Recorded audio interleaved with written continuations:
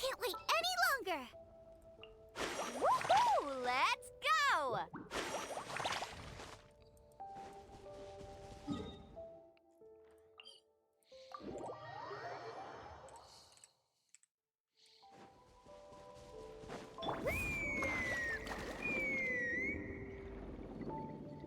Huh?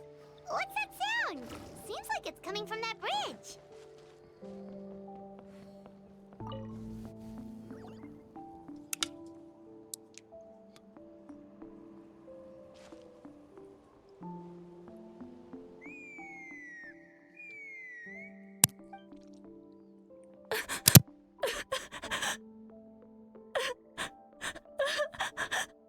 Oh no!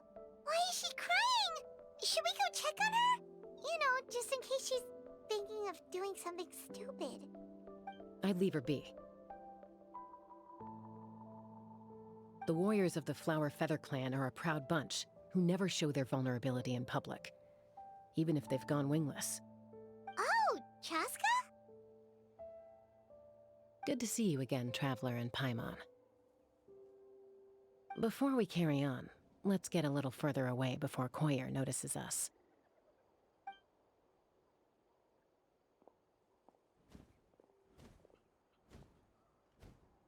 So, that girl on the bridge, Koyer, you said?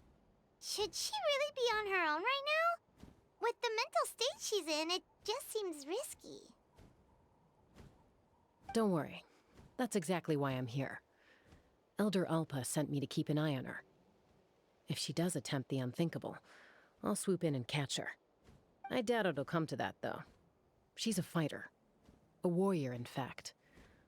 One who aimed for the sky. However despondent she might feel now, I'm confident she'll get through it.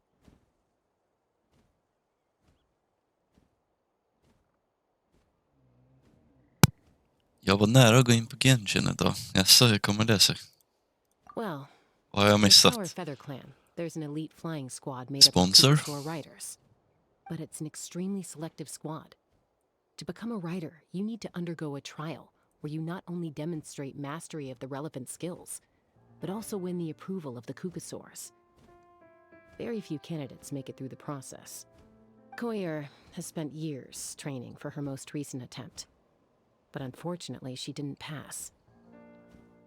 So it's not hard to see why she's so upset. Sometimes, after multiple failed attempts to pass the flying test and win the Kukusor's approval, people get so disheartened that they give up on their dream to soar the skies. They resolve to quit trying for good.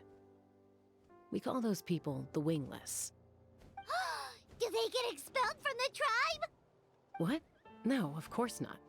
They're still prized warriors. We have a saying, just as the Kukusor treasures every feather on its body, so the tribe treasures each one of its children. This hits even harder in the wake of the war. All of our young warriors carry the future of our tribe on their shoulders.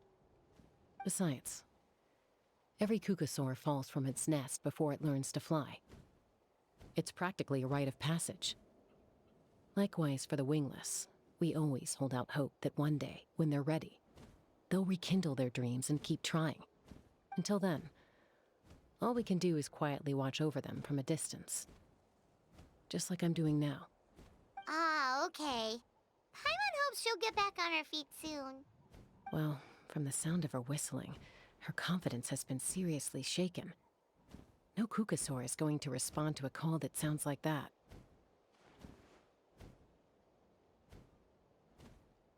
Yeah, people from my tribe call to their Saurian companions by whistling or blowing a horn. So it sounds like Koyer was trying to summon a Kukusor to practice her flying. But the Kukusors are an even prouder bunch than our warriors. They would never respond to a lackluster whistle like that. First she failed the trial, and now she's struggling to even summon a Kukusor. That's only gonna hurt her confidence further. And getting trapped in that vicious circle is the kind of thing that'll make people go wingless. Surely there must be something we can do to help. That's very kind of you.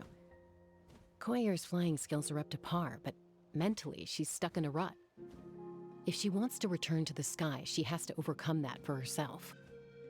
I'm going to lay low nearby, just in case she takes a turn for the worse. Let me give you a tour around the tribe once this is all over.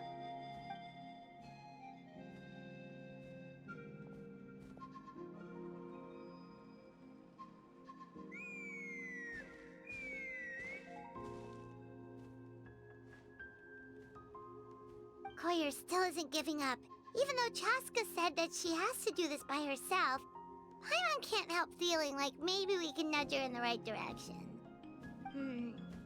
What if we could get a cuckoo to fly up to her? That might give her the confidence boost she needs.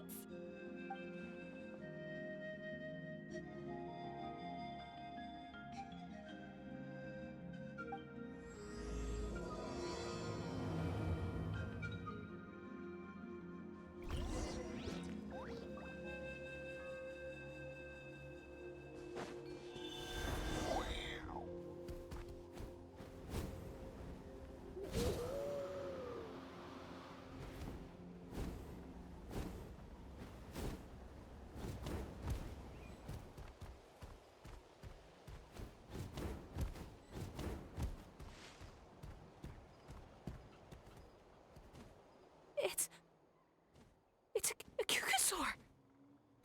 Oh my gosh! Is this really happening? I did it! I summoned one! I was beginning to think you'd all given up on me completely. Thank you. Oh, thank you.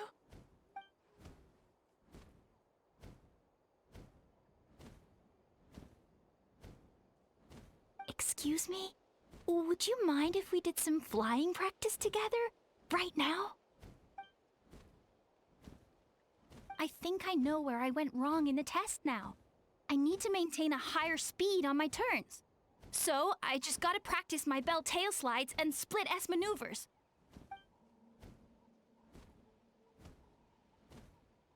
Also, I really want to try some stall turns and cobra maneuvers.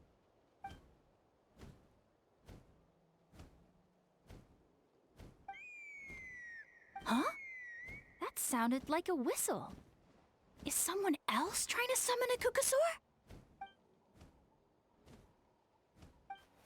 Hey! Wait! Wait!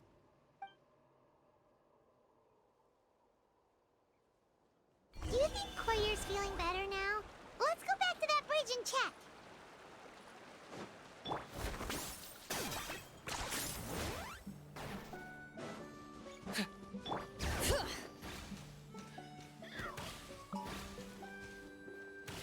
Okay.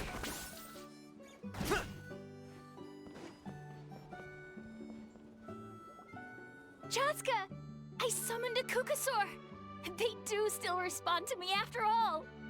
Although, unfortunately, someone else summoned it away again before I had a chance to go for a flight. Oh, really? That is unfortunate. But if you can do it once, you can do it again. Keep at it, and you'll pass the trial eventually. You're right.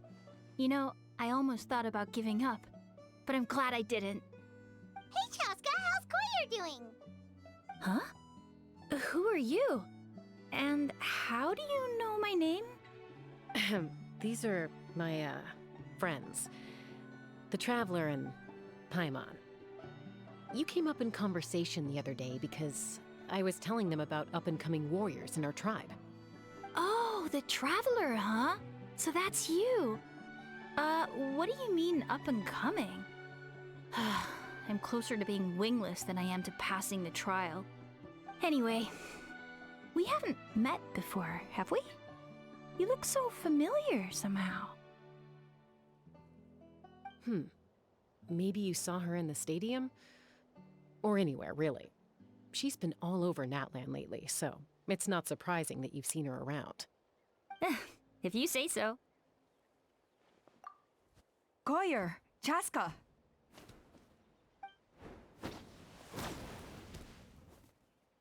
Here you are. I've been looking everywhere for you two. Oh, Elder Alpa! What's the matter? I thought I should tell you myself. We're going to redo the flying trials. Redo them? How come? This is so unexpected. And I can't believe you came out here just to tell us that in person. It's embarrassing to admit, but Due to time constraints, we didn't do a proper inspection of the arena before the last round of trials began.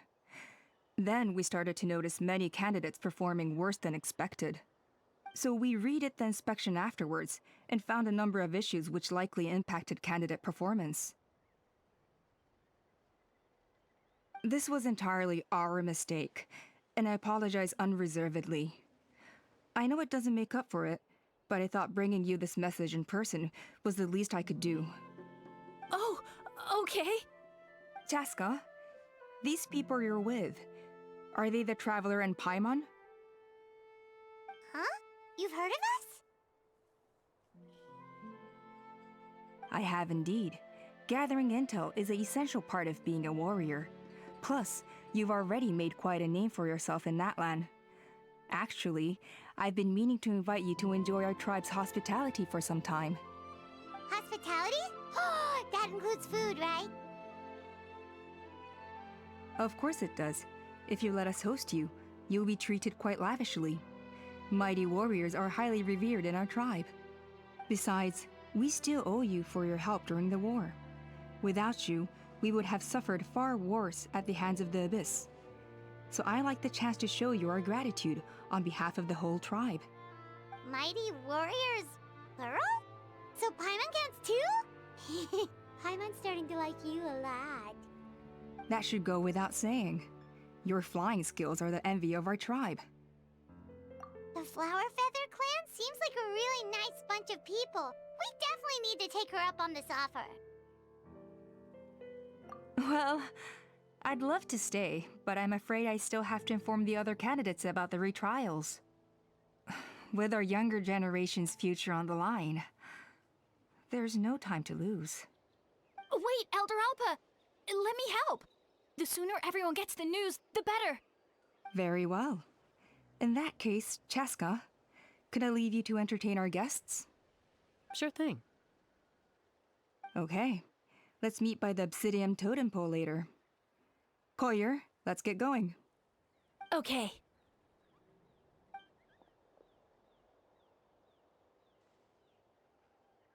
All right, they're out of earshot.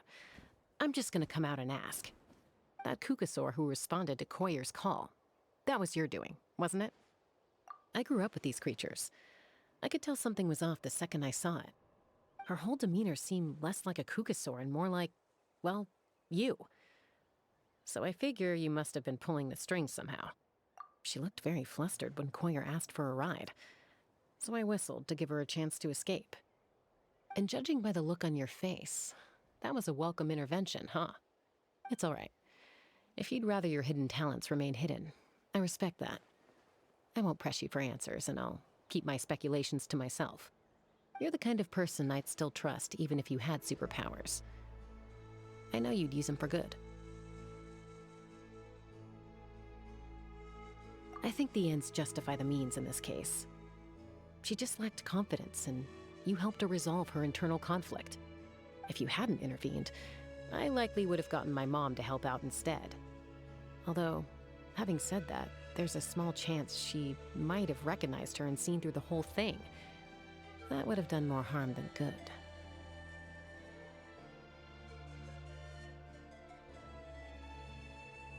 Yeah. Anyway, if you're free now, how about I give you that tour I promised?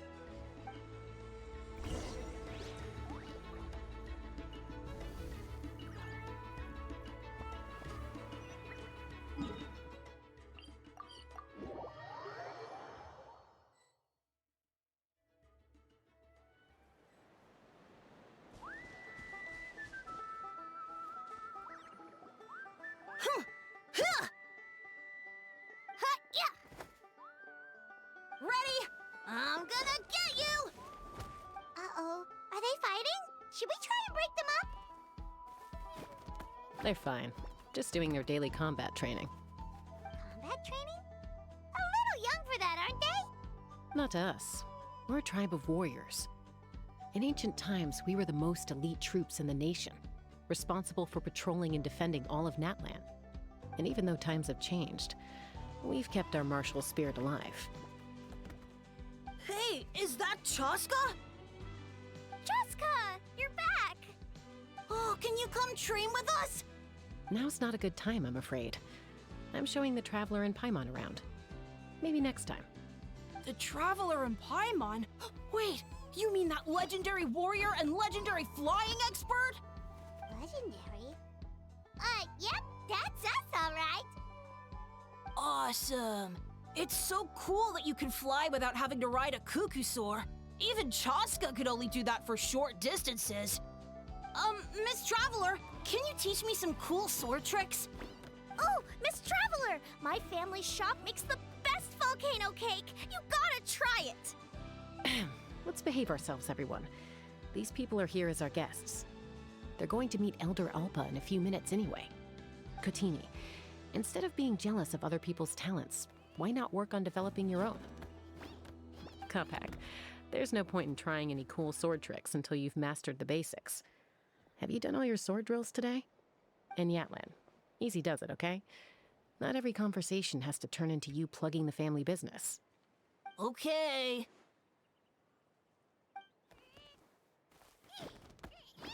Sorry about those kids. They just got overexcited when they heard your name. Hope it didn't bother you too much. This is a volcano cake that Yatlan forced into my hands. She said to think of it as an apology gift. Whoa, it smells amazing! Traveler, you want some? That's good. Yatlan will be thrilled. By the way, Chaska, those kids really adore you. You're way better with them than Paimon expected. Paimon figured you'd be more... aloof, maybe? Aloof, huh? Well, to be fair, there was a period when I was like that. Around the time when I first joined the tribe. But it's a terrible attitude to have as a peacemaker. It tends to turn situations that could have had a peaceful resolution into a stalemate that can only be resolved by force. Yep, exactly. As long as other options are available, I try to avoid that at all costs. Someone once told me that peace imposed by force will crumble in a matter of days. But peace achieved through genuine dialogue actually benefits both sides, even if sometimes the parties are only willing to negotiate because they're both armed to the teeth. That's true. Hey, Chaska! Uncle Cusco knows you're back, and he's coming to get you. Oh, thanks. Traveler, Paimon, got a dash. I'll meet you at the totem pole up ahead. You can't miss it. It sticks out like a sore thumb. Wait, are you running away? First rule of conflict resolution? Grab the fan and run before the you-know-what hits. Trust Chaska to make even running away sound cool. Sorry about this. Just stall him for me, okay? I'll explain everything later.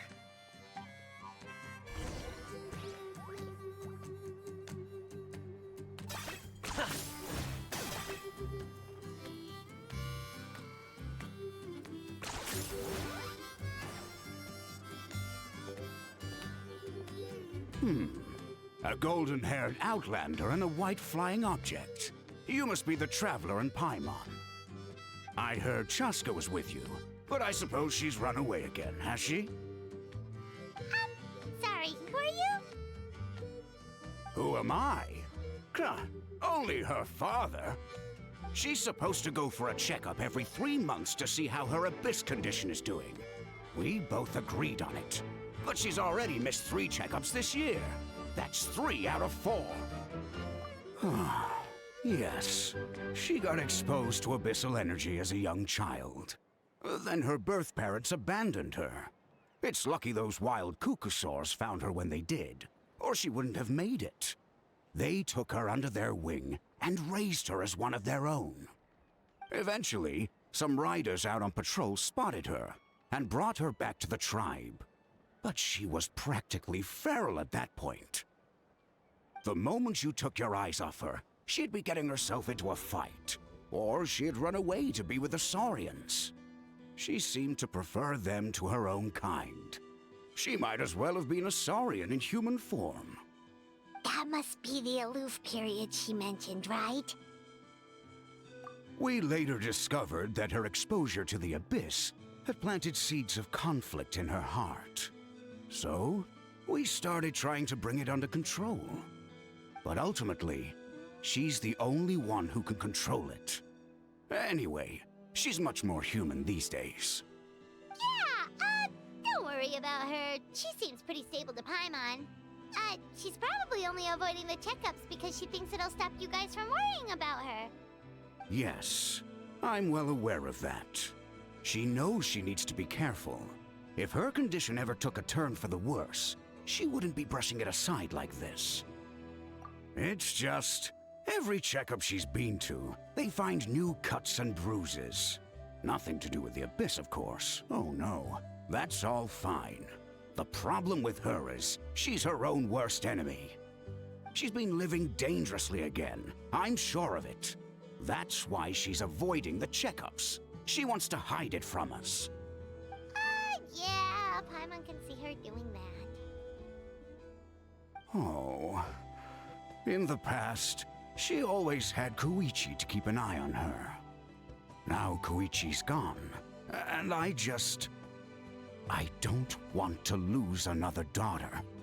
Chaska's been increasingly reckless since Koichi passed. It's like she's trying to make up for it somehow. Next time you see her, please tell her to be careful for me. Even if she doesn't want to hear it. If she doesn't want to do these checkups anymore, that's fine. I just want her to stop putting herself in harm's way.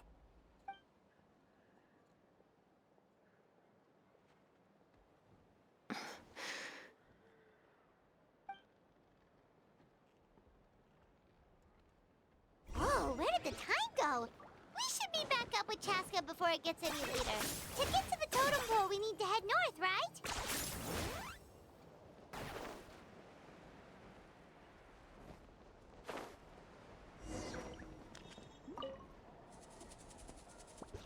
Hey, Chaska! Hey, Alba! It's all right. I bet my dad talked your heads off, huh? I was sometimes a little impulsive back then. That's putting it mildly. The memories. It feels like it was only yesterday when we brought you back and had Cusco and his family take you in. Back then, no one imagined this feral child would grow up to be the strongest warrior of the Flower Feather clan. Huh? You were the one that brought Chaska back to the tribe? That's right. Elder Alpa was already a veteran rider by then. She spotted me while patrolling from the skies and tracked down my Kukasaur mom. Mom agreed it was time I tried to re-enter human society. But I didn't know the first thing about being civilized. I clashed with everyone who had to deal with me. And look at you now. Renowned throughout the land as a peacemaker. How time flies. When the day comes that I can't fly anymore, it will be up to you to look after our tribe and our flying squad. You know me, though. I'm not a natural commander.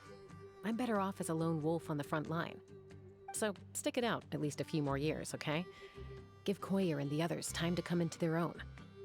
Oh, stop. Wait, so isn't the leader just the strongest warrior in the tribe? At least Paimon figured that's how your tribe would work. Strength is certainly a core tenet in the Flower Feather clan. But strength means far more than martial prowess alone. If it all came down to individual strength, I'd struggle to call myself a warrior, let alone a member of the flying squad. Any fighter in the tribe could take me down. Well, sorry to disappoint you. It was something I aspired to at one point. So much so that I went adventuring in the Cinder City, Ashkanatlan, to try and prove myself. But it was foolish of me. I wasn't ready. I came back empty-handed and seriously injured. The fact that I survived was something, I suppose. But after that, I never seriously considered myself a strong fighter. And yet, you still managed to become the leader of the flying squad, thanks to your experience and determination. All while battling those old injuries. Don't you think that's a display of strength in its own right? Let's shelve this discussion for now. Traveler, Paimon, there are some simple refreshments on the table. Please help yourselves. Yes! Paimon was waiting for that part! They were for the snack stomach. The refreshment stomach still has plenty of space.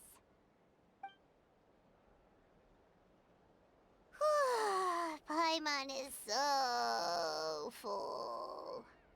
Well, if you're enjoying our hospitality, feel free to stay with us as long as you like. Elder Alba? Something's come up. Hmm? What happened? Is it serious? Shall I deal with it? It's... Some merchants showed up, not from our tribe. They said they're here to discuss some potential collaboration with us. Why now? This is terrible timing. There are a few wingless that we haven't managed to reach yet, and we still haven't inspected the retrial arena.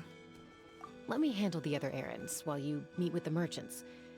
You shouldn't be trying to do everything at your age. You should help too. Seems only fair after all that food we ate. Huh. Well, much obliged. Cheska, the remaining wingless are all people you know. Let's see. Pishika now manages the floating target balloons.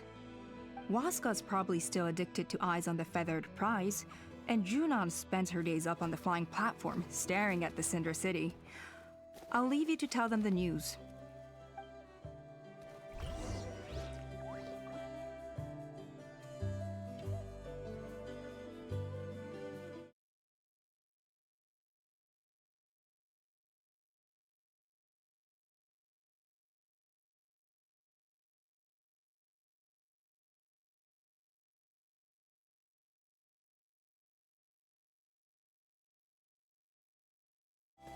Here's how I allocate my energy on a job. 70% goes to investigating, 10% to making a final decision, and the remainder for execution.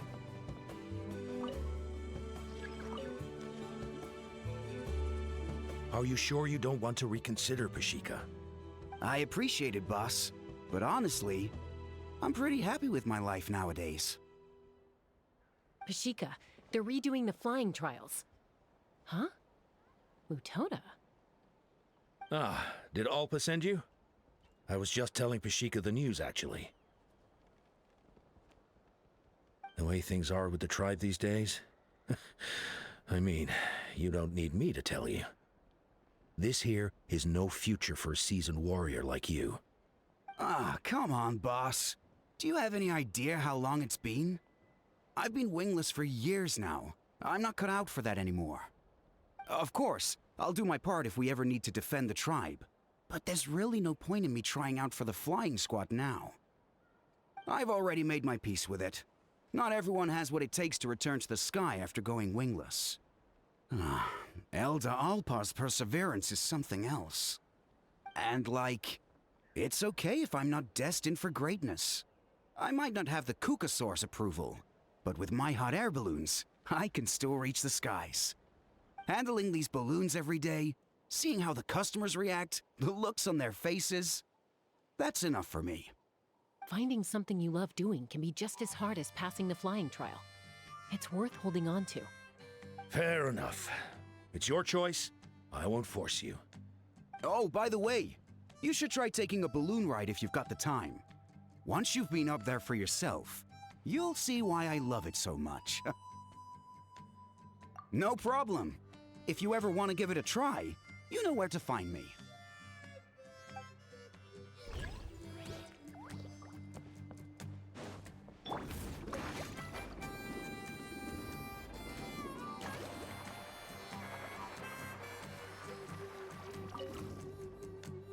A retrial? What's the point? I pretty much treat life like it's a game. No Kukasaur's ever going to approve of that, no matter how many times I try. Waskar, I can assure you, Kukasaurus wouldn't judge you for something like that. Well, they must be judging me for something.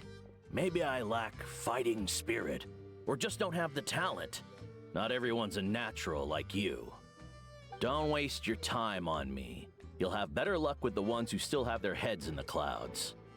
In the meantime, I think I'm gonna treat myself to a few more games of Eyes on the Feathered Prize. Yeesh, there's wingless, then there's being a total lost cause. Used to be a fierce warrior, actually. But fighting spirit alone won't win you the Kukasaur's approval. Are all ones in floating target balloons and eyes on the feather prize seemed pretty chilled out. It's one thing to hang out and have fun, but quite another to take to the skies with a human life on your back. Giving a ride to someone who's unqualified endangers not only the rider, but also the Kukasaur themselves. If the rider makes a mistake, they both suffer the consequences. So we have a mutual understanding with the Kukasaurs. If someone isn't up to standard, we have to reject them. Even if it means breaking their hearts. Be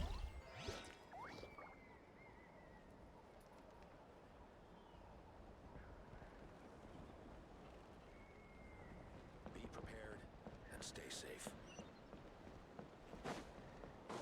Okay.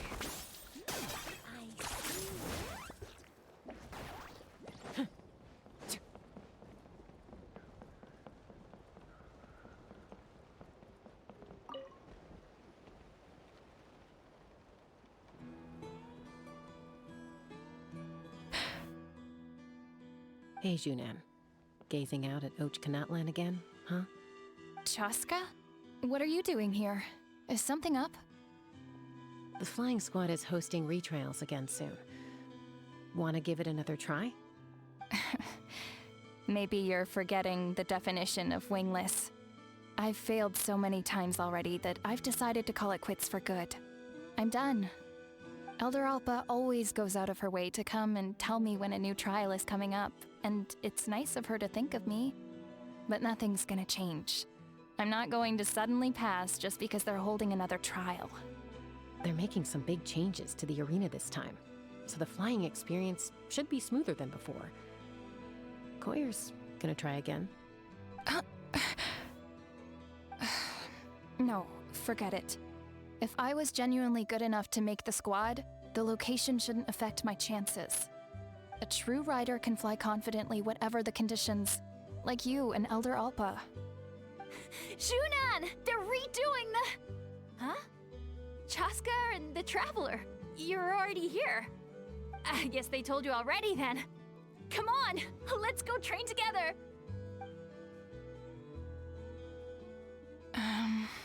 I'm gonna sit this one out. What?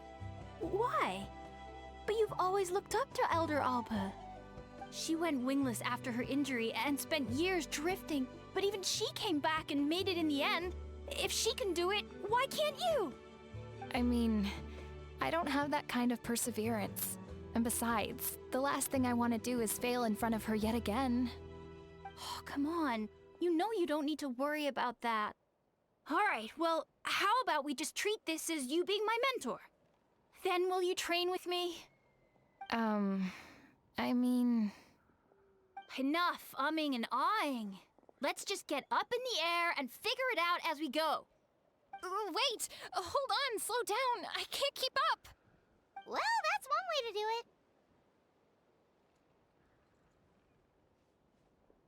do it. They've been best friends since they were kids. If anyone knows how to get Junan out of a rut, it's Koyer. You helped Koyer deal with her internal conflict, and now she's done the same for someone else. You know, people often talk about how one conflict leads to another and so on. But sometimes in life, things spiral in a good direction instead.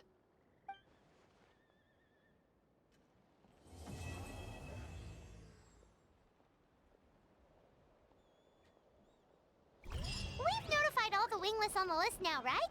Where to next? The trial arena. It's not far from the tribe.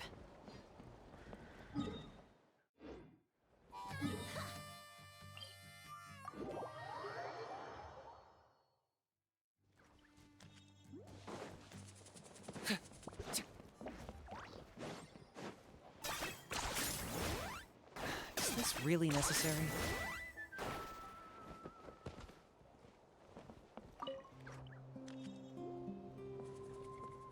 Oh, hey there, Chaska. Did Elder Alpa send you? Yeah, she's got other things on her plate right now. How are things looking here? Well, the inspection revealed numerous blockages all over the trial arena. It looks like they're the result of ley line disorders caused by repeat abyss invasions.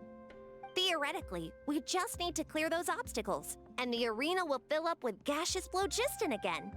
But that's proving difficult to achieve in practice, for all sorts of reasons. Why don't you head on down and check things out for yourself? Feel free to ask the staff for more details.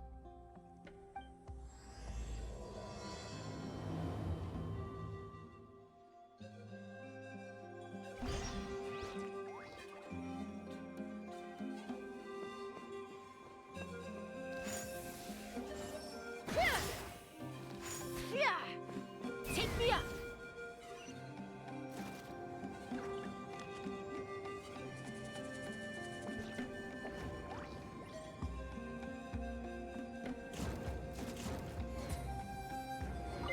How strange. Well, could be from the Children of Echoes. Maybe it got swept up here due to the ley line disturbances? And I did see those strange markings on the cliff. I can't think of a way to resolve this. Short of going all the way to the Children of Echoes to borrow it to Petlisaur.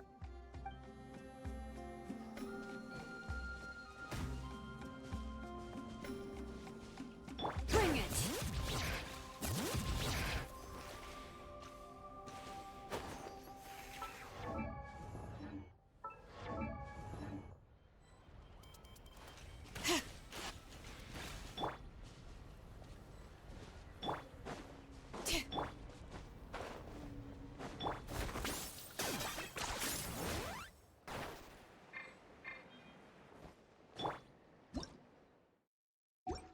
Let's fly! Open fire!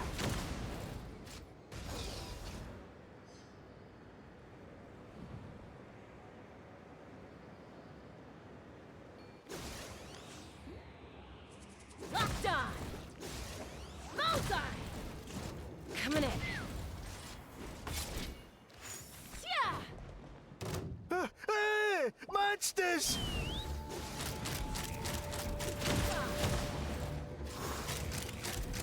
Open fire! I thought I was done for. Oh, this spout should be good now. Thank you very much.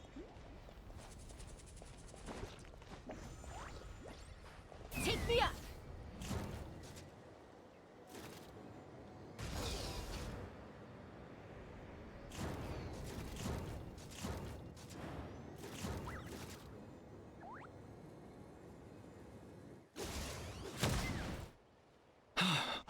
Oh, are you here to help? Thank goodness. There's no way I could do all this by myself. So the blockage here has to be cleared using a special bomb, but carrying explosives up that steep slope would be a recipe for disaster. If I dropped it or slipped and fell, I'd be blown to bits in an instant. So, my plan was to transport the bomb to the other side, then send it over in a hot air balloon. All I need now is for someone else to strike the balloon at the right moment, dropping the payload right on top of the spout, and problem solved. What do you think? Simple enough, right? Huh? Oh, that one. No, I've got no idea who that belongs to. Or how they got it up so high. I just wish I could fly up there and check out what kind of tech they're using. Ah, well. Getting the trial arena back in order is more important. I'll head over and set up now. Let me know when you're ready.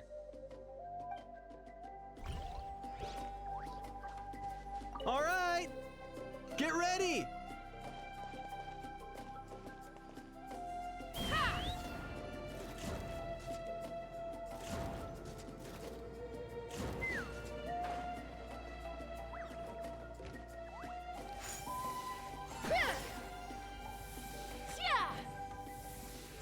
The gaseous phlogiston is being replenished.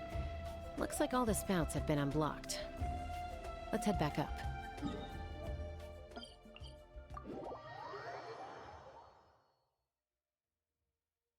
Off we go! Okay.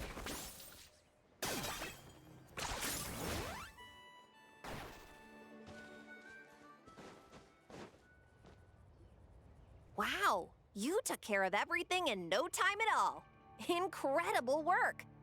Now we just have to wait until the gaseous phlogiston is fully replenished.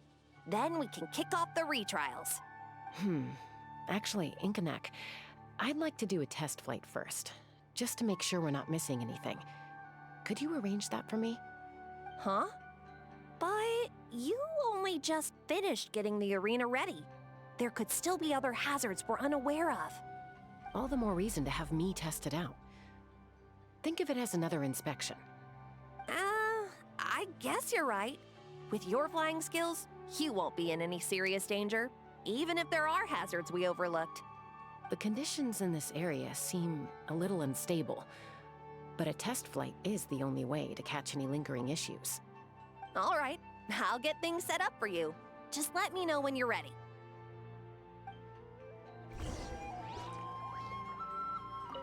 Are you ready? This should be a piece of cake for Chaska, but still, try to be careful. All right, then spread your wings and fly.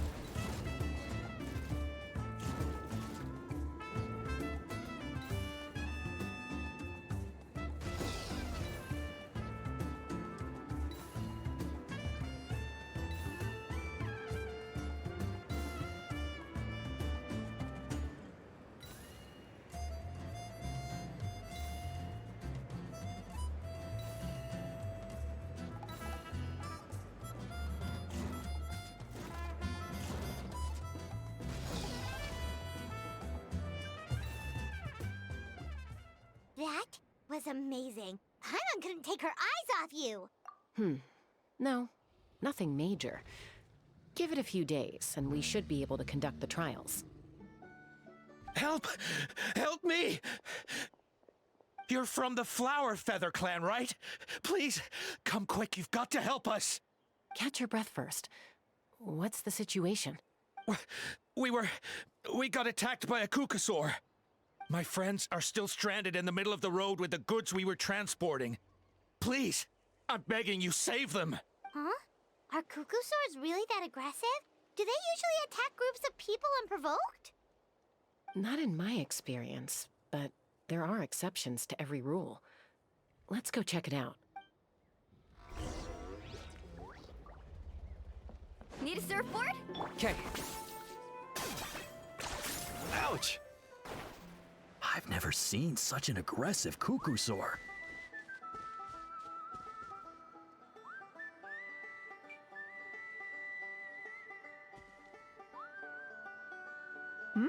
Chaska? Traveler? This is a surprise. Elder Alba? Huh. So, where's this aggressive Kukusaur we've heard about? Already flew away. Looks like it backed off once it realized that reinforcements were coming. So why do you think it attacked these people in the first place? Was it after the food? No. These merchants are even transporting food. Ah! Thank goodness! The phlogiston wings are intact! Phlogiston wings? Thank you so much for coming to our rescue. These phlogiston wings are our most prized goods. If anything happened to them, it would ruin us. Wait a minute. Are you the merchants that were looking to collaborate with us? Wormy told me about you. Yeah, that's us. So I take it you're Elder Ulpa? I am. You must be exhausted from your journey, not to mention shaking up from the attack. Let me bring you back to our tribe to rest. We can talk business after you've recovered. But Elder Alba, what about the Kukasaur attack? Well, our guests here weren't seriously injured, and their goods are intact. Perhaps that Kukasaur was just having a bad day. There are so many of them around here. You'd expect something like this every once in a while. I don't think we need to pursue it any further.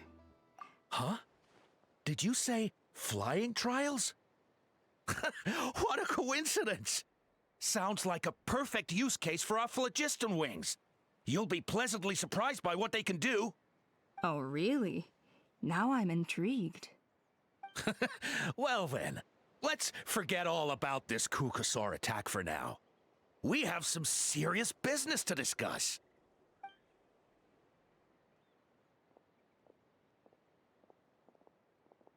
Huh?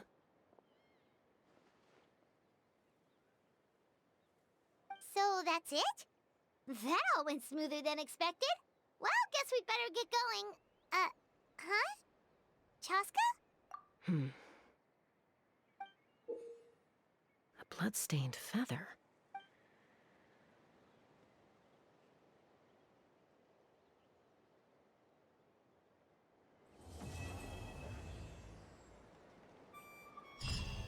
The Flower Feather Clan should be about ready to hold the new flying trials by now. Let's go check it out!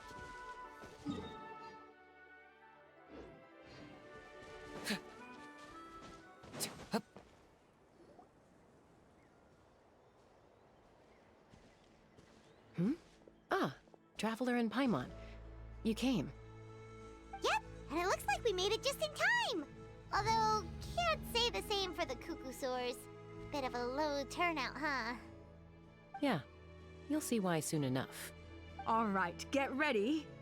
3, 2, 1, fly! Whoa! We're really flying! I feel light as a feather. I'm flying without a Kukasaur. These phlogiston wings are awesome! What's going on? Paimon can barely believe her eyes. How did they fly all on their own? The merchants we ran into that day were selling a product called phlogiston wings. It's a flying machine worn on the back. To operate it, you just use a handheld trackball that controls the flow of gaseous phlogiston. That's incredible! Yeah. If our tribe, well, if Natlan mass adopted this technology, it would revolutionize our mobility and responsiveness in times of crisis. Just think of the countless tragedies that could be averted. I feel like I'm dreaming. Did I really just fly on my own without the help of a Kukasaur? You'd better believe it! Plus, you just passed a flying trial! Right, Elder Alba? Elder Alpa? Should this really count as a pass? If we did the trial using phlogiston wings? Why not? The scoring rubric is about flying performance. It doesn't specifically say you have to ride a Kukasaur, does it? Yeah, maybe, but... I mean, even Chaska had to ride a Kukasaur in her trial, right? And the whole point of the trial is to test both your flying technique and your ability to work with a Saurian companion. Well, if we can fly by ourselves, maybe we don't need to test the ladder anymore. Chaska, Traveler, what are your thoughts on this new invention?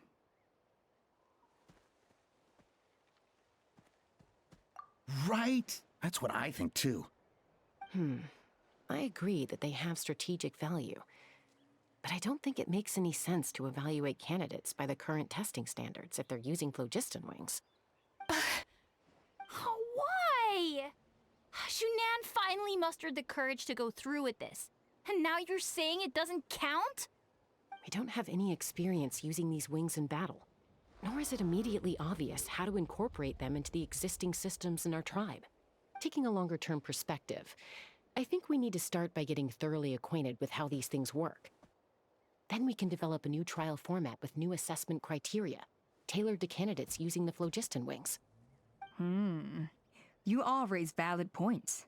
But Chaska, while your proposal sounds perfectly reasonable, it would probably take years to put it into practice. We lost so many people in that war. These phlogiston wings could be exactly what we need to strengthen our forces and boost morale in this trying time. And as for real-world battle experience, there will be plenty of opportunities to gain that. I have high hopes for you, Junon. Huh? Hey, stop staring into space! Say thank you! Oh, thank you. Thank you, Elder Alpa. You have nothing to thank me for. Remember, the way you got your wings back was by relying on yourself. Oh, Elder Alpa! news! Kukusaurs are attacking the merchants again! Again? Okay, everyone, stay put while I... Huh? Chaska?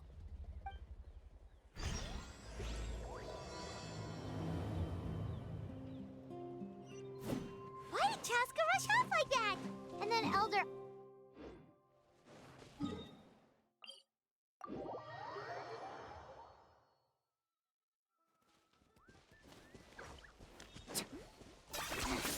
Points for agility.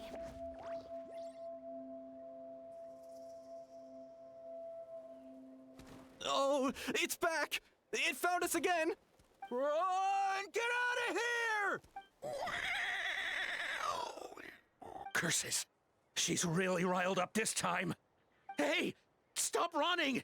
We'll never outrun a creature with wings! Get back here and let's fight!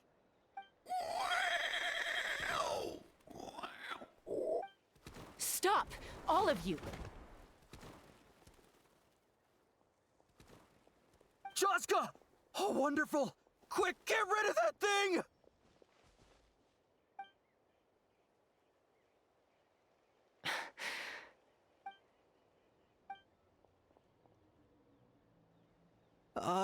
What's going on? Why isn't she doing anything? So it really is you. Sister. Wait, sister? That Kukusaur is Chaska's sister?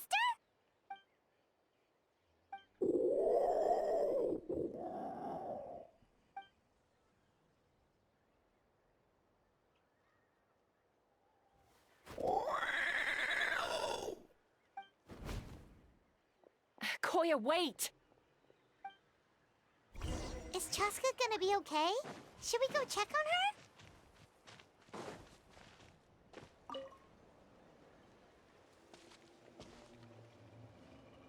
Chaska, are you okay? I'm fine. Sorry for making you worry.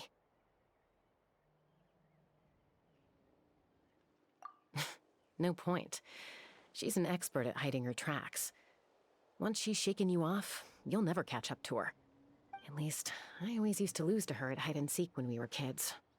Well, yeah. You know I was raised by Kukusaurs. Anyway, she and I grew up in the nest together. Her name's Koya, and she's my big sister. We played together all the time, chasing each other through treetops or mountaintops.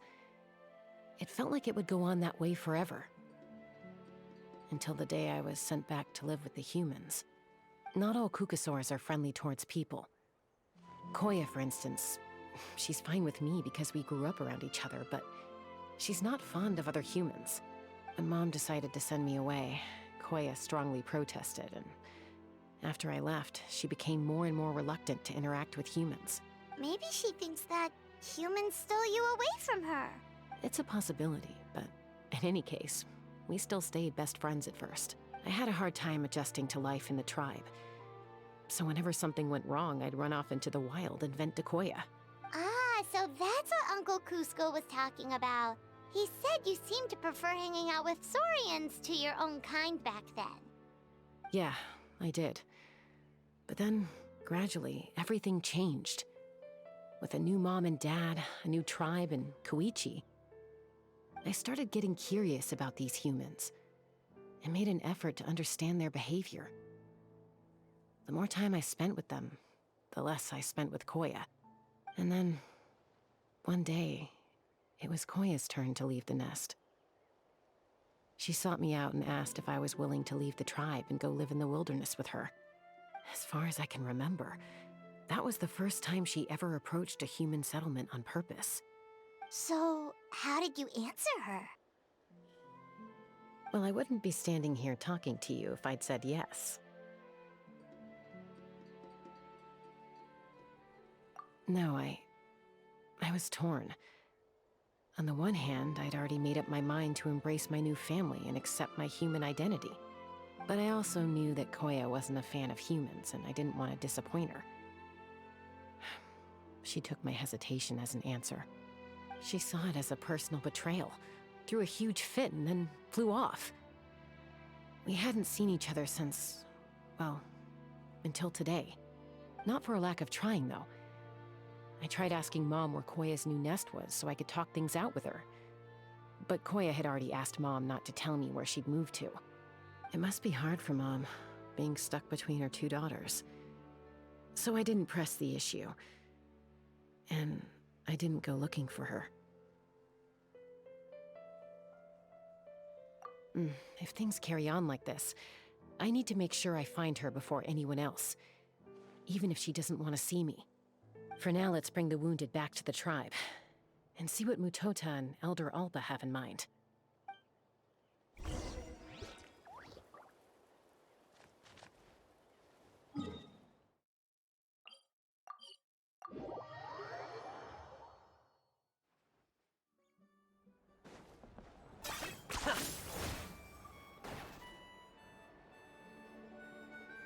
So, I hear there's been another Kukasaur attack. Ha! I knew it! They're wild animals, and they can't be trusted. Hey, show a little respect. The Kukasaurs are our partners. Maybe in the flying squad, but they don't give a hoot about the rest of us. Well, now that we have the phlogiston wings, do we even need the Kukasaurs anymore? Are you kidding? How are we supposed to protect our tribe without them? I didn't mean it like that. Huh? Protect our tribe? Or are you just scared that your precious flying squad will lose its prestigious position? You take that back! Things are changing so quickly. Chaska, there's a conflict emerging there. Aren't you going to nip it in the bud?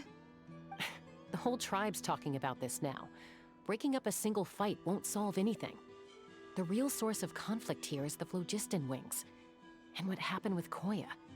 On any other day, people would just brush this attack aside. After all, clashes between wild Kukasaurs and humans are no more common than those between people. But now that the phlogiston wings have entered the equation, it's sparked a debate over whether our tribe needs the Kukasaurs at all.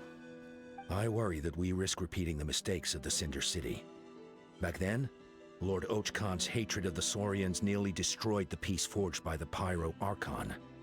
Chaska, to prevent things from deteriorating further, I'd like to task you with restoring peace to the tribe.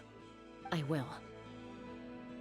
Traveler, you've already done so much for Natlan, and the Flower Feather clan has no right to ask more of you. But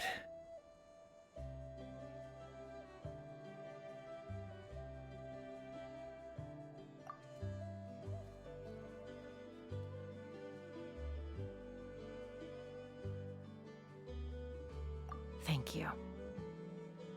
And don't forget about Paimon. Just leave this to us.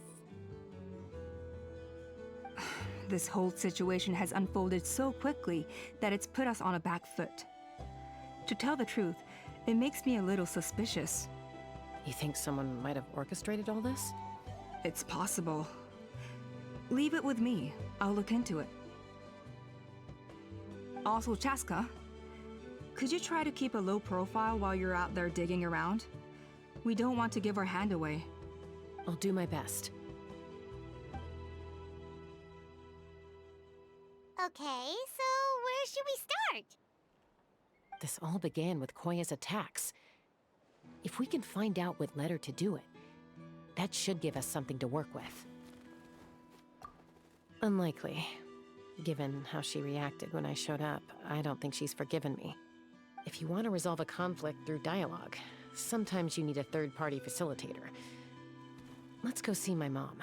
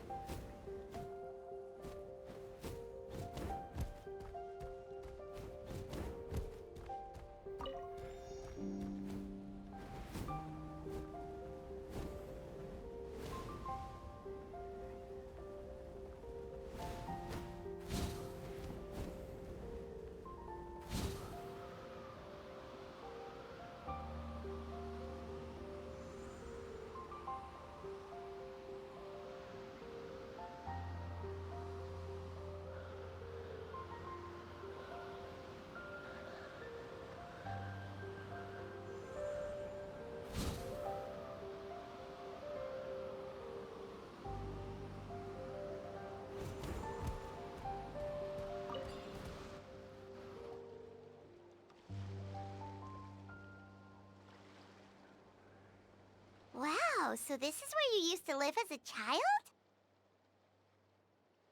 Mm-hmm. When I was little, we used to do this thing where I'd jump from the top of this tree, and Koya would fly over from the platform and catch me in midair. Or sometimes we'd both fly from the treetop together, and then after some aerial maneuvering, she'd throw me up onto that platform. After we got a bit older, we went to the nearby shores looking for even greater heights. Stop! You're gonna give Paimon a heart attack! Oh, really? I just thought it made a fun story.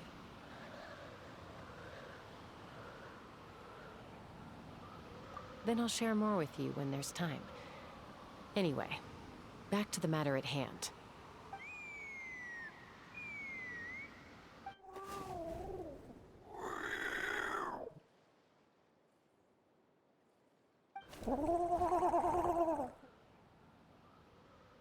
Hey, Mama Bird. I'm back. My last visit was only a week ago, wasn't it? See? I visit you more than I visit Papa Cusco. I brought a couple of friends with me. These are the Traveler and Paimon. Traveler, Paimon, this is my mom. Her name is Chimpu. In the human tongue, anyway. Hi!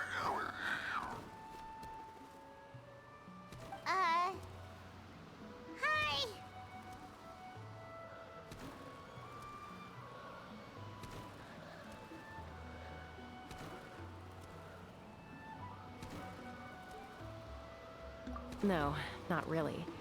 I don't speak it as such, but I can sort of get the gist. Although only with Mom and Koya, since I spent my formative years with them. Even then, it's basically a best guess based on their sounds, body language, and expressions. Seems to work about 9 times out of 10, anyway.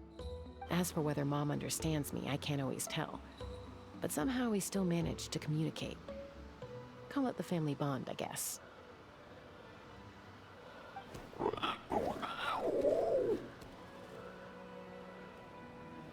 Don't worry.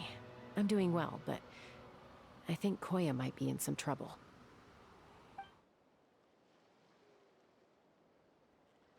I know she's never been a fan of humans, but she's never deliberately attacked them before either. What's behind this sudden change? Does, Auntie Chimpu know anything? Doesn't look like it. Koya hasn't visited her in a long time. Then, could you please tell me where she's living nowadays? I really need to talk to her. If this animosity between her and the tribe continues, then the next time there's an incident, I don't know if I'll make it there in time.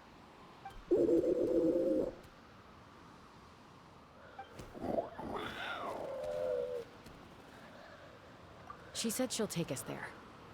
Thank you, Mom.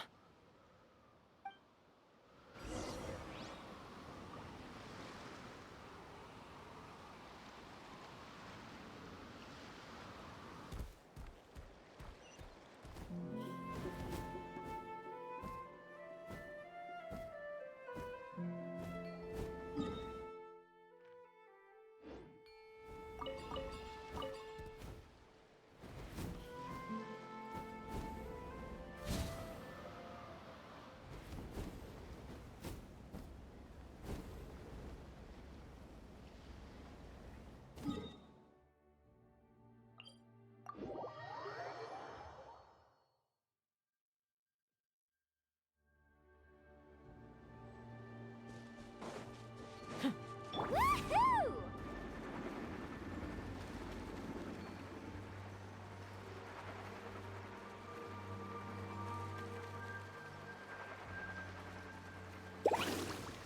Okay.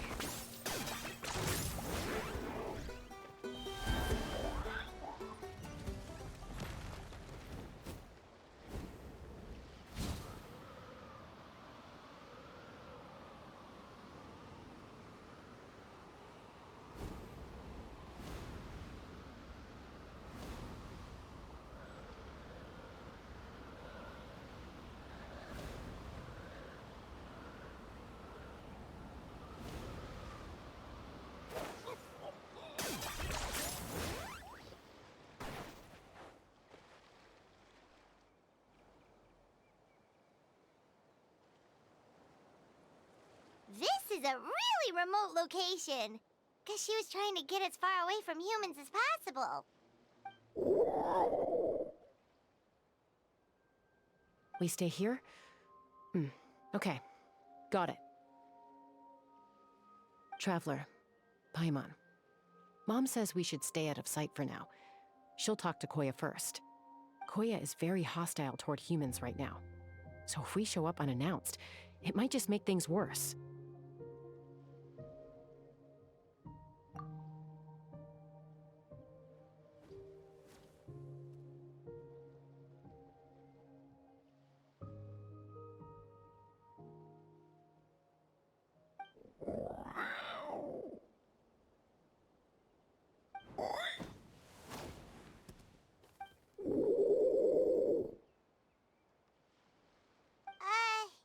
Any idea what they're saying? Sounds like things are more complicated than I imagined.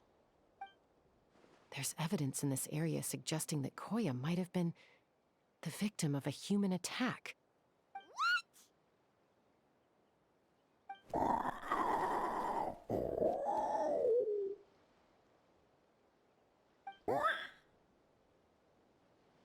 No!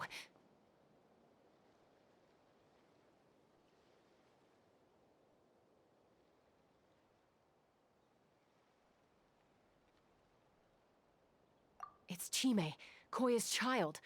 The attackers kidnapped her. They came over the sea, under the cover of night, and they took Chime. What the heck? Who would do such a thing? I searched day and night, and finally found them.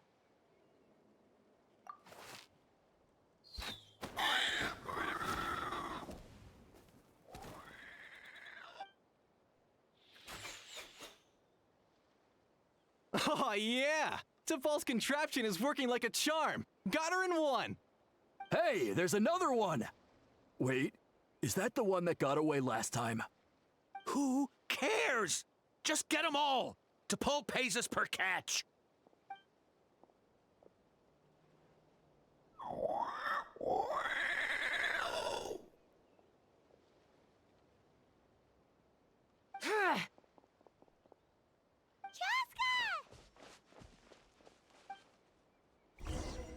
Chaska? How do you get here? Quick, stop her! Don't you even think about running away!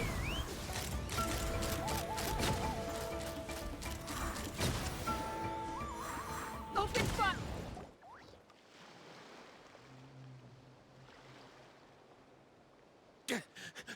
Don't come any closer, or I'll... Go, Phlogiston Wings! Take me out of here! Uh-oh, looks like it malfunctioned. This is bad. Mom and Koya are already injured. And if that thing explodes right next to them... Help! Elemental energy suppresses it! Please, someone! Get back!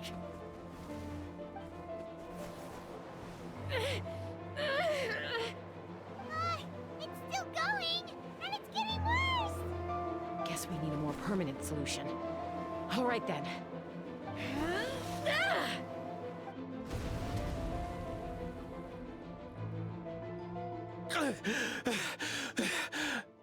That was too close. I thought I was gonna die.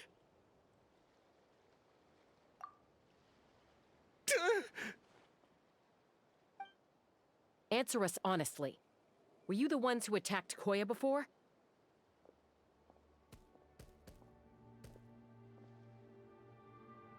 I am... No, it was...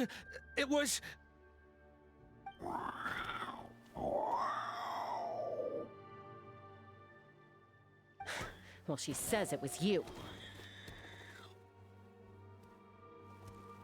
Just tell me, who sent you here? It was T'Pol. He told us to catch all the wild Kukasaurs we can find. And he also said that this Kukasaur has become a thorn in his side, so it needs dealing with urgently. T'Pol? Huh. Sounds familiar. But where from?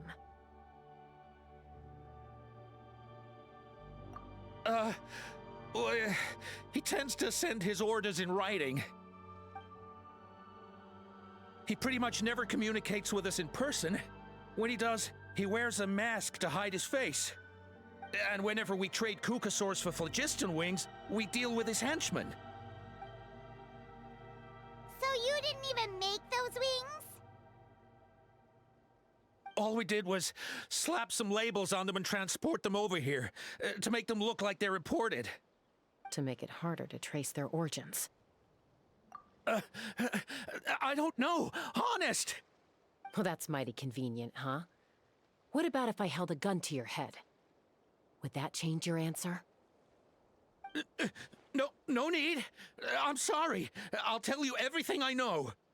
T'Pol doesn't tell us much, but he always stresses that he wants them alive. So that gives us some clues. This is just a best guess, of course, but we suspect that the gaseous phlogiston stored in the trackballs is drawn directly from the Kukasaurs. What?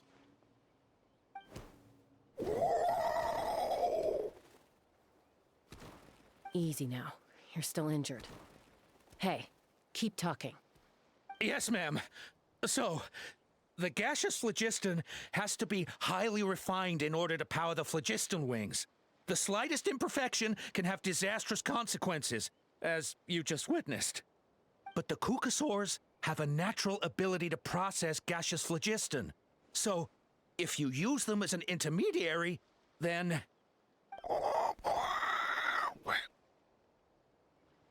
That's enough.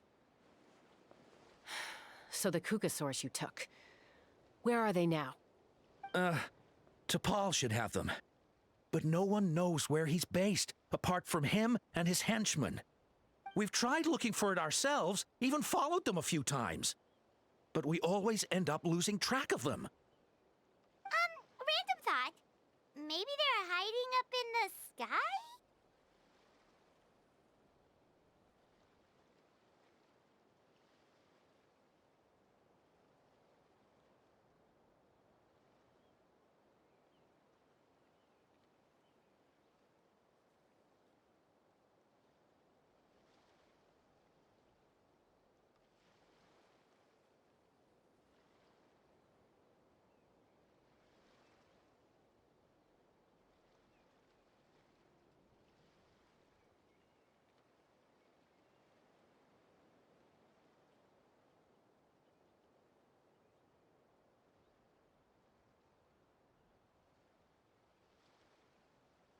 T'Pol.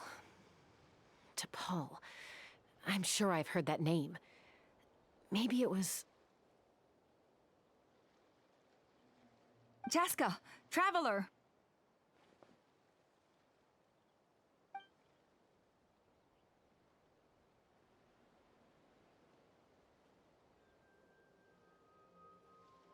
That voice! It's Alpa!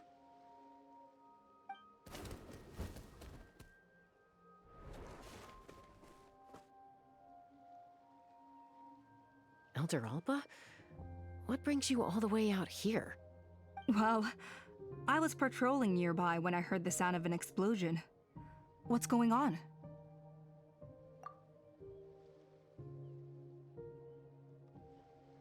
I don't believe it. Elder Alba, does the name T'Pol ring a bell to you?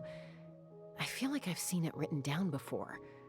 Maybe in a list of candidates for the flying trials? Huh? So he's a member of your tribe then? No. If he was a member of the Flower Feather Clan, I'd definitely know him.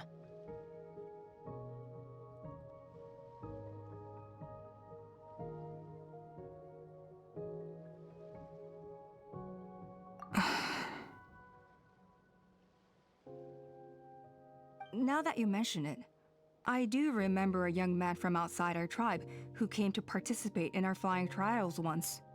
You were away on a mission at the time, which is probably why you don't remember him. He was a craftsman from the Children of Echoes, but he'd always dreamed of soaring the skies, so he wanted to join our flying squad. The Children of Echoes? That's rare. But despite his best efforts, He unfortunately failed to pass the trial and gain the Kukusaur's approval. In the end, he went wingless and returned dejected to the Children of Echoes. Wingless, huh? Maybe he invented the phlogiston wings to get revenge on the Kukusaurs. Perhaps. Or maybe it's simply his way of dealing with his regrets over his past flying endeavors. Either way, it doesn't excuse his abuse of the Kukusaurs. I'm gonna take these guys back and expose the truth to the tribe. It's time for this conflict to end. Easy, Chaska. Remember what I said about keeping a low profile? The ringleader still hasn't shown himself, and this man's allegation about powering the phlogiston wings with Kukusaurs is only speculation. Bringing these men to the tribe now won't win over any current supporters of the phlogiston wings. In fact, it may even escalate the conflict further. After all, many are mistrustful of the Kukusaurs after recent events. Is that why T'Pol waited until now to try to capture my sister? I don't know. I mean, he did tell us to spread negative rumors about the Kukusaurs and slip some Mora to anyone opposed to them, but... But Koya only attacked humans because they stole her child!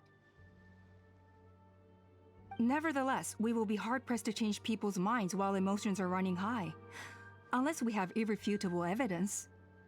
Bravo! My thoughts exactly. In the meantime, leave these men with me. I'll escort them back to the tribe. I'll take the other members of their crew into custody too. They won't get another chance to stir up trouble. Fair enough. I guess finding T'Pol is gonna be the key to resolving this conflict. Let's hope the Children of Echoes have some info on him.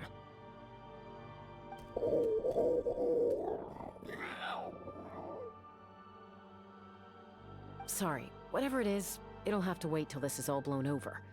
I have to fix this situation before it spirals out of control.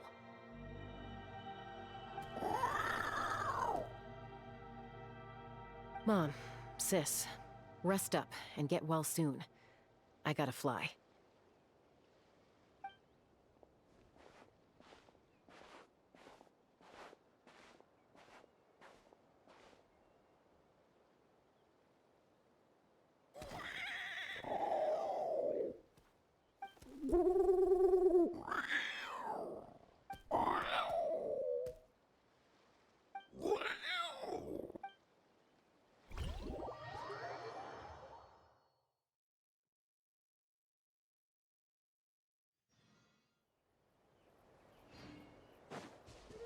Okay.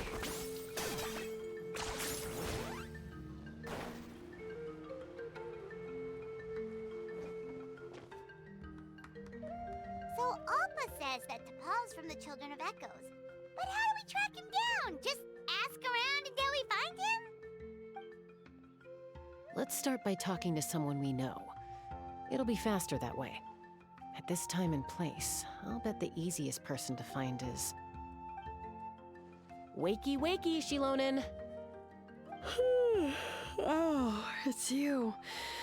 Okay, give me a second. I'll come down.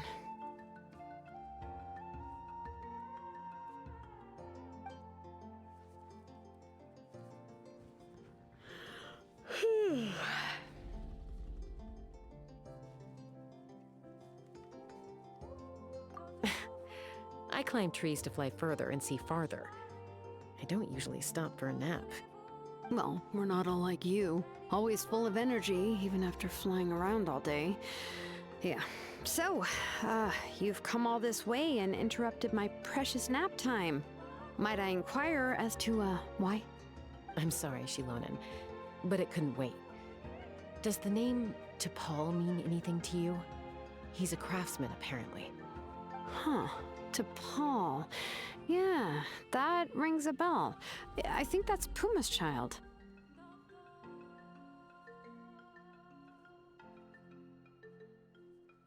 Nope, I'm afraid you're a few years too late. Why are you looking for him?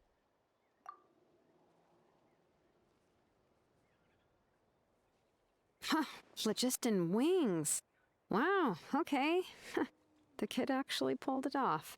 Well, looks like, no more rest for me today. Pulled it off? You mean he's tried making something like this before? Yeah, he started trying to build a flying machine right after he got back from the Flower Feather clan. So right after he went wingless then. Was this flying machine anything like the gun you made me? You mean your gun that's harder to tame than the proudest Kukasaur? No, he wanted to build something that allows anyone to fly freely, even if they're not naturally gifted. But he never got very far back then, though. Blew up his workshop a few times and barely made it out alive. I never really kept up with him after that. His parents traveled a lot in their youth and only returned to the tribe after he was born. But they settled in a remote area and don't interact with other people much. Which means most people in the tribe don't know them very well. Your best bet is to chat to his direct family. I'll go get Puma. Wait for me in front of the workshop. I won't be long.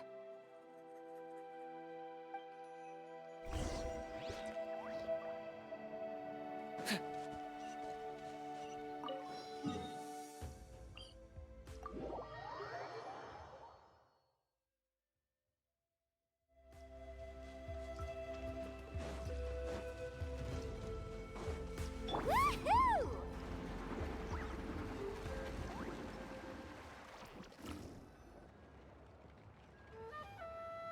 I'm back. Allow me to introduce T'Pol's mother, Puma. Hello, Oh, save the pleasantries. I don't want to spend any longer talking about that boy than I have to. huh? I disowned him long ago. He is no child of mine. All he cared about was his pipe dream of reaching the sky. Oh, we tried to talk sense into him, but he was obsessed. And then when he left us, he spouted some nonsense about building a workshop in the sky to avoid the constant criticism of us ground dwellers. He left his notebook behind. Whatever questions you have, you can look for them in there. I am done talking about him. He's no son of mine.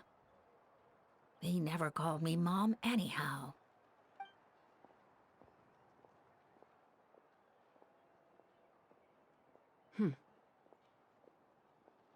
Wow, they've really fallen out. Paimon sure wasn't expecting that. Her husband, T'Pol's father, he passed away recently, and T'Pol didn't even bother to show his face at the funeral. If you ask me, that was probably the final straw for Puma. I'll go keep her company. If there's anything else you need, just come and find me. Thank you.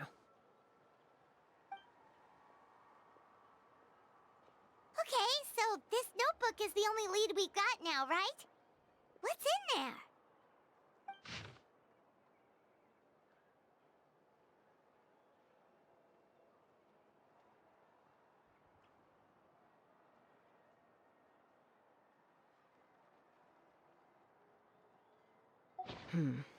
Some early designs for the phlogiston wings, and some theorizing about an airborne workshop. Ochkanatlan, the Cinder City. Looks like that's where he got his technological inspiration from. So, was he serious about the workshop in the sky? But that's such a big project for one person. Do we think he actually pulled it off? Oh, yes. The one from the trial arena that was super high up.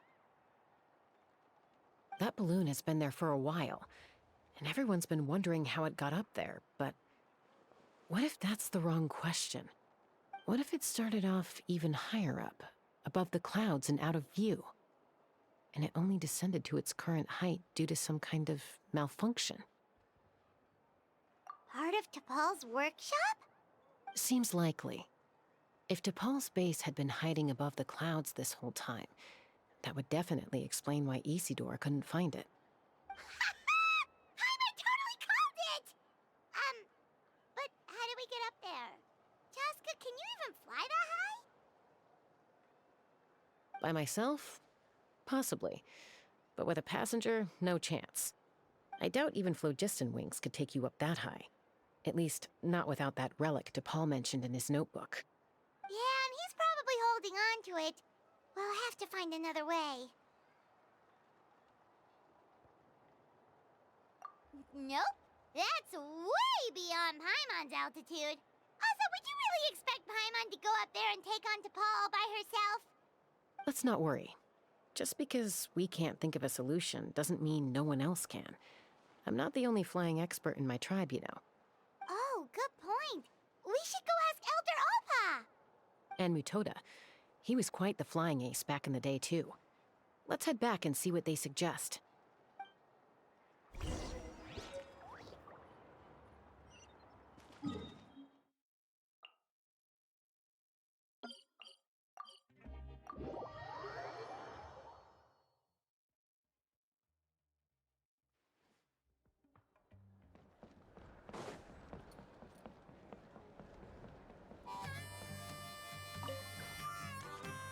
Chaska, you're finally back.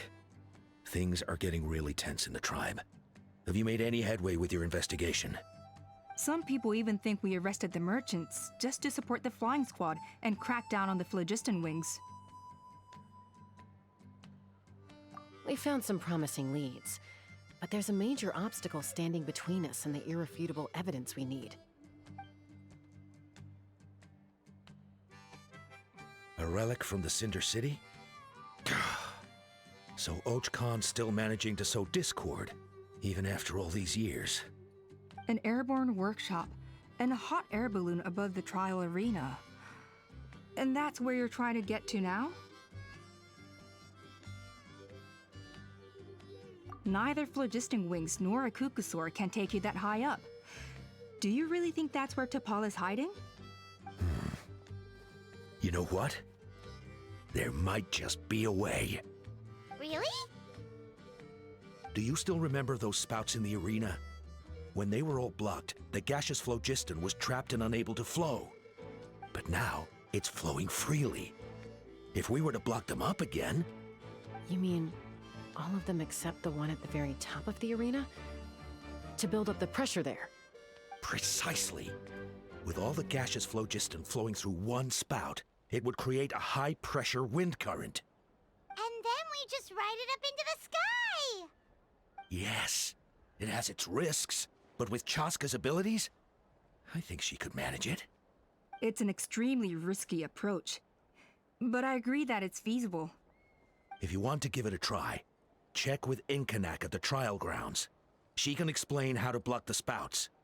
Chaska, if anyone has a hope of seizing this evidence from the high heavens, it is you.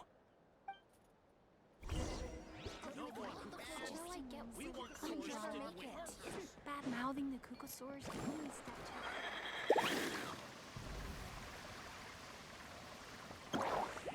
Okay.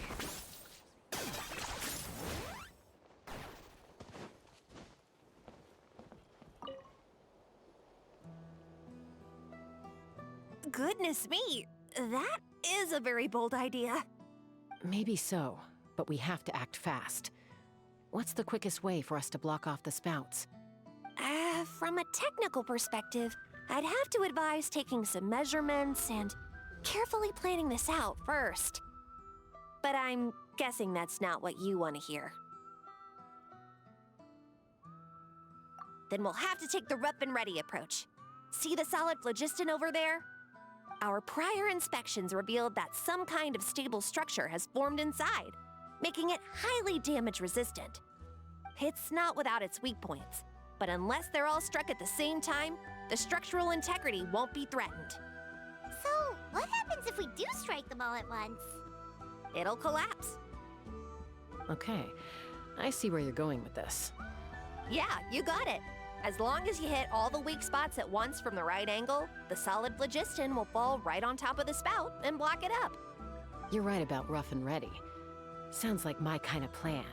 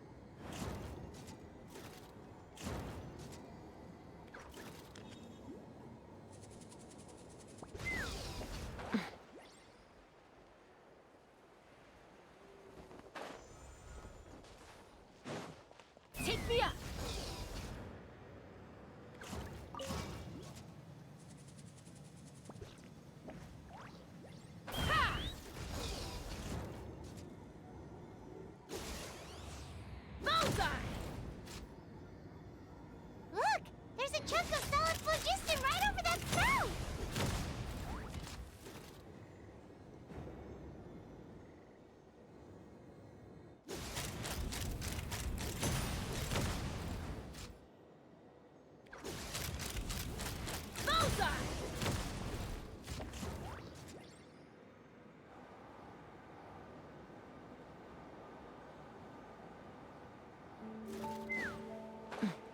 Let's fly.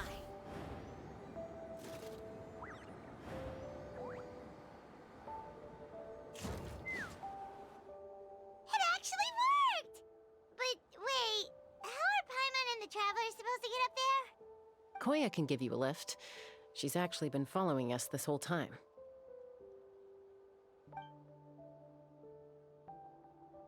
Wow, Paimon didn't notice at all. Well, probably because she didn't want to get too close to humans. Or maybe just me.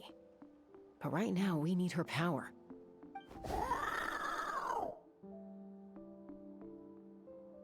Whoa, you didn't even have to summon her!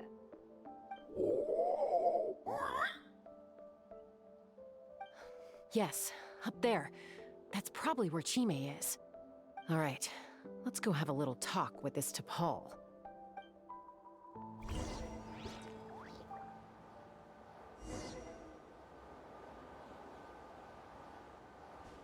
Take me up.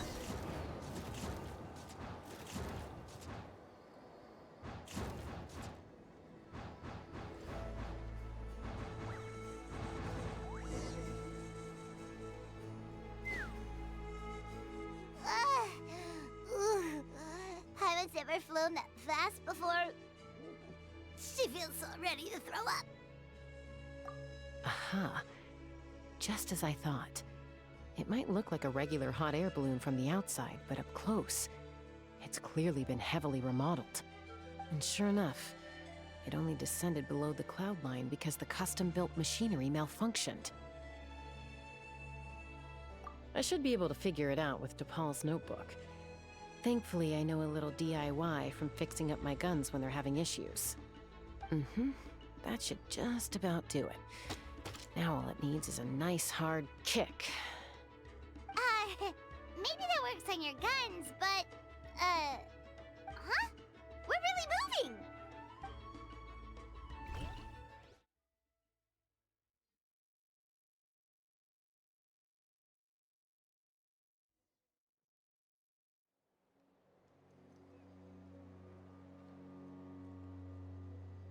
Here it is! The workshop in the sky! Oh, you gotta see it to believe it. Makes you wonder why T'Pol even bothers with phlogiston wings when he has tech like this. Well, according to the notebook, the platform beneath us runs on components from the Cinder City. Those can't be mass-produced. Also, I have some doubts about its mobility after seeing how it moved just now. For someone like T'Pol who dreams of flying freely, this definitely doesn't cut it. But if he's got that relic, he should be able to make a set of prototype wings for himself, right? Why bother making a whole flying workshop so he can mass-produce them? But this doesn't add up. If he's already achieved the power of flight, then he must have bigger dreams we don't know about. But what? With any luck, we'll find the answers in his workshop.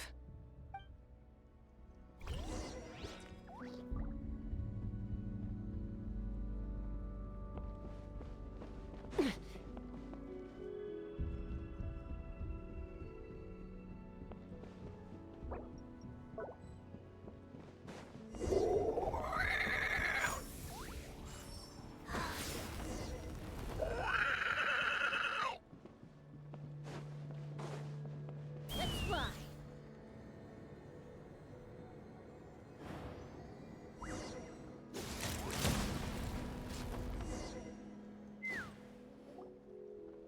Why won't it fly away like the others? Is it... She's still breathing, but barely. By the looks of it, T'Pol was using these cages to extract phlogiston from the Kukasaurs. Once a Kukasaur is drained of phlogiston, it becomes too weak to move. We'll have to come back for these ones after dealing with T'Pol. let me see. Looks like a record of his phlogiston research. Log number 330. With the support of... I was finally able to launch the airborne workshop. Even though it relies on the relic for 80% of its power supply, I've at least taken the first step. Log number 348. Research on the relic is progressing well.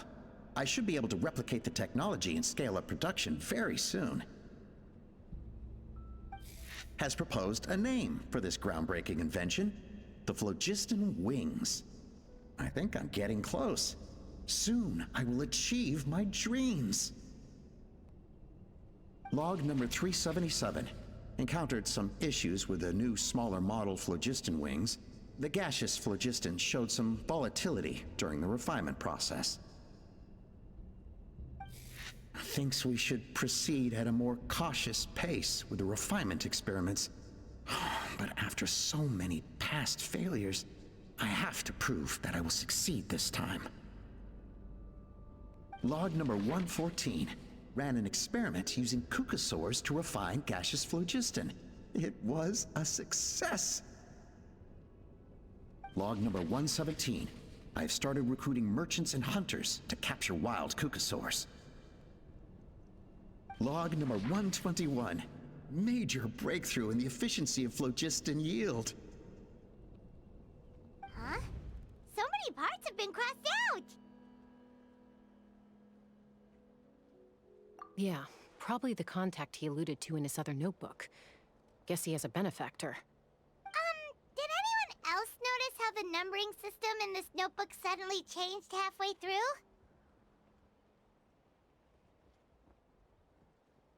We haven't got time for textual analysis, I'm afraid. Grab the notebook and let's press on.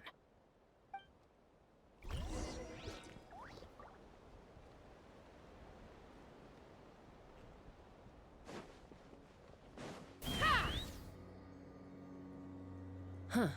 Never seen one of these before. Looks like this was built with the Cinder City components, too. You're not thinking of giving it a nice hard kick, are you?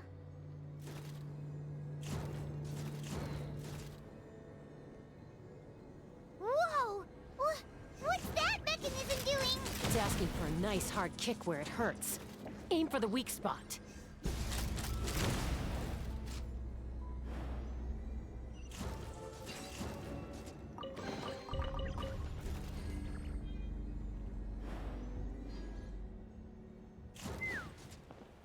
What are they doing here? It's T'Pol's henchmen. He must have brought them here using the relic in his prototype wings. Watch out!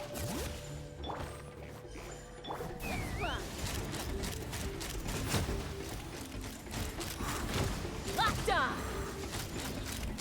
Bullseye! Locked on! All right.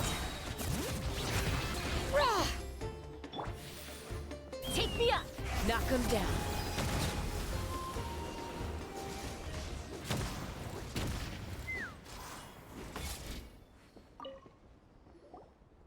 Hey, look here! More of T'Pol's notes!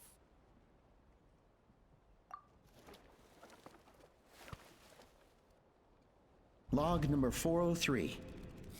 Introduce me to some new comrades who fully support my ideas. I told them that some saurians are blessed with wings, and some people with natural gifts, while the less fortunate among us can only look on longingly as they seize the skies. But I also told them that progress can erase individual differences. Think of the tools humanity has made to fight back against wild beasts. The law we have put in place to even the playing field between the strong and the weak. I promised them that our research will be the new frontier of human progress. With our phlogiston wings, the power of flight will no longer be for a select few to enjoy. Imagine a world where the skies are for all to share. I only hope that when we finally achieve this goal, will be proud of me. Imagine a world where the skies are for all to share. Yes, What a wonderful world that would be. If only it were possible. We could respond faster. And so many tragedies could be prevented. But DePaul, what about the saurians you're draining dry of phlogiston? You're not sharing the sky, you're stealing it! Bad move. I won't let you get away with it.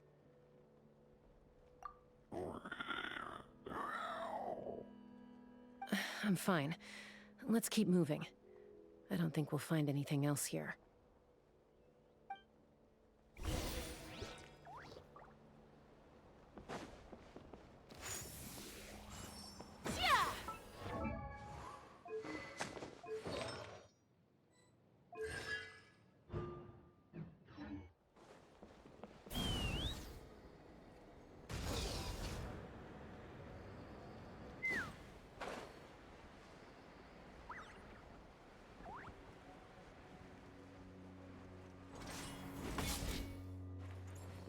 Let's fly!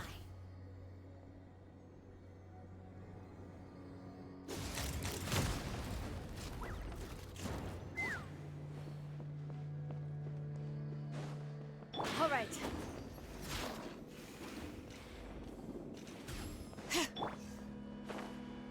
Target acquired.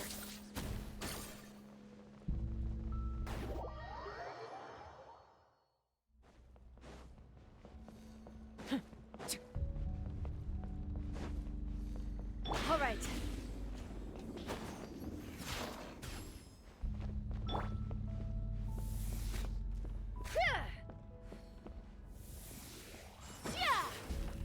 Take me up!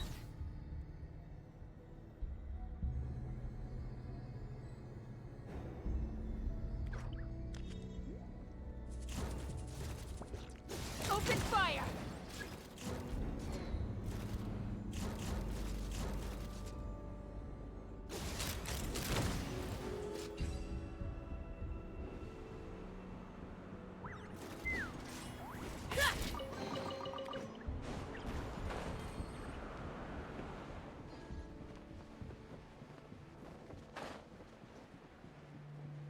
Okay.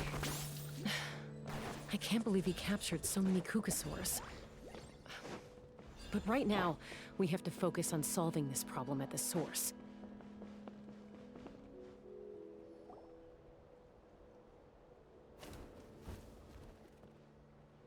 Looks like we've reached the center of the workshop.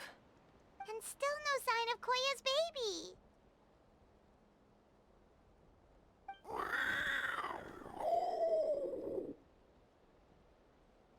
Let's search this area for now. If we still can't find Chime, we'll double back.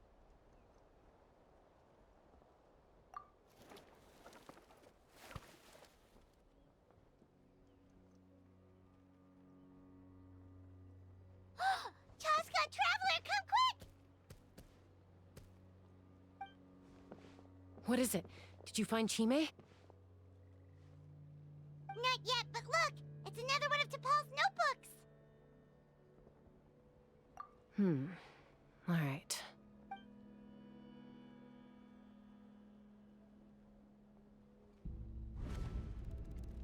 Log number 428. We decided to restart the experiments on phlogiston refinement, but without telling. This is the final obstacle to the success of the Phlogiston Wings project. We cannot fall at the last hurdle. Log number 436. Earlier today, suggested using Kukasaurs as an intermediary to extract refined phlogiston. It's certainly feasible, but... Anyway, as long as our secret experiment succeeds, I'm sure won't bring it up again. Log number 443. We will conduct the experiment tomorrow. Birthday is coming up, so hopefully we'll have a birthday surprise for her. Log number 444. Huh? Why is this log empty? I guess whoever wrote down the log number was prevented from recording the results.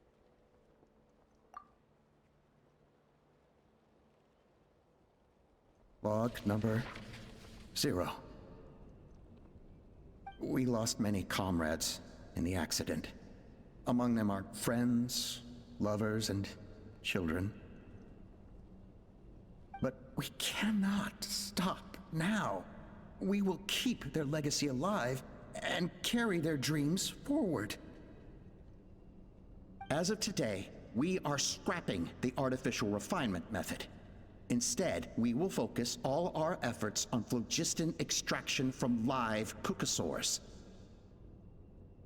They are arrogant beasts whose existence in the wild serves no one but themselves. Their true worth lies in their sacrifice for the sake of human progress. To facilitate our operations, we will gradually move the airborne workshop closer to the Flower Feather clan, even as we continue to expand it. All this we do to create a world where the skies are for all of humanity to share. All this we do to make T'Pol's dream a reality. Given the way this is written, not to mention the fact that the numbering has started over from 0, it kinda sounds like this is someone new. Does that mean that T'Pol's already... There's also a letter tucked in the end of the notebook. It's from Puma.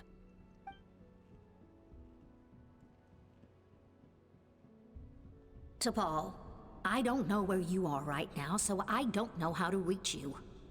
My best bet is to send this letter to the Flower Feather clan. Your father is gravely ill. Oh, I know we've had our differences in the past, but he is still your father. Won't you come and visit him? Please. I know you never liked him and cared even less for me. All you ever yearned for is the sky. And your birth mother. But we'll still be waiting here for you if you do come back. This may be the last chance you'll get to see your father. So Puma's not T'Pol's real mom? Huh. Well, she did say he never called her mom, but I might assume she was just venting.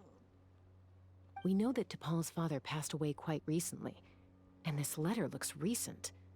By contrast, the writing in this notebook is old and faded. It looks like the real reason T'Pol didn't attend his father's funeral is because he'd long since passed away himself. If we ask ourselves why this letter was sent to the Flower Feather clan, why T'Pol always yearned for the sky, and how he got his hands on a relic from the Cinder City, it all points to one answer. That's right. T'Pol was my child. He was born during my days as a wingless wanderer. His birth gave me new hope. I wanted to become the kind of mother who spent her days as a valiant rider, soaring the skies. Not an aimless, wingless nobody. But his father wanted to settle down, to give his child a safe, sheltered life in his tribe. We fought about it constantly, until the love we once had for each other was gone.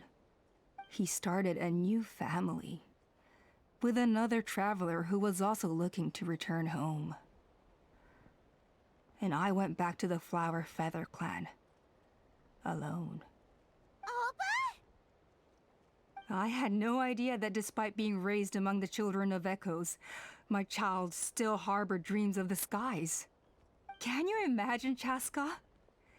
The joy and surprise I felt when he showed up at my door, asking to join the flying trials.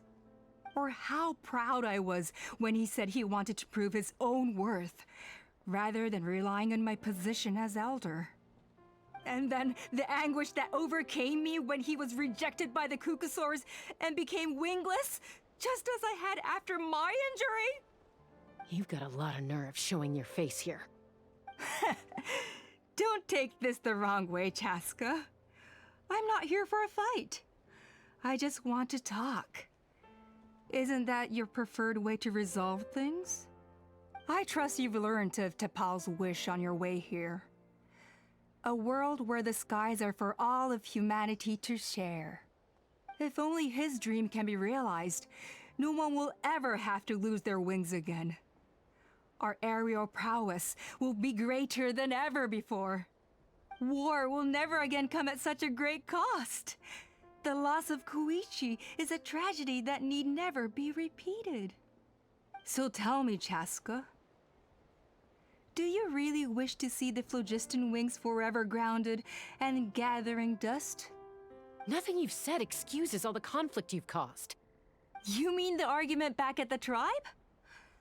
It was a necessary measure. Sometimes this is the only way to accelerate the pace of progress.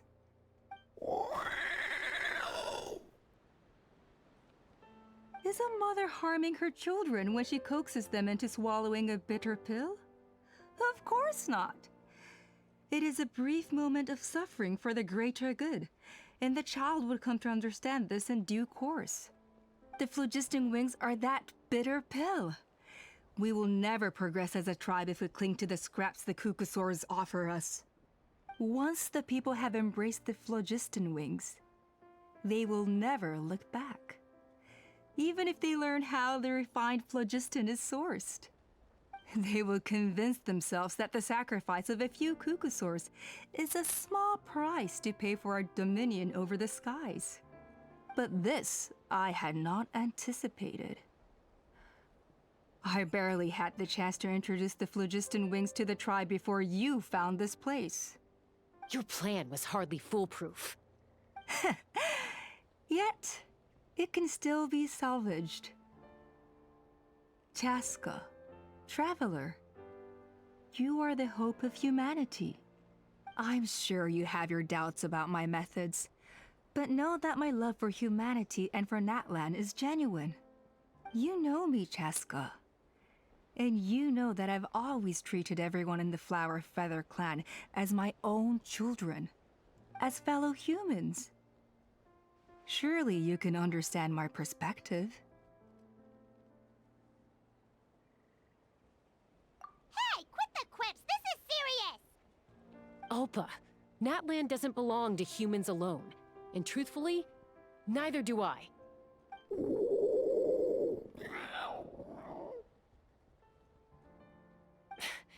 How many times has the Abyss invaded Natlan now? And yet despite how much stronger it is than us, Natlan still stands as a nation of humans and saurians. Peace imposed by force will crumble in a matter of days, because social bonds are what hold a civilization together. Weren't you the one that taught me that? And yet you would break the bond we share with our saurian companions to take more power for ourselves?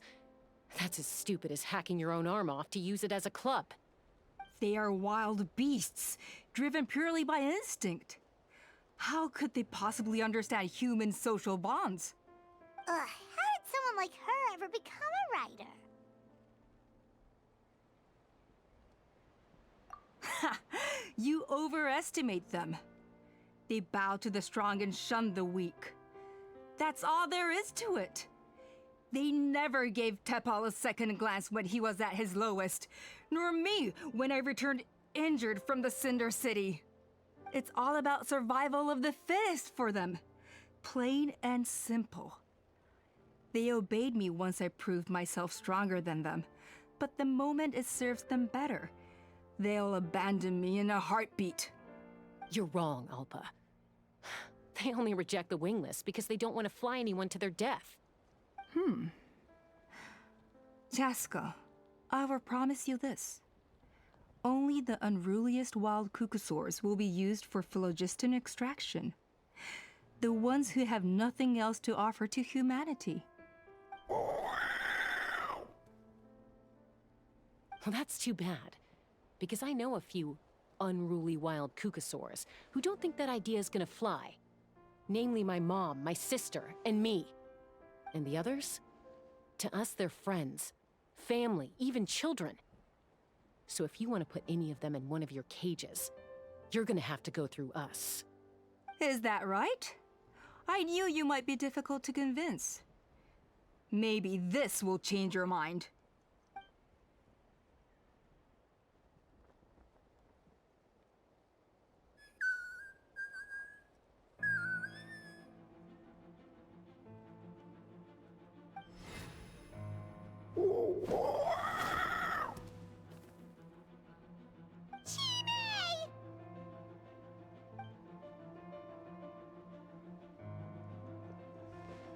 Papa! Careful! Don't make any rash decisions. Unless you want to see her suffer. Oh no, that's one of the extraction cages! I told my subordinates to take control of the tribe while I was away. Luckily for them, our strongest warrior and our most powerful ally aren't there to stop it. Take control? What are you planning to do with Mutota and his supporters? Merely accelerate their inevitable downfall. They cannot stand in the way of progress forever. It is not the move I wish to make, but I'm afraid you and your friends force my hand. And since you insist on imposing me too, I have no choice but to keep you here until the dust has settled. So that's what you meant by I just want to talk. You never intended to negotiate. You just wanted to stall us. No, Chaska. I genuinely hoped I could win you over. You are the strongest warriors we have. Put down your weapons, and I promise you that no harm will come to this young Sarian. I just need you to stay here for the next couple of weeks or so, while my people consolidate their power. Then, I will give her back to you, and you'll be free to leave. As long as the majority supports our vision, even the Pyro Archon cannot meddle in our internal affairs. Your vision is deranged, and the Flower Feather Clan will never support it. You sure about that? Then wait here and see. Time will tell. What do we do? Even if the whole tribe fights back, Mutota's in grave danger! Stop delaying the inevitable! Drop your weapons and get into the cages, now! She's still holding Chime hostage. Is there really no other way?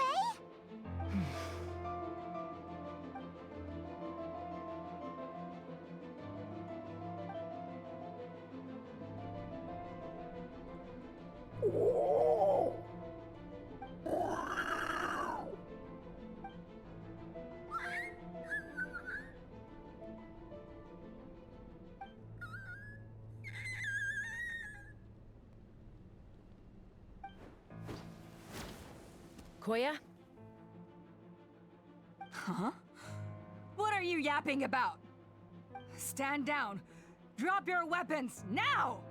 This instant! Ah! Ah! No! The relic!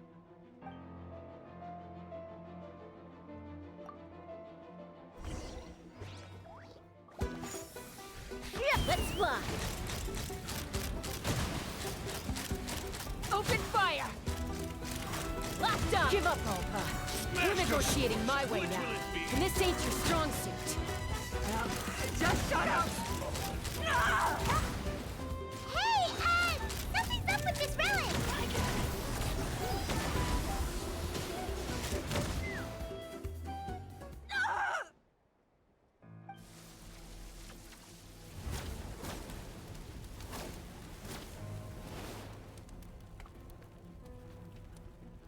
No!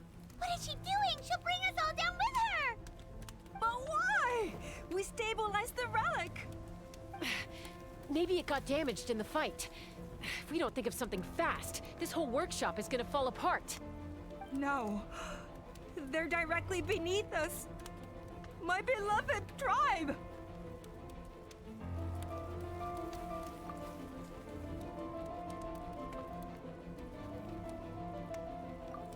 Okay,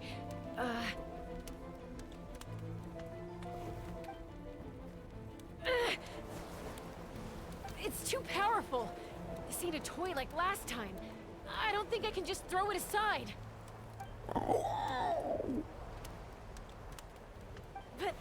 But we need to get it far away before it explodes. Then the tribe will be safe, and so will this workshop. Koya, remember when we were kids? Come on, let's take this thing high up into the sky.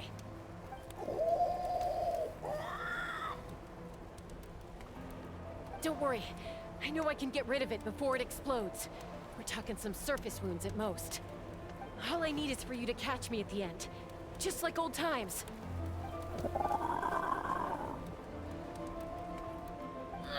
I can't hold it back anymore.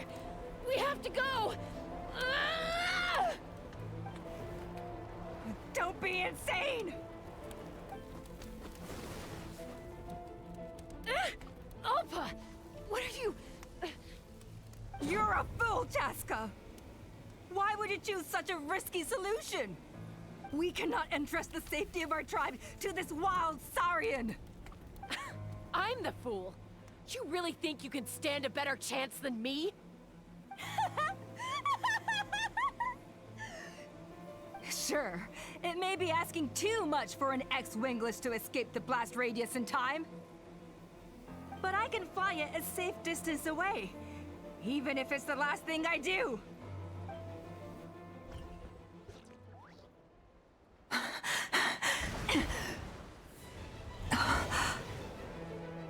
Here, this should be high enough to save the clan. What? You don't get to die a hero today.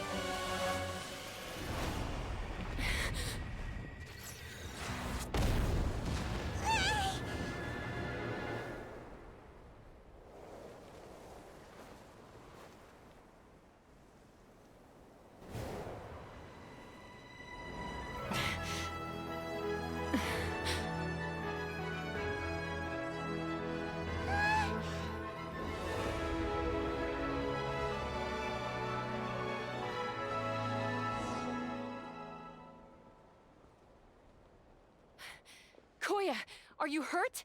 Let me take a look at you. What do you mean, I'm fine? Didn't I tell you to catch me on your back? Why did you try to shield me from the blast?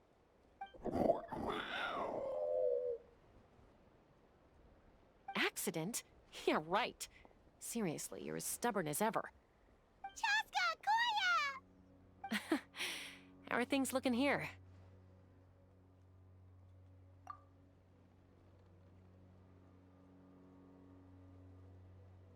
I think that's putting it mildly. I owe you one. Again.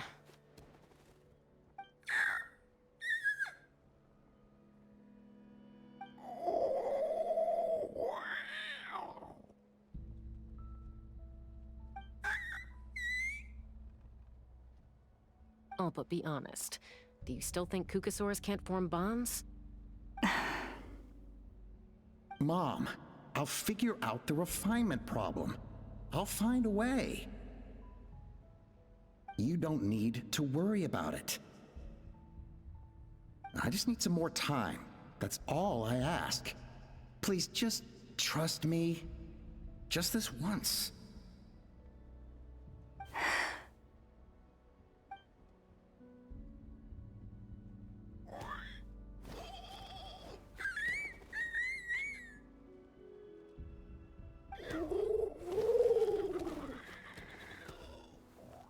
The Flower Feather Clan yield to the strong. And it's up to the winners to define what strength means.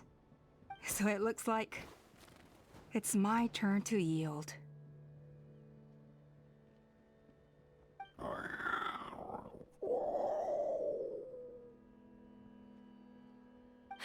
Koya! Koya!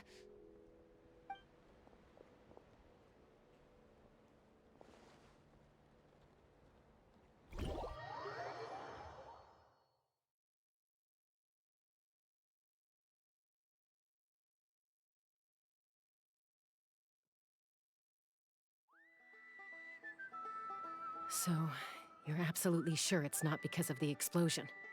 Yes, for the 10,000th time, I'm sure. The blast barely touched her. The reason she fainted was old injuries playing up, compounded by overexertion in recent days. The moment she finally relaxed, all the built-up stress finally caught up with her. And no wonder. Honestly, she's just like you. Anyway, now you know how we feel when you go off risking life and limb. Your mother and I would both appreciate it if you lived less dangerously.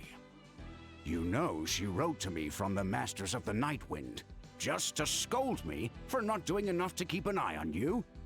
If she wasn't so busy with work, you can bet she'd come back here and chew us both out in person. I'll find an opportunity to apologize to her. I promise. You'd better. No more avoiding us, okay? And don't get me started on all the checkups you've missed. Got it. Got it. Huh? Koya? You're awake. I'll go let everyone know. Hey, but we're not done talking. What are we gonna do with her, Even after everything that's happened, she still hasn't figured out how to start the conversation with you. She keeps saying, I don't think Koya has forgiven me yet. But if you ask me, she's the one who's scared to open up and have an honest conversation. For all her confidence, she's a very sensitive soul underneath. You'd think as a peacemaker, she of all people would know how to reconcile with her family after a falling out. She must have been a handful growing up. Thank you for being there for her. And of course, thank you for keeping her safe when you were up there in the sky. Koya, Uncle Cusco, we're here! Ha! I was just telling her that she's not to go chasing danger with Chaska ever again. Cusco, I understand how you must feel. But it's all thanks to Koya and Chaska's efforts that the airborne workshop didn't come crashing down on our heads. Oh, Paimon almost forgot to ask. They didn't hurt you while we were gone, did they? Thankfully, when her co-conspirators tried to arrest me, I was out coaching Koyer and Junan. The two of them were a huge help. They took care of things while I went around rallying the resistance. So, in the end, Alpa's would-be revolt didn't really get off the ground. And as it turns out, not all of the wingless want to see our dear Saurian friends replaced with phlogiston-powered gizmos.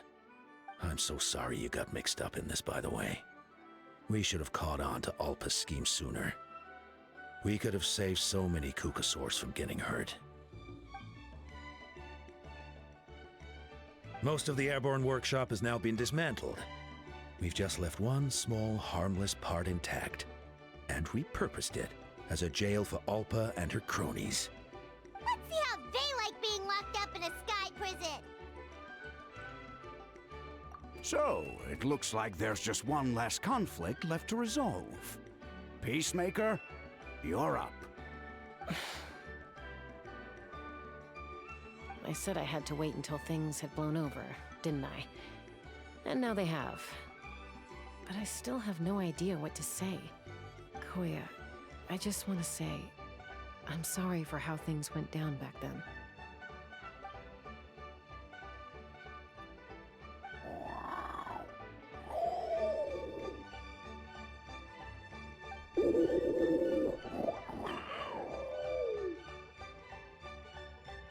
Huh? Does this mean you're not mad at me anymore? There's that family likeness coming through again. But that day, when we ran into each other...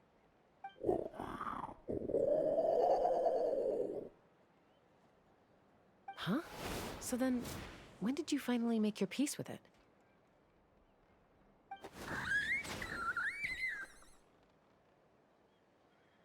Oh, it's Chime and Chimpu. They're here too.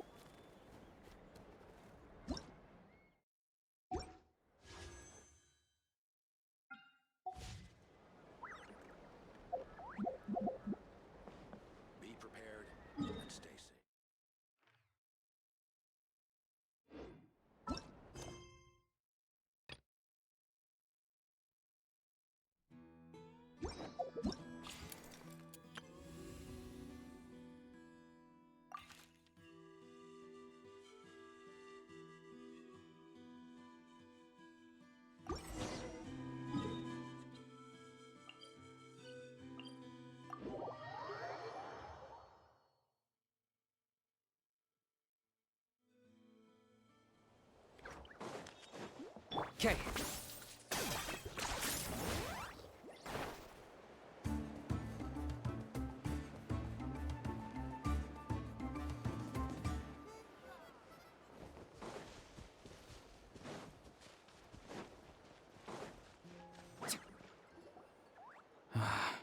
Once the Traveler shows up, everything will get better.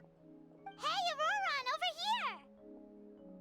Oh, hey there, Traveler and Paimon. So you were looking for us? We came as soon as we heard. You did?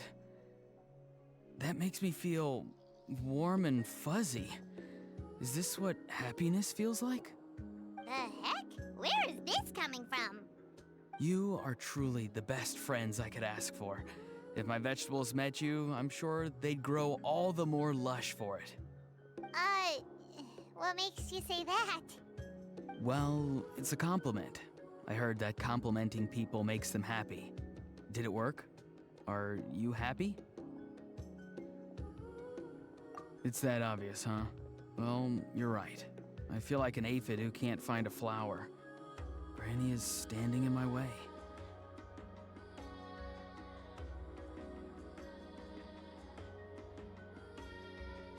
Yes, Granny's a genius, as you know. Geniuses often stand in the way of others, leading them to despair. And on top of that, I'm her grandson, which means I get a double dose of despair. If that sounds serious, it's because it is. So please, help me deal with her. Oh, what happened exactly? You make it sound so dramatic. I had to get you involved. Most people can't deal with Granny and... Exactly. You were the first person I thought of other Granny. Granny is what I called you when we first met, and I know I got told off for it, but please, let me off for calling you that one more time. It feels like there's something unique about you. Even Granny Seatlali treats you like you're someone special. And everything that's happened since we met suggests it's true. If I had a woven scroll that listed the 40 people who can deal with Granny Seatlali, your name would be at the top of that list. Wait, so who are these other 39? Also the Traveler. The rest of the list is just the Traveler 39 more times.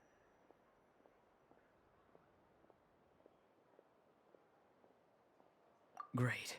So you're gonna help me, right, Granny? I can't stress how important this is. Although it looks like I'm just hanging around with nothing to do, inside, I'm distraught about the path ahead. Granny Seatlali is blocking my way and I can't get past. But now that you're here, I can start moving again, before time runs out. You know how much Granny loves to drink, nap, and read light novels, right? If you offer her what she wants, I'm sure you can lure her away. You mean use those things as bait to distract her so she won't notice what you're up to? That's right. Don't worry, I won't make you do all the work. I've planned it all out, including what you need to say.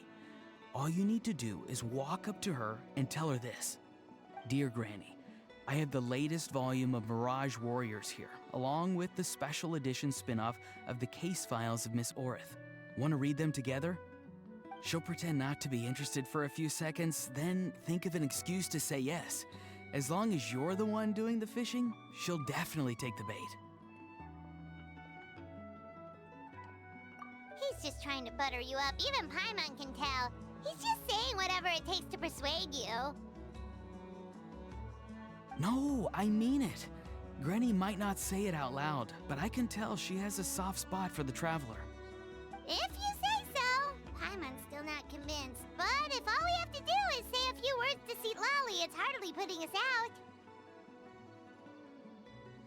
It's as easy as watering vegetables, and if my vegetables were here, they'd... Sorry, there's no time for vegetable talk. Just trust me. Let me take you to her. With you here, everything will be better.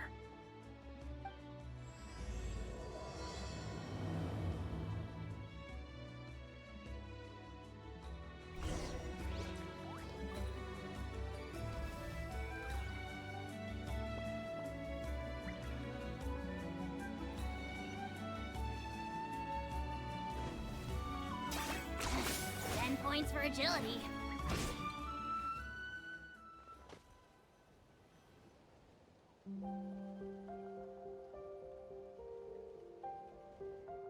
Huh?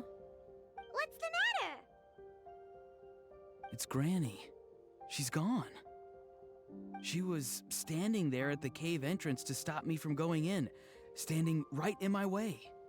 Oh, you meant literally standing in your way. This whole time, Paimon thought you were being metaphorical. Granny says it's tacky when light novels use contrived metaphors. I don't want to be tacky. Wait, but aren't you comparing yourself to a light novel? Isn't that kind of contrived? What? Oh, darn it. Yeah, see, Lolly probably figured there was no point standing in your way anymore. Auroron, whatever it is you so desperately need to do, you're now free to do it. I don't think it'll be that simple. Granny wouldn't release me from her grasp so easily. She might have laid a trap for me, or maybe when I get inside, I'll get caught by one of her surveillance spells. Yeah, let alone lay a trap for you. Unless you haven't been up to no good again, have you? I just want to rescue someone, and Granny won't let me. Rescue someone? Oh no, what happened? Could I ask you to go inside and take a look at him? I think he should be safe for now, but he'll be at greater and greater risk as time goes by. But then, what are you going to do? I'll have to wait outside, or I might fall into one of Granny's traps. You mean you want us to fall into her traps instead? No, you'll be fine. Granny's traps will recognize it's the Traveler, so they'll leave you alone. Sure it is. I mean, I've told my aphids all about your heroic deeds, so I assume Granny's told her traps too. You can't just assume that. Either way, I'm counting on you, Granny. Well, sounds like someone's life is at stake, so we should probably head in and check things out.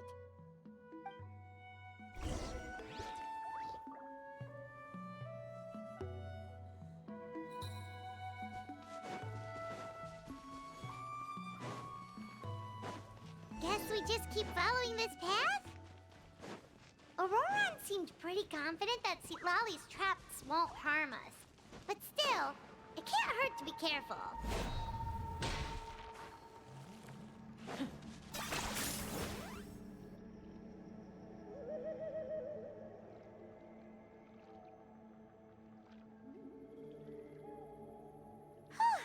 We made it in without a hitch. Maybe St. Lolly's traps can recognize us after all. Wait, look! There's someone there! Hi! Are you okay? Can you hear us? Is he asleep? Or sick? Do you think this is the guy Auroron was talking about? Also, what the heck's been going on here? Lots of strange and mysterious stuff around. Could be. Let's get Auroron in here. He'll know what this is all about. Sorry, Granny. All grown up now, are we? I'm truly sorry. Now that you're one of the 6 heroes, you think you can do as you please, do you? Well, explain yourself, you dummy. How exactly were you thinking of helping that spirit duffer? Auroron! And, hey, Seed Lolly. Huh? Huh? When did you guys... Oh, drat. I wasn't expecting them. And now the Traveler probably caught me yelling at Auroron. Oh, this is not a good look for me. Hello there, you two. We were just, Auroron and I we were, play acting. You know, acting out some scenes from a light novel, quoting the lines. I didn't actually mean what I was saying. Right, Auroron? Huh? Yes, that's right. I owe you an apology too, Traveler. I asked you for help, but I forgot to watch my back and Granny caught me. And now we're play acting. Traveler, come on, now's not the time for games. So what are you two up to exactly? Did something happen to this poor guy? Yeah, Leela's his name. He got into some trouble during a clairvoyance session. It's a kind of spell that lets your spirit leave your body, so you can access secret knowledge. You know what a medium is, right? You've probably come across them in novels. Anyway, it's similar to that. Leela's problem is his spirit has gotten lost and can't find its way back to his body. So in other words, his body's here, but his soul's gone? Well, technically the soul and the spirit aren't quite the same thing, but yes, in a nutshell, that's basically it. I just wanted to help bring Leela's spirit back. And I wouldn't have stopped him if it was anyone else. But the issue is, Mr. Leela here is what we call a spirit duffer. What's a spirit duffer? Someone with no spiritual sensitivity whatsoever. Spirit duffers can't sense or control spirits, much less use spells on them. Now, there are certain methods that can force even spirit duffers into a clairvoyant state. But, well, I mean, look what happened to Mr. Leela. The spells of the Masters of the Nightwind are all based on dealing with spirits, and so are all our problem-solving methods. So for spirit duffers, even our healing methods don't work on them. So, if they get into trouble trying to use a spell, there's basically nothing we can do. Yes, there is. As long as the soul is involved, I should be able to help. You hear that? No prizes for guessing what Auroron's bright idea was. Oh, because of your special constitution, right? But isn't it kind of risky for you? I'll be fine. Granny's just worrying too much. I'm feeling fine now, so I should be able to do it safely. Besides, it's probably our only hope of bringing Leela back. Don't kid yourself. What happens if it's not as safe as you're hoping, We both know you'll risk it all to try and rescue him anyway. Honestly, you're such an idiot sometimes. This is a tricky one. It's true that Auroron could be self-sacrificing to a fault, but it's also true that Sweet Lolly tends to worry too much. You're darn right Granny Eatsley's got a plan. Why else do you think I'd be here? Huh? You do? Wait, really? You actually know a way to save him? Yes. I mean, it's a crude solution. But that's beside the point. The point being, don't interfere when Granny's already got things under control. Anyway, Traveler, I was actually going to ask for your help on this. My plan will take quite a lot of work, and it's a little too much for one person. Oh, great! Well, it's a good thing Auroron brought us here then. I intend to use a two-pronged approach. The first is the crude method. Basically, it's looking for a needle in a haystack. See the thing I've drawn around Leela's body? That's a gateway to the Night Kingdom. Once the gateway is activated, all roaming spirits in the area will be drawn to it. If we're lucky, we'll find the one that belongs to Leela.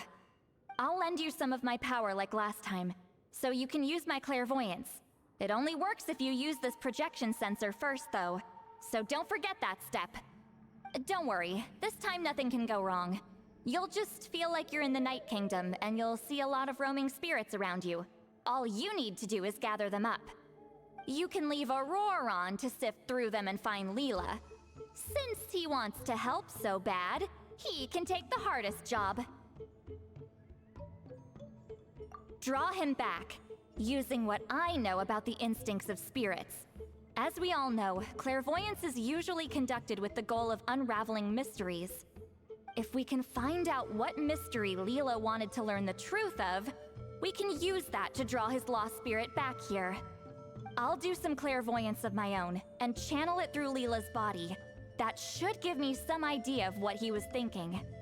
Oh, Paimon thinks she gets it now. The first approach is like fishing with a net, and the second is like fishing with bait. Just like how Aurora wanted us to lure you away with the promise of light novels. Your point would have been just as clear without the example, Paimon. What? Don't think I won't revisit this later. But Granny, it's amazing that you can use a person as a clairvoyance medium. I always thought you had to use inanimate objects. You can't flatter your way out of this one. But you're not wrong. A person without a spirit is just a physical shell, which, for our purposes, makes them an inanimate object. Traveler, just over there is my spirit loom, which will record the fragments I see during clairvoyance. Once I begin, please arrange them on a woven scroll for me. Let me know when you're ready. We should get to work.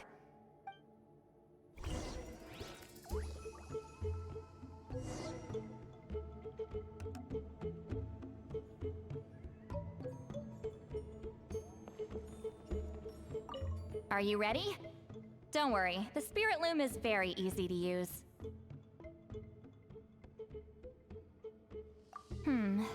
I know this is your first time working with it, but I have a feeling you'll do great.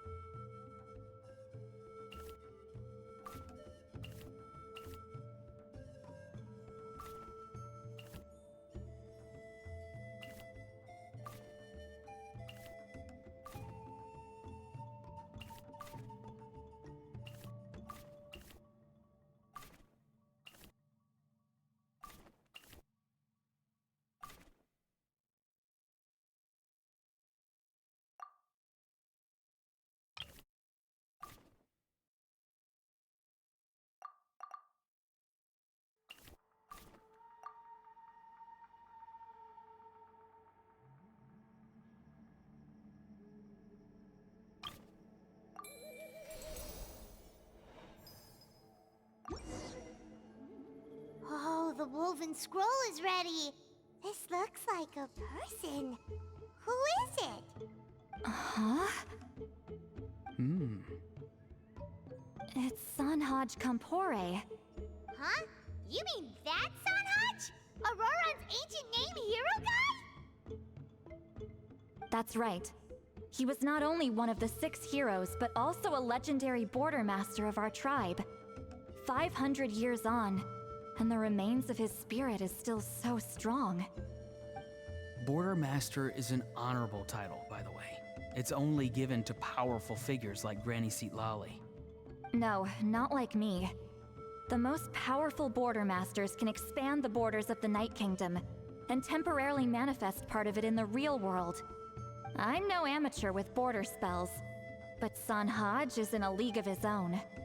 They say his border mastery was what turned the tide in the Battle of the Mare Javari 500 years ago. Legend has it that Sanhaj summoned a miniature Night Kingdom and exploded it to defeat the encroaching Dark Calamity.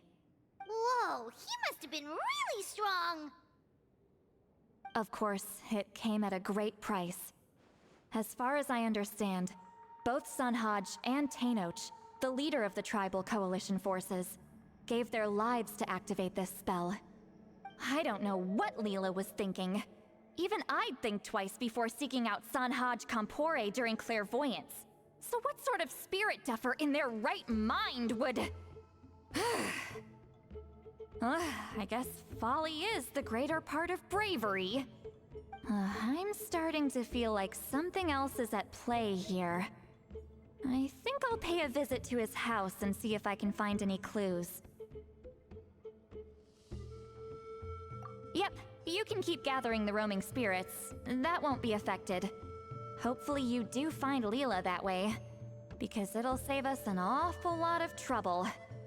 But before that, it looks like we now have another problem on our hands. Connecting with the spirit of Sanhaj Kampore has caused quite a stir. I think we may have just spooked all the monsters in the area. Traveler, If you've got some time, could you go and get them to pipe down a bit? We don't want them to start attacking innocent bystanders. It's fine. I can handle that. Oh no, you're staying right here, mister. The Traveler has enough to do already without coming to your rescue. Alright then. Sorry, Traveler. Over to you, I guess. Yeah, don't sweat it! The most important thing right now is getting Leela's spirit back. Alright, I'm heading out. See you guys later.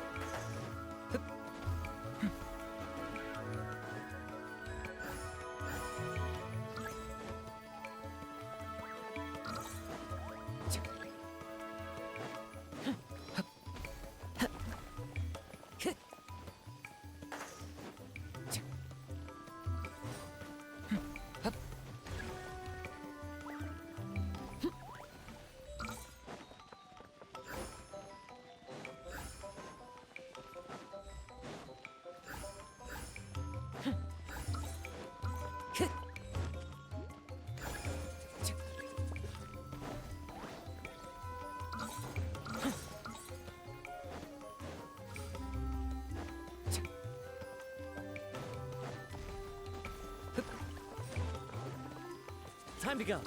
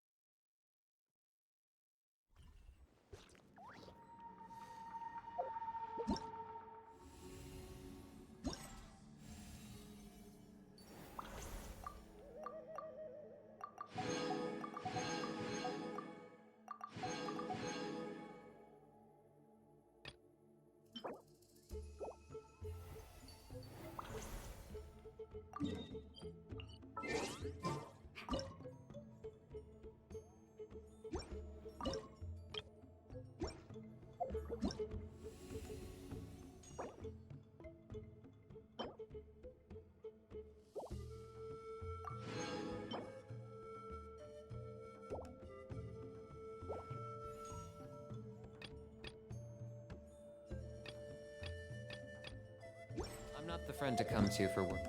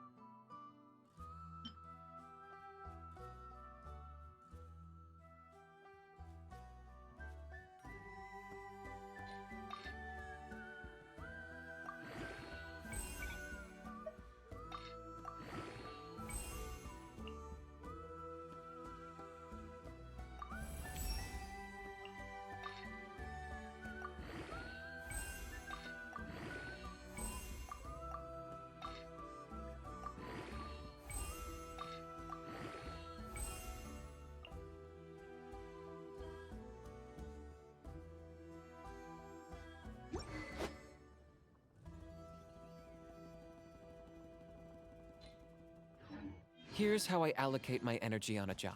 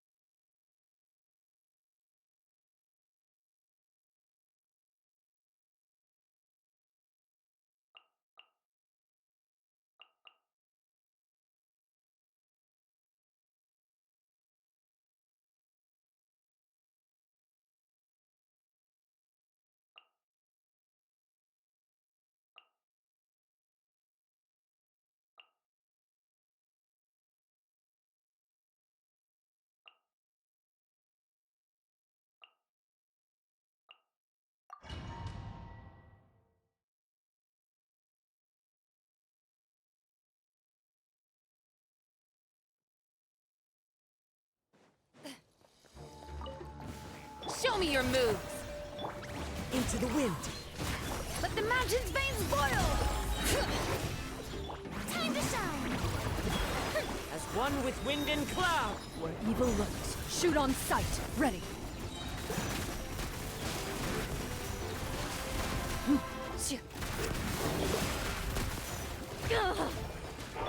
Strike a pop! Oh! Let the world come alive! Letting brave names echo! Bring it! Well, well. Here comes another. One with nature. Fallen leaves. Adorn my... Loaded.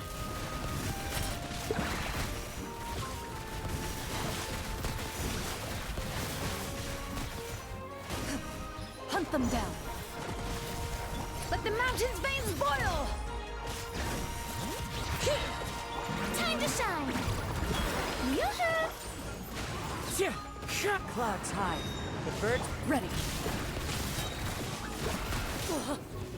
Come on! Show me your...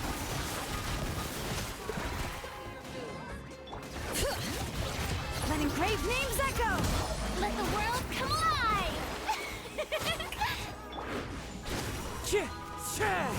As one with wind and cloud. Evil lurks, shoot on sight. Loaded.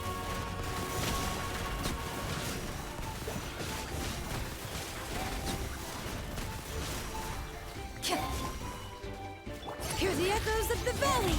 Bring it! Time to shine! Shower me with... Clouds high. The birds call. The wind knows me. Hunt them down.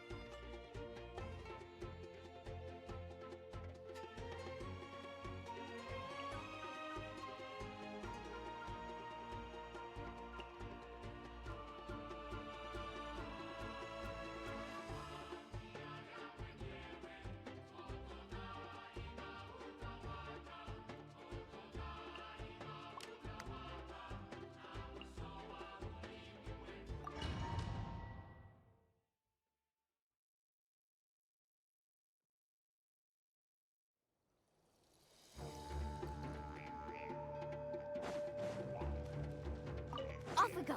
Let the mountain's veins boil! I am the cutting edge of fashion. Out of the frying pan, into the fire! Let's hope you'll put up a good fight. Surf's up! Yeah. Letting brave names echo! Yeah. Stick around. Let me... Yeah. Chop! Eat this!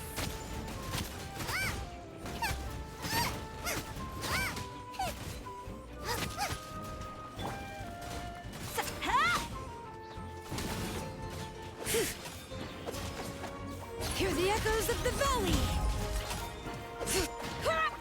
Scraps of color! Scatter! Bring it!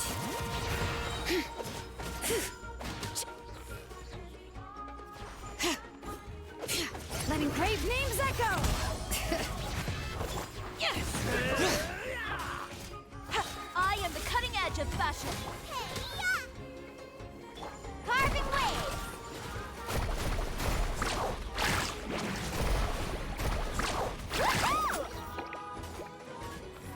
Hear the echoes of the valley! Check this out! Best of luck! Let's ride!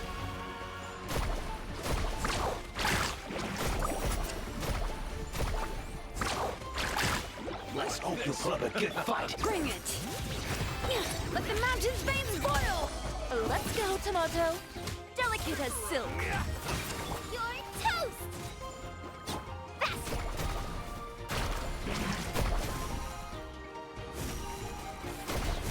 Ha! Let's shred, Sharky! Scraps of color! Scatter!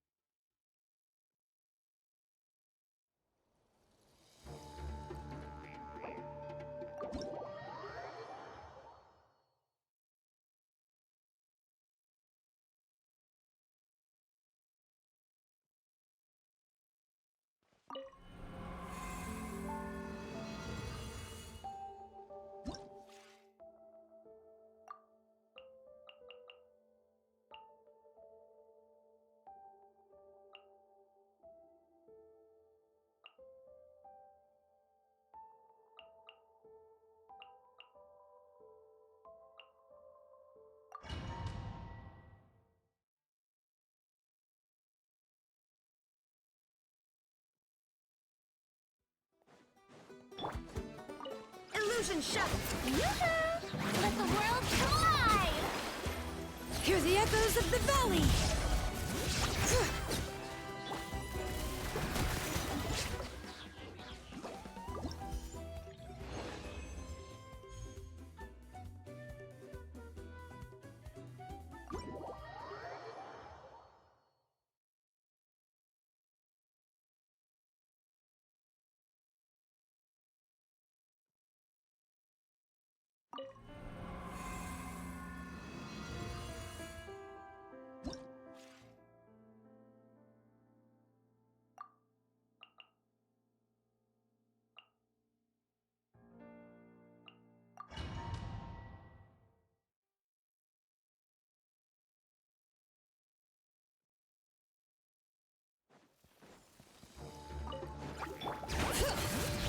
Letting brave names echo! Time to shine! Shower me with... Take it easy. Here comes the catch. Let's hope you put up a good fight.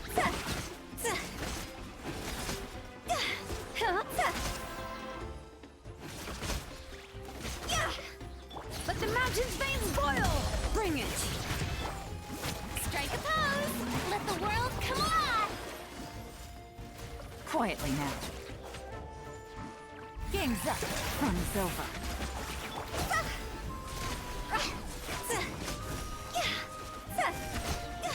Go!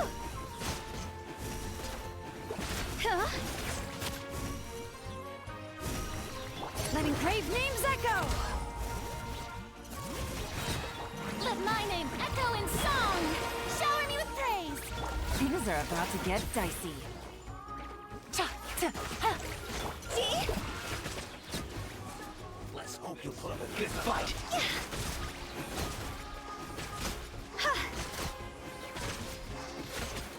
Higher, higher, hands on fire! Hear the echoes of the valley! Yoo-hoo! Let the world come alive! Game's up. Fun's over. Busted. Go! Let's hope you put up a good fight.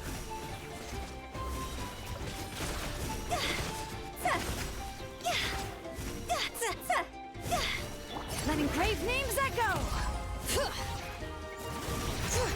Let my name echo in song! Shower me with praise! Things are about to get dicey. Time to go!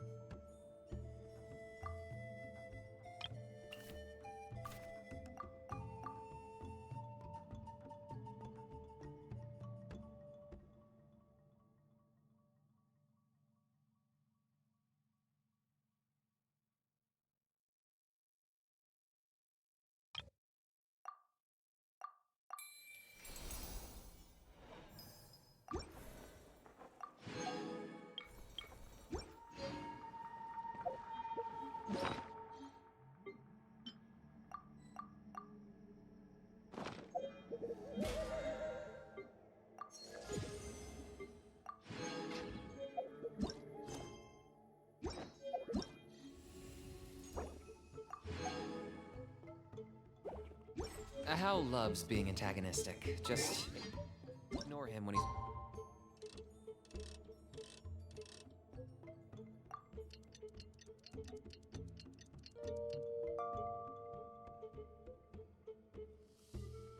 Rounding off. Don't let him get under your skin. I dare you to release me and say that to my face!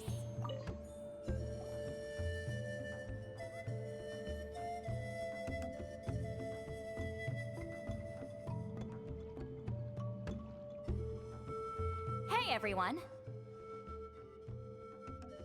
Ah, Granny. You're back. So, no good news for me then? You saw right through me. The Traveler collected a lot of spirits, and I checked all of them one by one. None of them matches Leela's description. I figured. It was written all over your face. It's alright. I didn't exactly have high hopes for the needle in a haystack approach anyway. Leela's condition is still stable, but we're not really getting anywhere. Well, luckily, I made some progress on my end. Leela's parents told me that he made a new friend recently, and apparently he's been out of the house for days at a time. On one occasion, they secretly followed him and saw him and his friend tinkering around with something at a camp. Yeah, some guy who goes by the name Kokuchu, dressed in what looked like Inazuman attire. Is this really all I'll need, Mr. Kokuchu?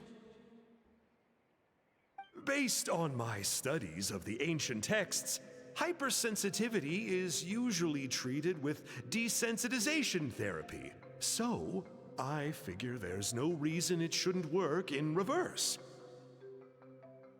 Now, for a poor chap like yourself with no sensitivity to spirits whatsoever, you'll have to completely immerse yourself in spiritually rich substances for this to be effective. I'm electing to name this approach hypersensitization therapy. Is it risky?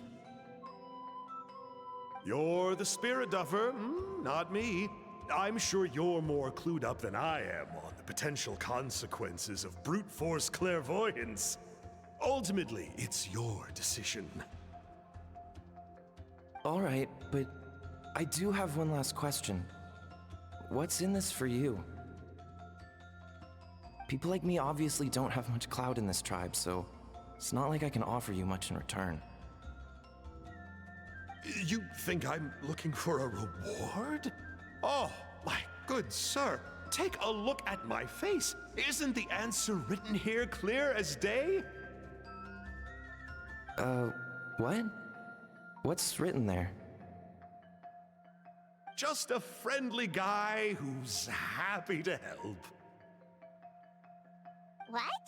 So some random guy from Inazuma just felt like helping Leela cure his spirit deaferness?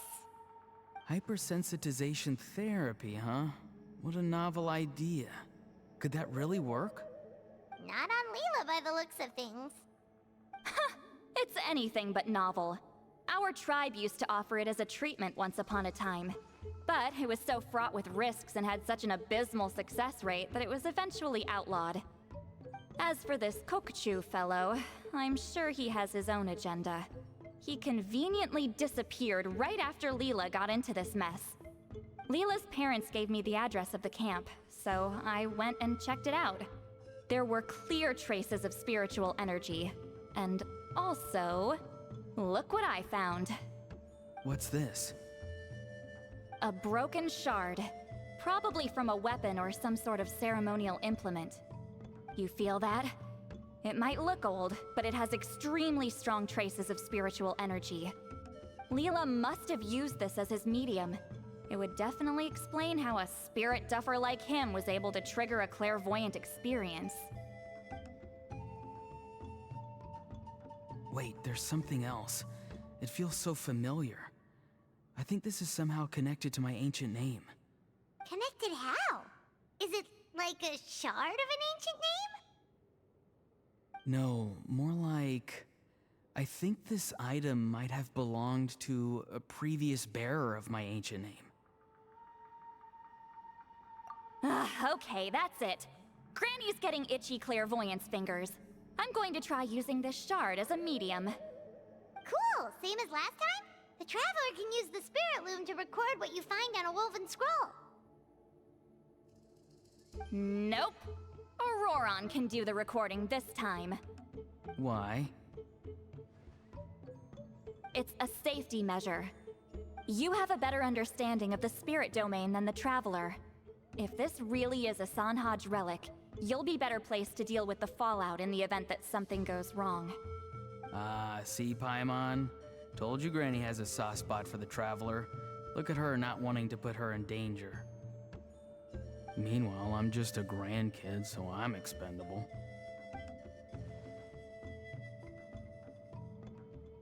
Hey, what are you blabbing on about? Sorry, Granny. I'm ready now.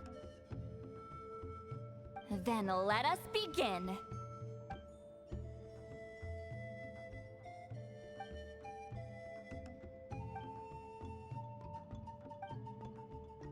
Alright, what's on the scroll this time?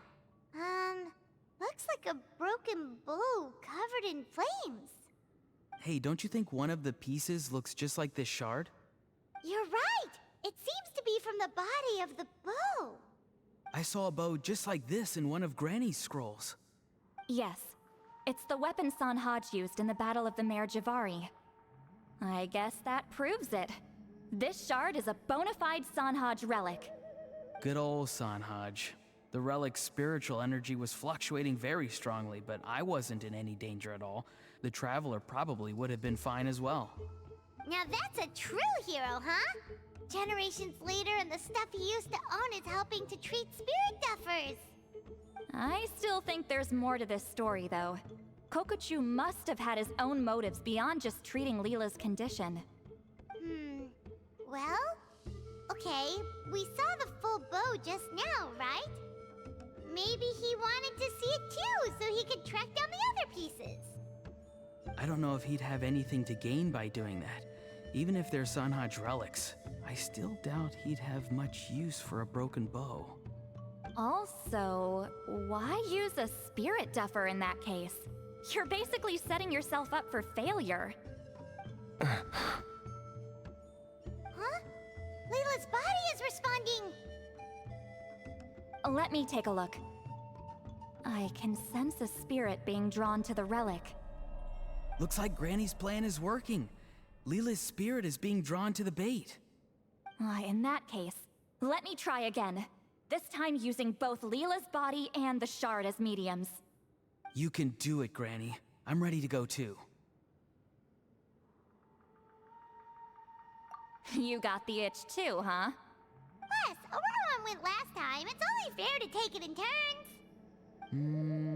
Fine by me. We know it's safe now, so you shouldn't have any problems.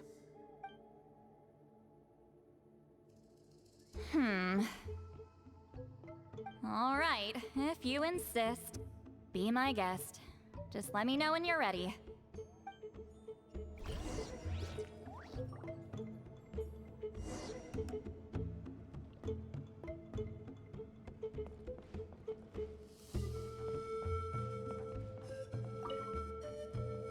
You ready? All right, here goes.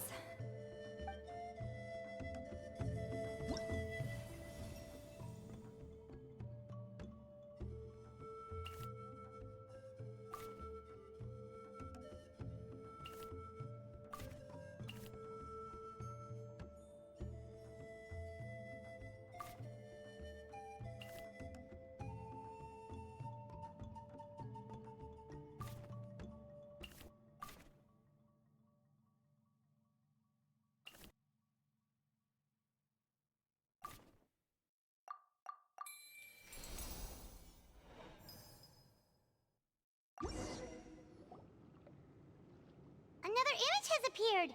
This one is a map. A map? Of where? Could it be the Mare Javari? The Mare Javari? The Mare Javari was reduced to a desolate wasteland after that big battle. Or rather, it became known as the Mare Javari after what happened there. The ashes of the monsters and warriors who fought there covered the entire battlefield. Sometimes, bone-chilling cries would be heard from the depths. Other times, the whole region would become engulfed in towering flames, drowning out the cries. That place is full of untold dangers and mysteries. Over the centuries, the finest adventurers have tried to prove themselves by venturing in. Sadly, most ended up perishing there. That lasted up until around 20 or 30 years ago, when strange things started happening. People started speaking of an enormous dark creature the size of a mountain, roaming around inside the Mare Javari. And then, shortly after that, the whole region just completely disappeared. Nobody knows how, but that infamously ominous place just vanished from the face of the world. What? How the heck? I know, right? Anyway, if I'm not mistaken, the place indicated on this map is where it used to be before it disappeared. At the westernmost part of Natlan. It's a very remote location, far away from any of the tribes. There never used to be a settlement there, but there's more people since the Mare Javari disappeared. Anyway, that's just what I've heard. I've never been there myself. This is what age does to you. The older you get, the less adventurous you become. That's just an excuse. Granny's too lazy to take a trip that far away. Hold on a second. There's a spirit approaching the shard and the woven scroll. Oh, Leela's body is responding again! Quite a strong reaction this time. Does this mean what he was really seeking was the Mare Javari's location? I sense it too. There's a soul nearby. Almost a complete one. This is creeping Paimon out! Seems like the plan is working. So, can we just wake him up now? Not today. You might think bringing a spirit back into its body is like pouring water from one bottle into another, but it's far more complicated than that. I need to borrow a ceremonial sword and make some other preparations. It'll take me about 2 days. But don't worry, now that his spirit's returned, there's just one step left. Let's meet up again in 2 days.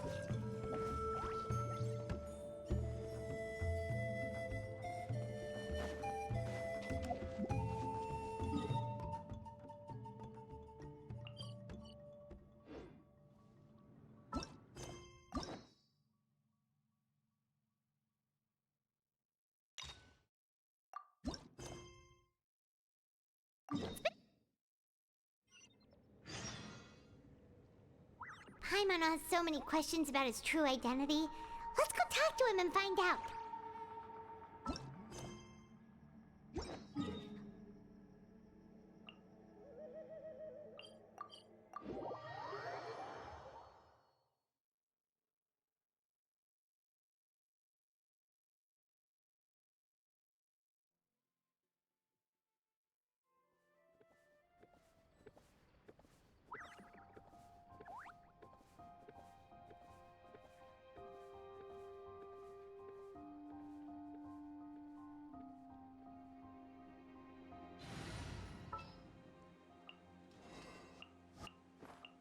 Witness my magnificence!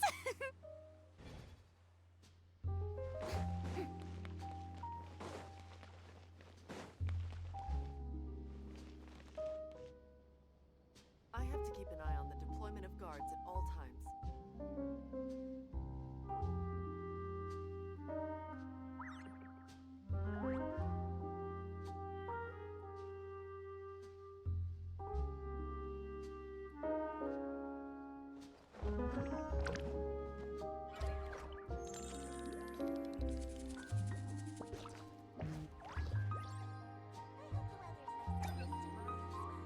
I have to keep an eye on the deployment of guards at all times.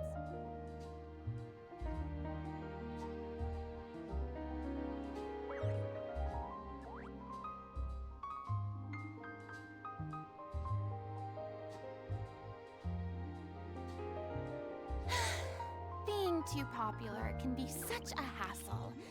Who knew the people would adore me so much? I have to keep an eye on the deployment of guards at all times.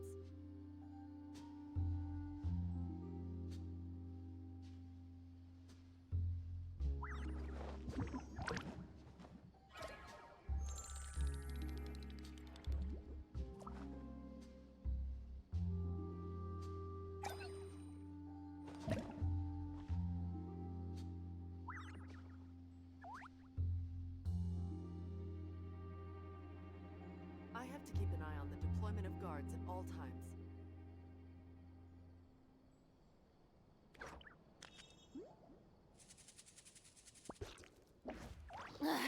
Boring. Isn't there anything else more interesting to do?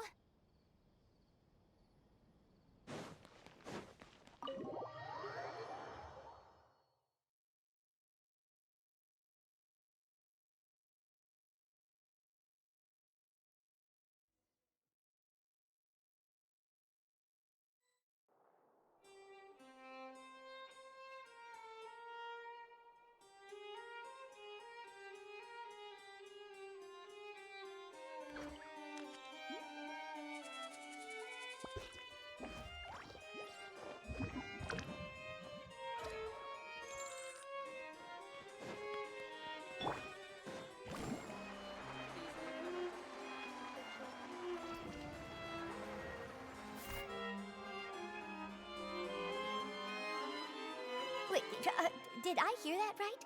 Monsieur Neurvalet, are you sure you'd like to take over the case yourself? That's right.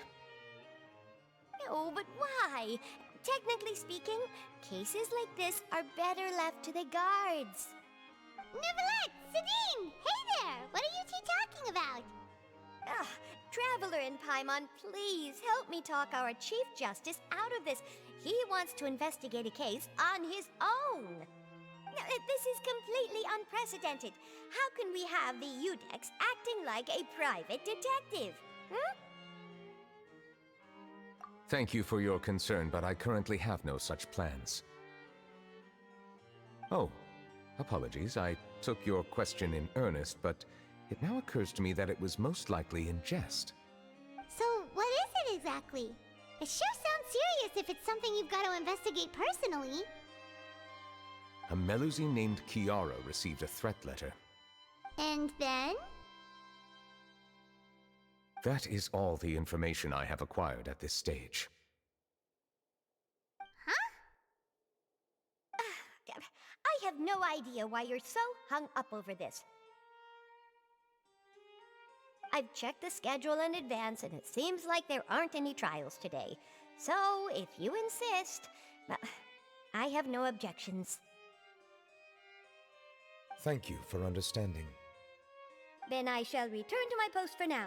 Should anyone visit while you are away, I will be sure to make a record of it. I sincerely hope that you will return soon.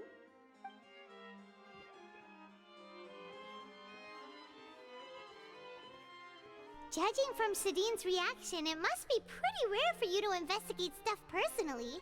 What's so special about this case?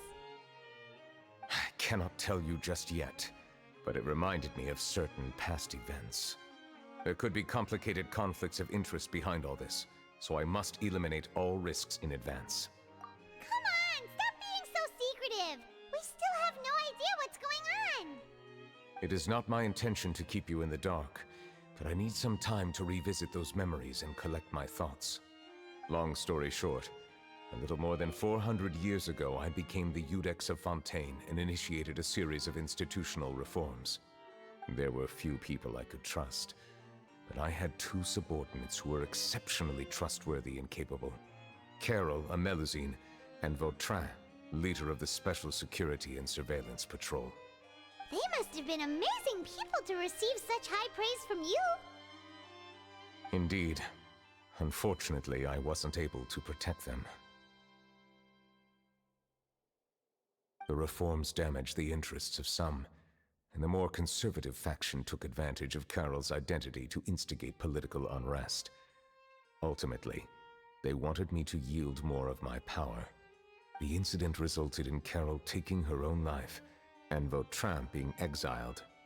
From then on, I've been especially careful when dealing with cases related to Melusines. All Melusines used to live a secluded life away from human society.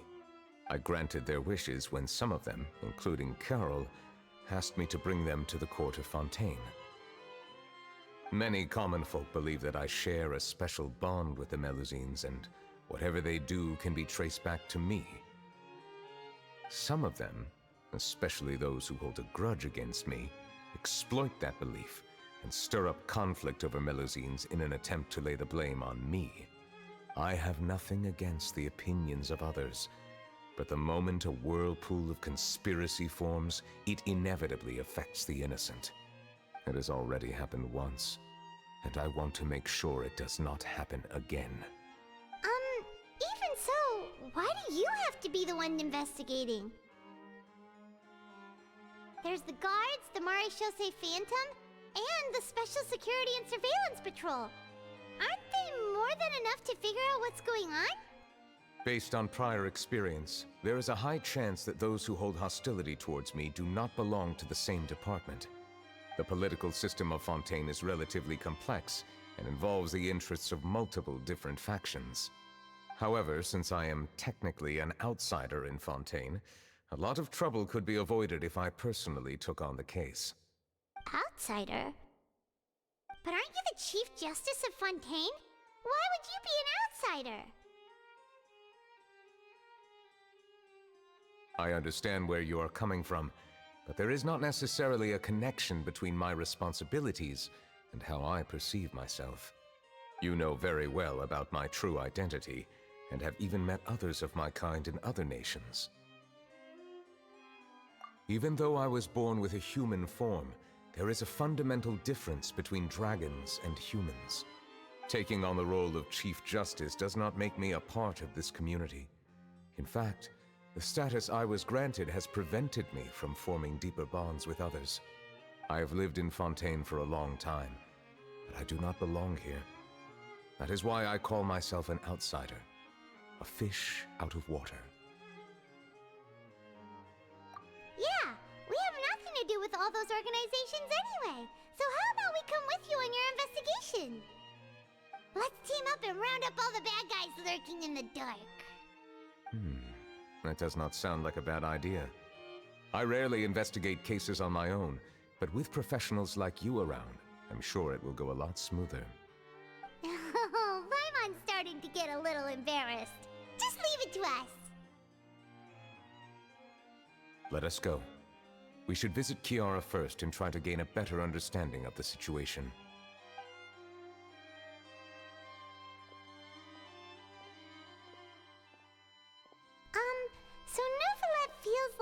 doesn't truly belong here in Fontaine, but is that really true?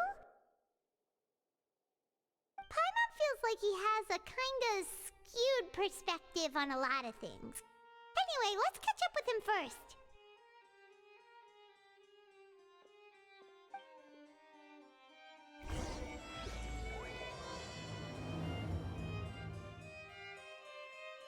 Paimon's been thinking. You called yourself a fish out of water, right? But since you're the Hydro Dragon, would a dragon out of water suit you better? Thank you for your suggestion. I will consider using the more accurate term in private occasions. Please allow me to rephrase. Has a dragon out of water? Ugh. That sounds kind of weird. Let's stick with the previous version instead.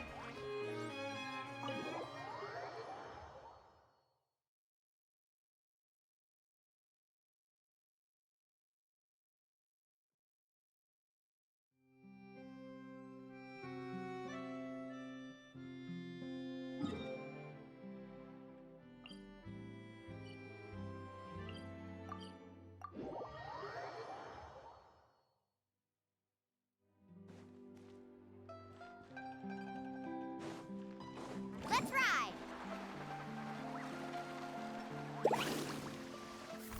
Bring it!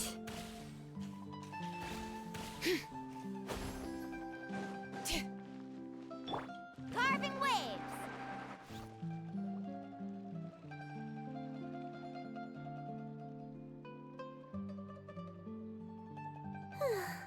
The weather's amazing today.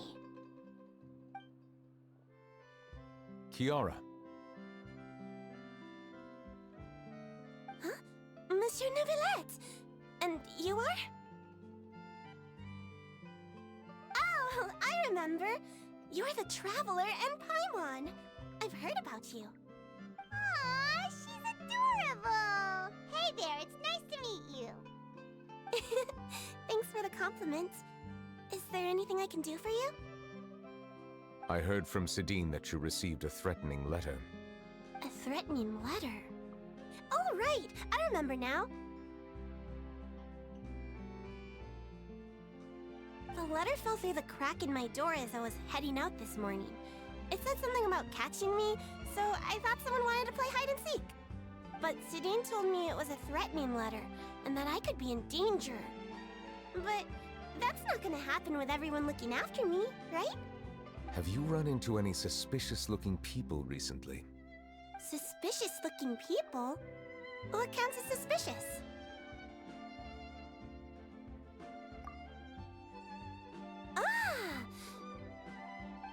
Did you think of something? Nope. I don't remember meeting anyone like that. Do you still have the letter with you? I want you to show me what it says. Oh, let's see. Found it.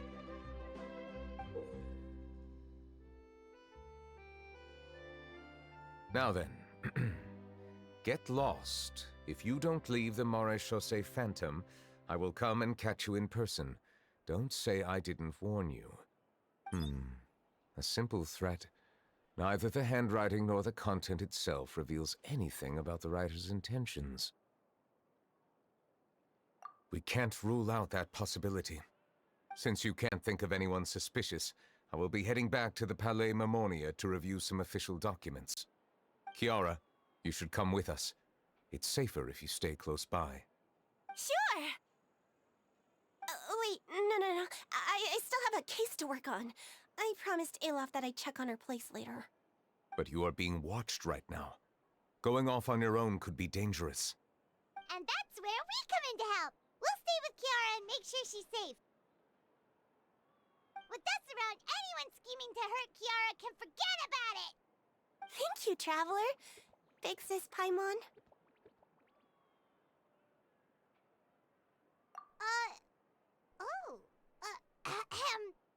Don't worry, your big sis Paimon is super strong! All right, let us go our separate ways for now. Please take care of Kiara. We'll take her to a lost place right away! See you around! So, Kiara, how old are you?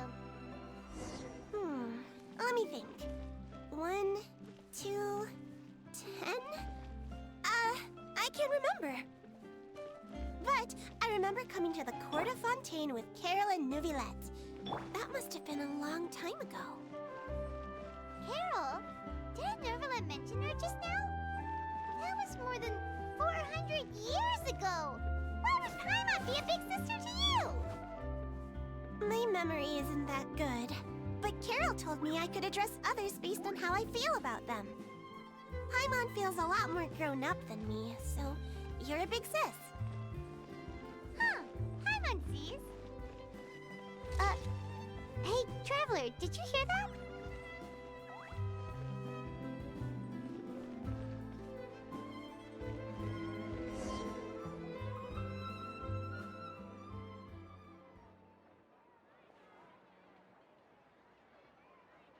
Strange.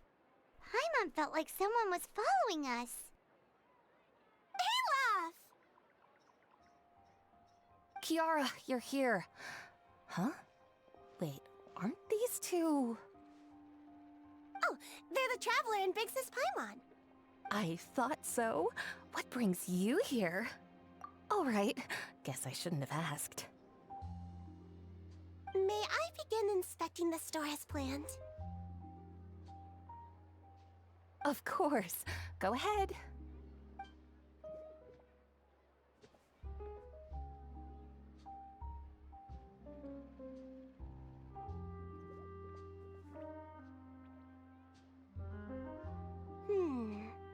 No hazards detected.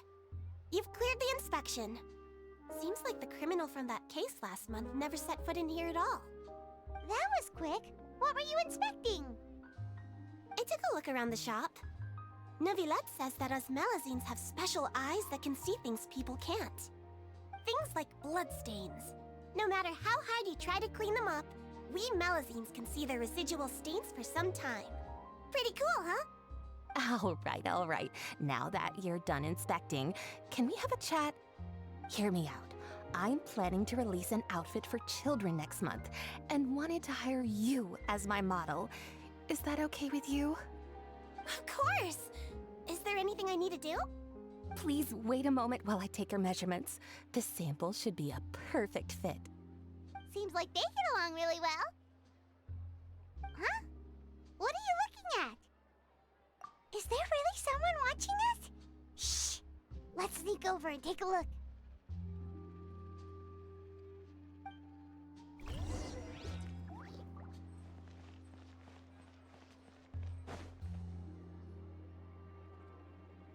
Strange.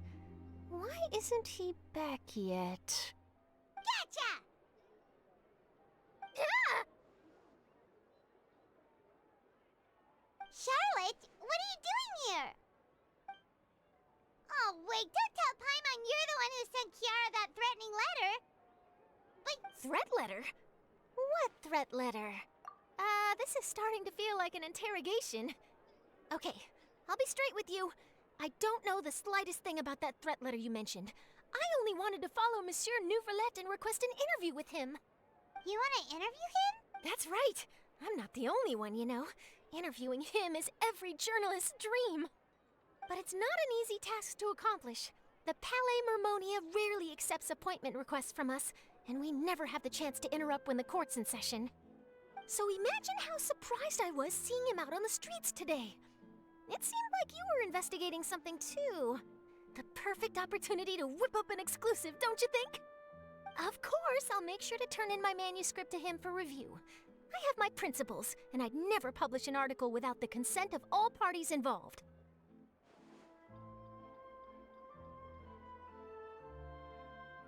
Yeah, we're doing a secret investigation that can't be made public knowledge. I see. Well, if you say so, I guess I'll put this matter aside for now. Oh, what a shame. Chances like this don't come by very often, you know. In exchange, could you tell me what the threat letter is about? I swear I won't tell. All right, then.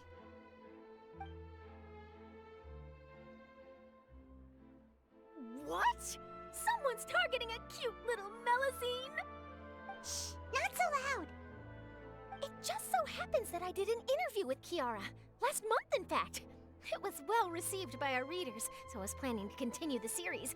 And now someone's coming after her. I'll ask my colleagues about it. Who knows? We might find something. And don't worry, I know what I'm doing. This secret's safe with me. But I gotta warn you, even if I keep my lips sealed, others will know eventually. Why? People care a great deal about Monsieur Neuvillette each and every move. Some may have already realized that something was up. Besides, the case involves Melazines, so... Anyway, I'll get going now. Watch yourselves, alright? Well, that was a nice chat. Let's head back and check on Kiara.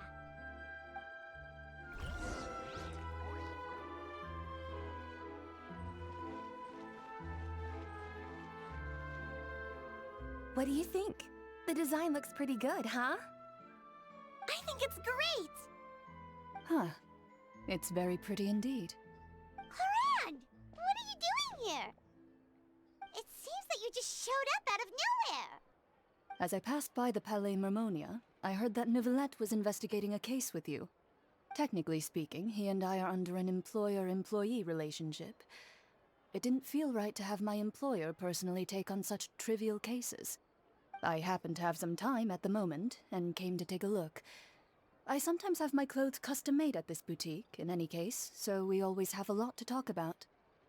Ah, Neuvillette sure is lucky to have someone like you. Leave this to me. You should go meet up with Neuvillette. Okay then, we'll leave Kiara in your hands. Come on, let's go find Neuvillette.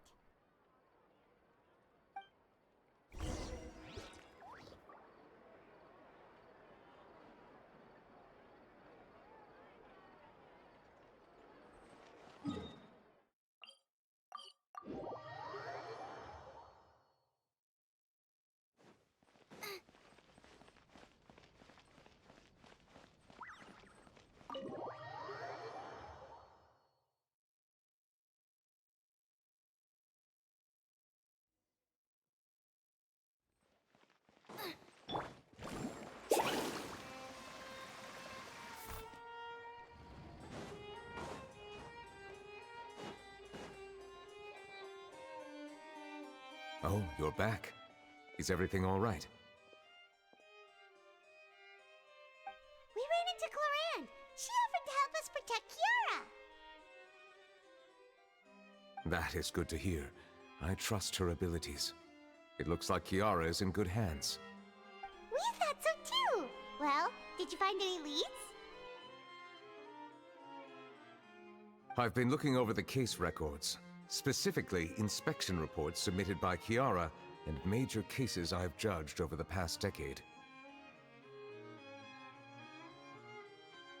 I've come up with two plans. On one hand, I could start with Kiara and track down the group behind all this step by step. On the other, I could also analyze the conflicting interests of these major cases and confirm my suspicions if there is indeed a mysterious group that bears a grudge against me. They both sound like pretty solid plans, but can you really finish browsing through all these documents? That's a lot of reading even for Paimon. Don't worry. I'm a fast reader when it comes to official documents. After all, I have several hundred years of reviewing under my belt. We'll help you read through them. We have nothing else to do. Thank you. I will continue looking through the ones piled up on the desk, but feel free to browse through anything else in this room.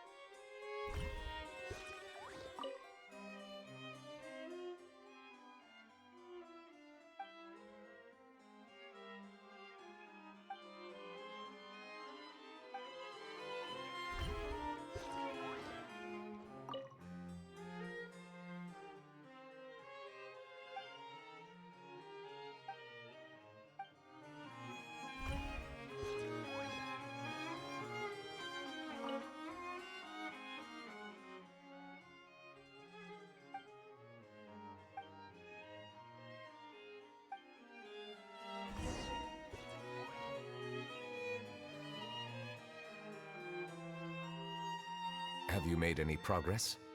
We skimmed through some of them, but there wasn't anything useful. Oh, there's so many documents lying around. Just how many cases have you handled? I would love to answer that question, but the truth is I've never made a precise calculation myself. If memory serves me right, there should be at least 100,000 cases. The documents you see are just a small fraction of what's really there. Whoa, that's a lot. Looks like the work of a Chief Justice isn't easy at all. That might be how it seems from another's perspective, but trials and official duties are, to me, simply routine. There are many documents here. Take a break if you are tired. You read Paimon's mind. All right, let us take a break then.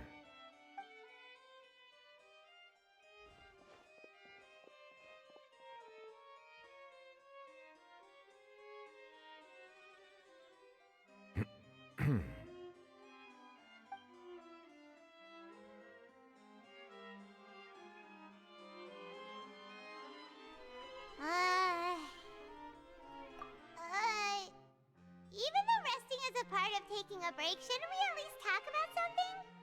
All this silence is making Paimon feel really awkward. Please pardon my lack of consideration. People rarely come to the Palais Mermonia for matters outside of work. To be quite honest, I am not sure what we should do. Would you like to have some drinks, perhaps? You must be thirsty after all that work. Ooh, drinks! Thank you!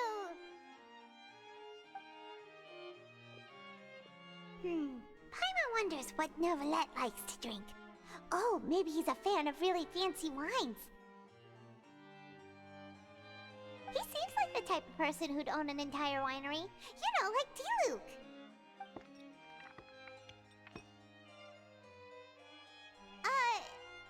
What's inside these glasses? It looks just like water. An astute observation. It is indeed water.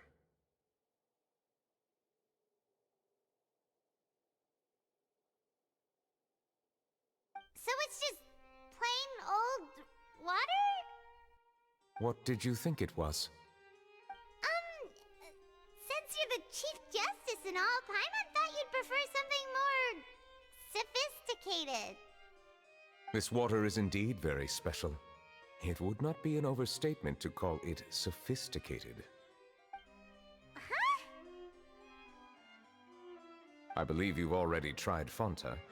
In fact, there are many other drink factories in Fontaine, including those that specialize in packaging pure drinking water.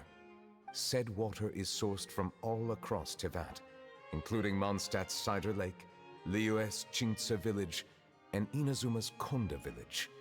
Here is one of their latest products, water from Sumeru's Apam Woods. If I were to comment on their mouthfeel, the waters of Cider Lake warm the heart. The waters of Chintsa Village have a poignant touch, while one might call the waters of Konda Village placid. Distinct differences exist between the waters of each area. You will appreciate their intricacies once you taste them carefully. Really? Let Paimon try!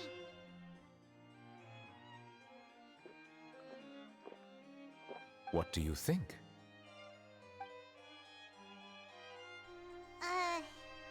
Nope. Paimon couldn't taste any difference at all. Isn't this just normal water? How regrettable. It seems like you still have a long way to go in refining your tastes. Hey, this doesn't have to do with refining our taste. Paimon's pretty sure most ordinary people can't tell the difference. How did you do it anyway? Oh, could it be because you're the Hydro Dragon? We are allowed to bring that up, right? Since no one else is around? Oh, Paimon's been wanting to ask this for ages. If you're the Hydro Dragon, why would you become Chief Justice in human society?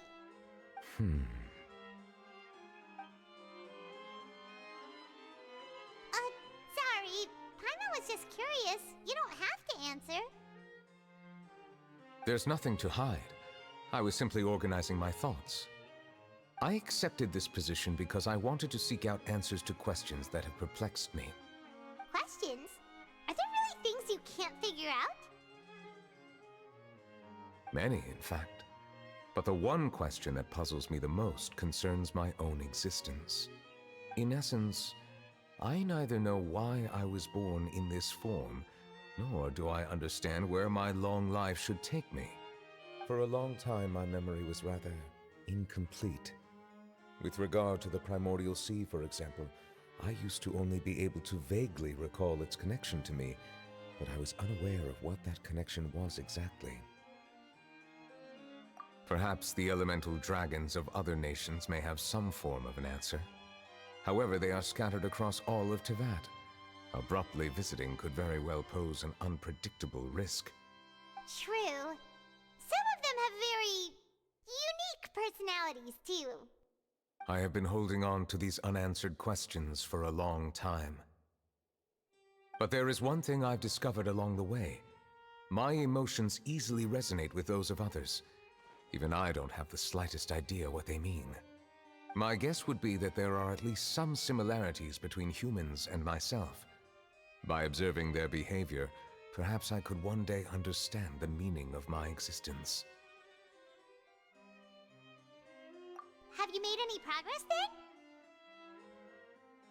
Perhaps, but I find such progress difficult to describe. As an outsider, chances to engage in meaningful interactions with others are few and far between. That's why I'm quite thankful for this chat. Such opportunities are rare. Alas, time is limited. We should move on with our investigation. Are we gonna continue reading these documents? Paimon's getting dizzy already. I wasn't able to find any leads even after browsing through most of the documents. But while we were on the topic of water a moment ago, another idea came to me. Water? Do you mean... That's right. The Fountain of Lucine is where all of Fontaine's waters converge. It is the vessel of countless memories and emotions. If there really were an organization attempting to use Melusines against me, they should also hold an intense resentment towards me. Perhaps we'll be able to find some new leads by sensing the hydro element within the fountain. Huh. Why didn't Paimon think of that? Come on, let's go take a look! Perhaps we should go. There shouldn't be too many people near the Fountain of Lucine during the evening.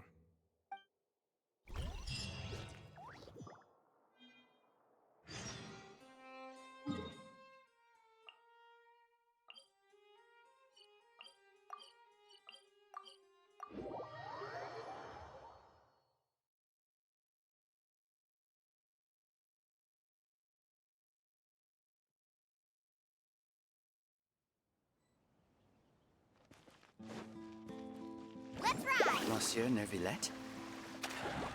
I probably shouldn't disturb them.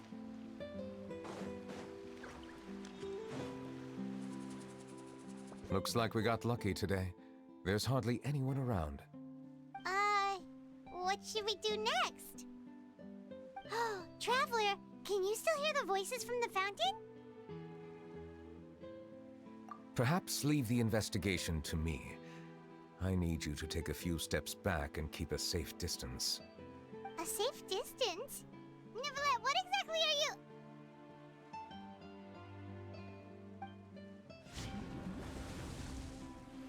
Whoa, it's glowing!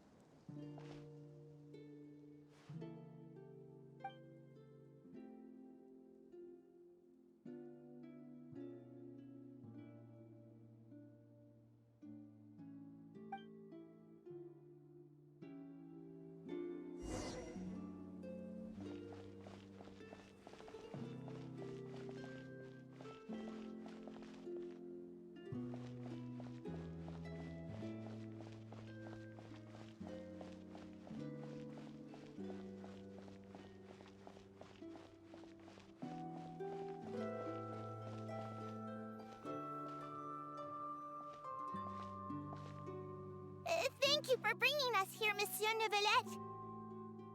The Court of Fontaine is truly incredible. There's so many things I've never seen or heard before. I understand your excitement, but there's no need to thank me. Although I have responded to your wishes, it was not without personal interest. Melusine's special sight make them especially suited for joining the Maréchaussée Phantom. I'm certain you'll become an indispensable part of Fontaine's detective force. I know, but I'm really glad to be of help. Not only can I repay you for your kindness, but also, it feels like my life has become a lot more meaningful. But a meaningful life also comes with its risks. It's definitely the safest to just stay in the village, but I want to see the outside world nonetheless. In truth, I've never really understood the purpose of my existence, or what I'm capable of contributing to this world. For almost 20 years, we've stayed in our village without finding any answers. That's why we wanted to leave our village and look for the meaning of our existence elsewhere.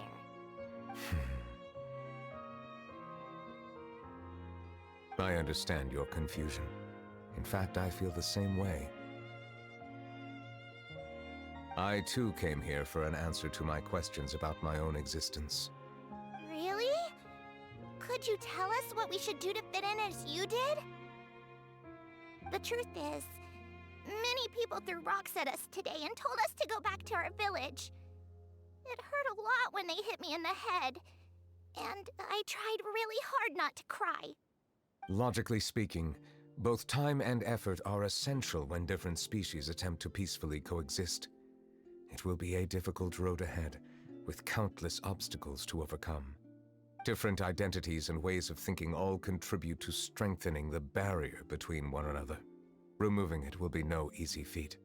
There aren't many suggestions I can share, because just like you, I haven't fully integrated into this society. Despite my social status, I am still an outsider. Oh, I see. Let's all do our best then. I'm confident that we'll find the meaning of our existence one day. I believe in you, but you shouldn't lose sight of the difficulties ahead. If you run into any trouble, I suggest that you inform Vautrin, the captain of the Special Security and Surveillance Patrol. Huh? Is he the person I met in the Palais Marmonia earlier? Yes? Do you have any concerns? That stone-faced human. He didn't even bother to look at me when I tried talking to him.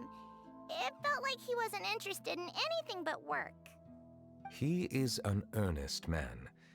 There will be plenty of opportunities to work together in the future, so please try to get along.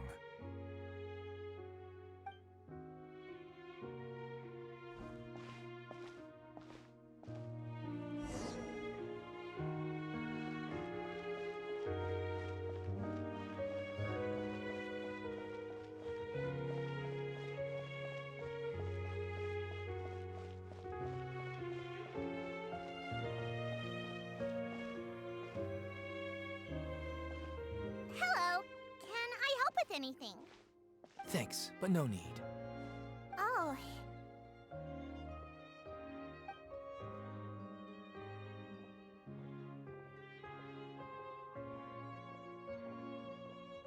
Hello. I'm Carol, a Melusine. Is there anything you need help with? Get away from here! I'm calling the guards. Please, calm down. I don't mean to cause any harm. Hard to say.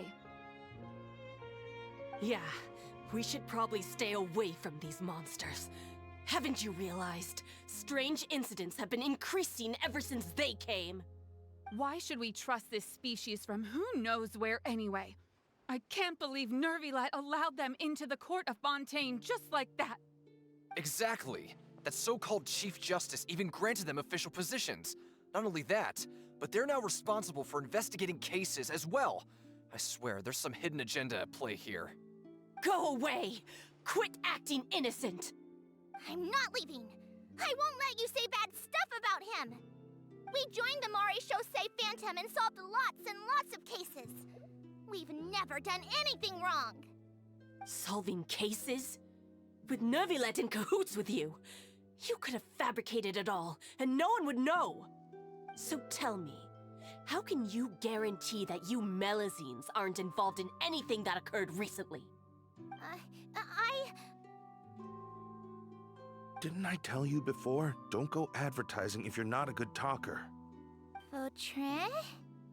Aside from spreading unjustified rumors, if you continue insulting members of the Mare Chaussee Phantom, the Special Security and Surveillance Patrol has every right to subject you to interrogation.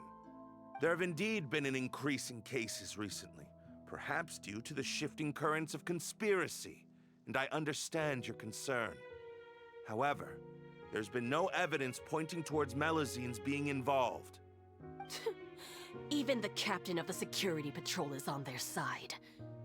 Neuvillette's newly reformed police force is already corrupt to the core. How can two completely different species possibly coexist? You heard that? Yeah. I don't understand. Why won't anyone believe us? There have been rumors saying that you were born from calamity, and that you inherently bring danger to those around you. There are countless negative rumors about you floating around in Fontaine. It's near impossible for you to become a part of this society. Best if you give up before it's too late. Monsieur Neuvillette said that we needed to put both time and effort in. I don't know how long it'll take, but I can at least try making my best effort. I still want to try a little harder. Thank you for bailing me out earlier. Okay, I won't be taking any more of your time. I painted a lot of flyers last night, so I have to stay and hand them out to everyone. Give them to me. You're not gonna take them away, right? We'll hand them out together. The faster we get this done, the sooner we can head back.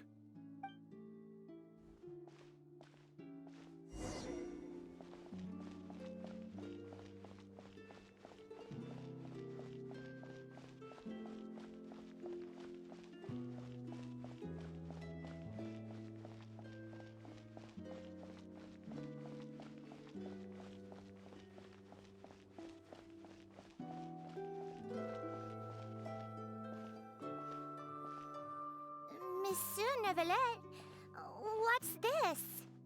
Medals of Peace, awarded to you and Vautrin. Thank you for your continued dedication in the past 5 years. You've taken one small step forward in helping Melazines gain the trust of humans. I think I'll pass. Hey, don't say that. We wouldn't have made it this far without you. It won't be long before Melazines begin living peacefully with the humans. Just the thought of it makes me happy. Don't keep your hopes up. We've barely scratched the surface. There's still a long way to go before that dream of yours comes true. You blockhead! Don't ruin the mood! Vautrin brings up a good point. The trust humans have placed in you is still very fragile. Any small incident could undermine the hard work you've put in. Please be on your guard for the next few days. Yes, sir. Okay, got it.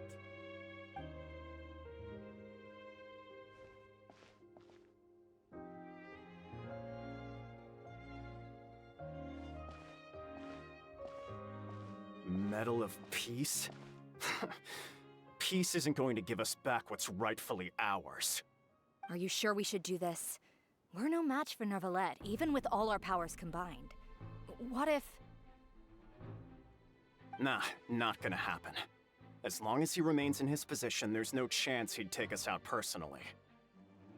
There are rules even he must comply with in the political sphere, unless he wants to become an enemy of Fontaine. So quit worrying and just go ahead with it. I've already planned out the murder. Once we lay the blame on the Melazines as the person who brought them to the court of Fontaine, Neuvillette will be left with no excuse. I guess you're right.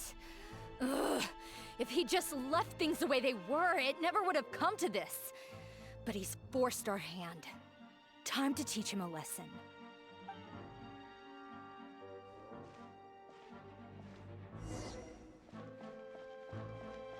Turn the murderer in!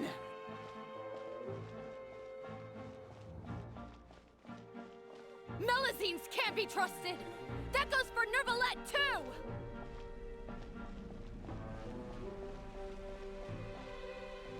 Peaceful coexistence?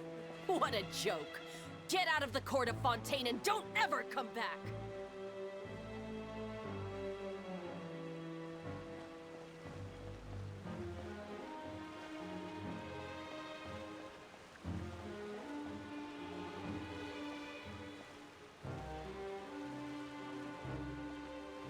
The results of the investigation are in, Captain Vautrin. Go on.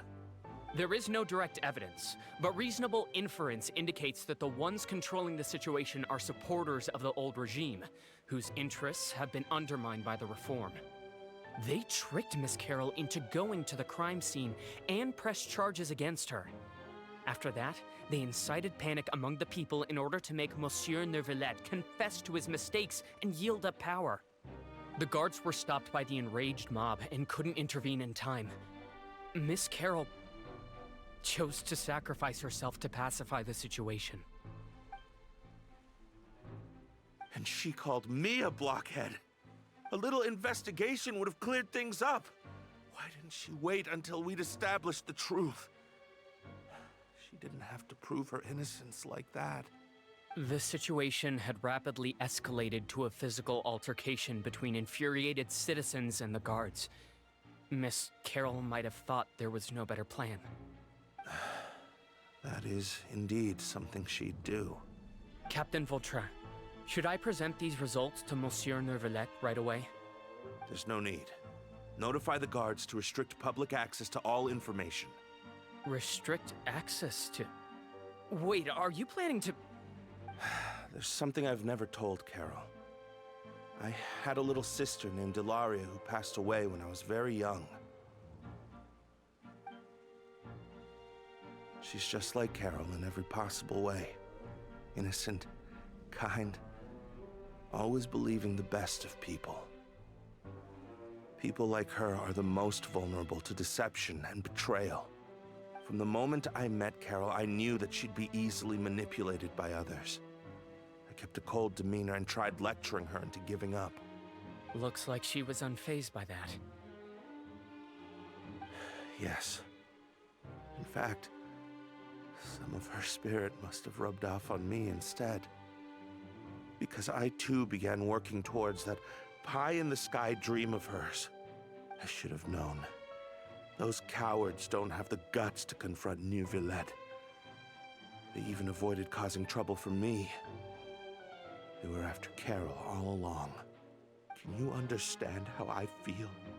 Right now, there's only one thought on my mind. Only through bloodshed can their debt be repaid. I understand, but I'm certain Monsieur Neuvillette wouldn't accept that as a solution. That's exactly why we need to keep this a secret. Give me the list of suspects. What happens after this has nothing to do with any of you. I will take responsibility for everything.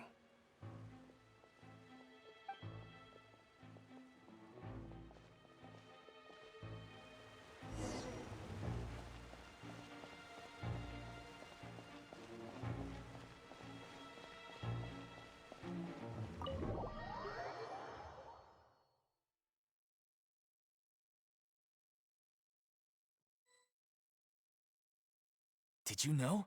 They're hearing a major case today, and the criminal is Captain Vautrin of the Special Security and Surveillance Patrol. Apparently, he resorted to personal measures to seek revenge for Carol and settled the score with the group that framed his friend. Hey, why aren't you saying anything? I'm thinking... we should try our best to bail him out when the trial commences. Bail him out? Why? Shh, keep it down! Haven't you realized? Both Vautrin and Carol are Nervillette's most trusted subordinates. After everything that happened to Carol, Nervillette's guaranteed to do everything he can to keep Vautrin around. Besides, now that the old regime has been uprooted, Nervillette's status is secure as can be. As long as we redirect public opinion, Nervillette will be able to give Vautrin a reprieve. The benefits are endless.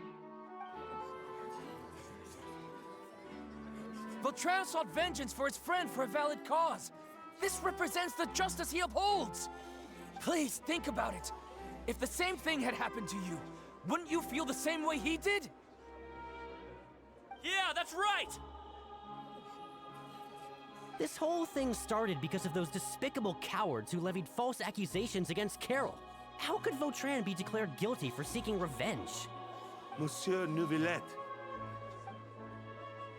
Mr. Vautrin is innocent! He's innocent! Order! I acknowledge your arguments. Vautrin, your revenge could be seen as a form of justice. I understand your decision, which is why I cannot help but feel regret and even grief about the judgment I must now impose. Personal justice does not equate to justice as defined by the law. To execute your plan for revenge, you abused your authority and conducted informal executions. Your actions have thus violated the law. Therefore, you will be declared guilty. What? That can't be! Monsieur Neuvillette, please give this a little more thought. He has done so much for Fontaine. Vautrin, my friend, is there anything else you want to say? Neuvillette, what have I done to deserve this? I've closely followed every one of your orders. Can't you see? Everyone in this room believes that I'm innocent. Why can't you just let me off? Is this what justice means to you? Answer me, Neuvillette! Order. Since there have been no further objections, the Oratrice will now deliver the final verdict regarding the charges against Mr. Vautrin. According to the judgment of the Oratrice Mécanique d'Analyse Cardinale, Mr. Vautrin will be declared guilty.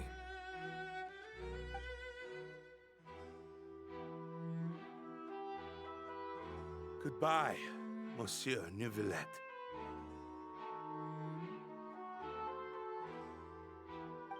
This all happened because of Carol's naive ideas.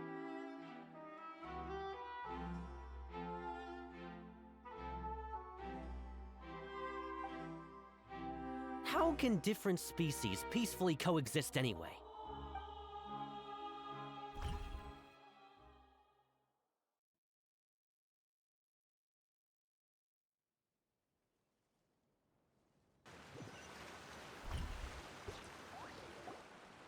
Hey, stop spacing out! What's wrong? Are you not feeling well? Apologies, it seems like my memories got the better of me. I tried my best to suppress the power of Hydro within myself, but it seems like it still caused the emotions within the Fountain of Lucine to boil over. Due to my negligence, the overflow of emotions and memories must have affected you as well. Are you all right? Wow, the Hydro Dragon is more powerful than Paimon thought. Anyways, the last time we came here, the Traveler only heard voices from the Fountain of Lucine. No emotions boiling over or anything. It is as you said.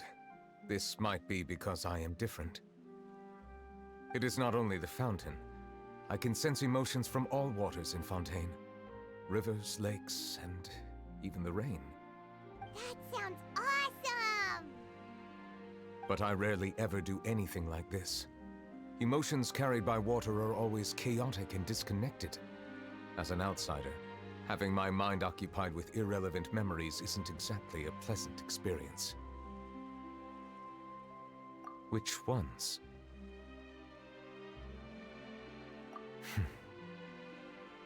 It's fine. I prefer not to speak of those memories. That does not mean I am deliberately hiding them. It was a coincidence, but perhaps it is a good thing that you saw everything in that form. You should now understand why I believe there to be a conspiracy behind all this. These two cases are much too similar. I felt like I needed to do something. Paimon's starting to lose track of what you're saying. Don't leave Paimon out of the conversation. Paimon wants to help too. Then let us get back to the point. While I was investigating the fountain, I discovered something strange. I did not sense too much hatred towards me within its accumulated emotions. I don't know what caused this to happen, but it seems like there won't be a shortcut to finding the organization that may be pulling the strings here. However, I did find some resentment directed towards Kiara. If I remember correctly, it seemed to be related to a smuggling case. Oh! Didn't we read about that in one of the documents? You've read about it? In that case, the resentment should have come from that incident. Huh? What are you doing here? I was just about to look for you at the Palais Mermonia. Navia! Nice to see you again! Is there something we can help with? I've heard some things, but I'm not purposely asking around or anything. Don't worry. Rumors are abroad that someone's scheming against Melusines, and that you're investigating the case. So I told the Spina di Rosula to keep an eye out for leads. We've had unfamiliar faces showing themselves at the Fleuve Cendre lately. Maybe you'll find the suspects among them. Thank you. Where did you hear about all this? The Chief Justice out on investigation, accompanied by the Traveler from afar. No matter how you conceal your whereabouts, there will be countless eyes watching you. You talked to Kiara, but didn't ask her to keep things secret. People curious to know asked around for information, then it was only a matter of time before word of the threatening letter spread all across Fontaine. So that's what Charlotte meant. Indeed. I did not expect that this could be kept hidden for too long, but the rumors still spread faster than I imagined. You know, it could be because you attract more attention than you think. Anyway, any progress with the investigation? The suspects who threatened Kiara might have to do with a certain smuggling case, but it is still uncertain if there is in fact another party behind all this.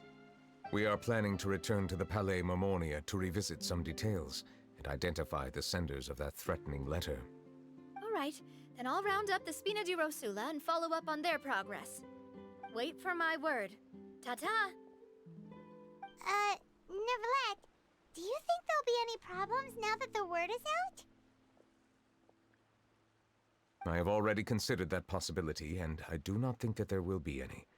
As a matter of fact, once the word gets out, no one would dare to harm Kiara in broad daylight. What is more important is how the case is perceived by the public. 400 years ago, they chose to side with the old regime and direct their resentment towards the Melusines. I hope the same won't happen again. Let us head back to the Palais.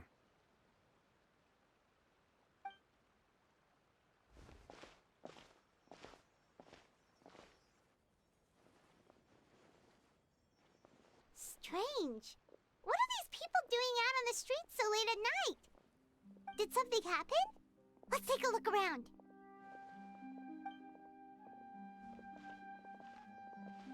Have you heard? Someone's plotting against a Melusine. This is 100% the truth. Even the Chief Justice is investigating in person. What? That's it! Who's been threatening Melusines? Show yourself! Our enemies are lurking in the shadows and won't easily reveal themselves. But no amount of hiding will keep us from finding them. That's exactly what I wanted to say. The guards have already begun to take action. We can't just stand by and watch. Think about how much we owe them. Now that they're in danger, how can we just sit back and do nothing? Everyone, please stay alert to your surroundings from now on. If you see any suspicious persons, report them to the guards immediately.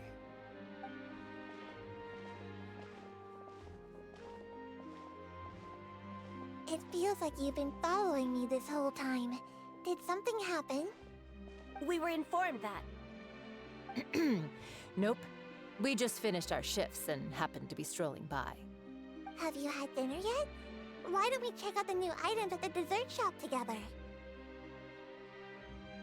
This isn't a good time to be out and about. Come on, don't act tough. I bet you're hungry too. All right, let's go buy a cake or something. You shouldn't ever skip meals, especially if you have another shift scheduled for later.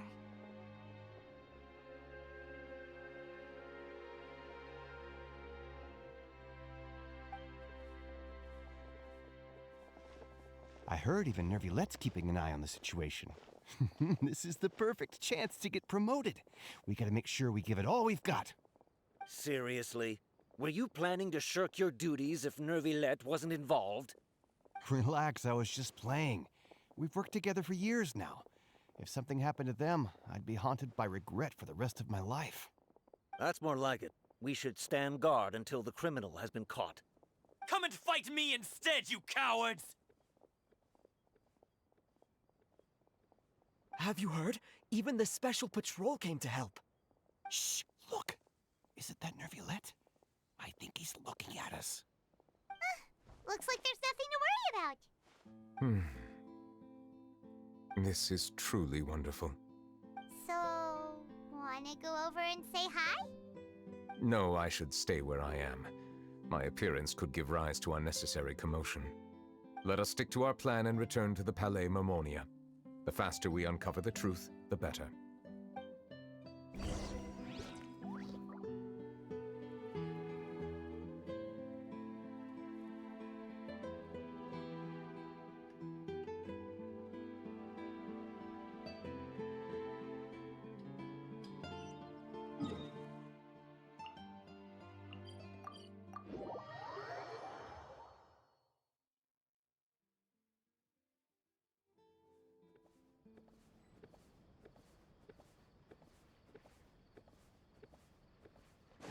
Need a surfboard?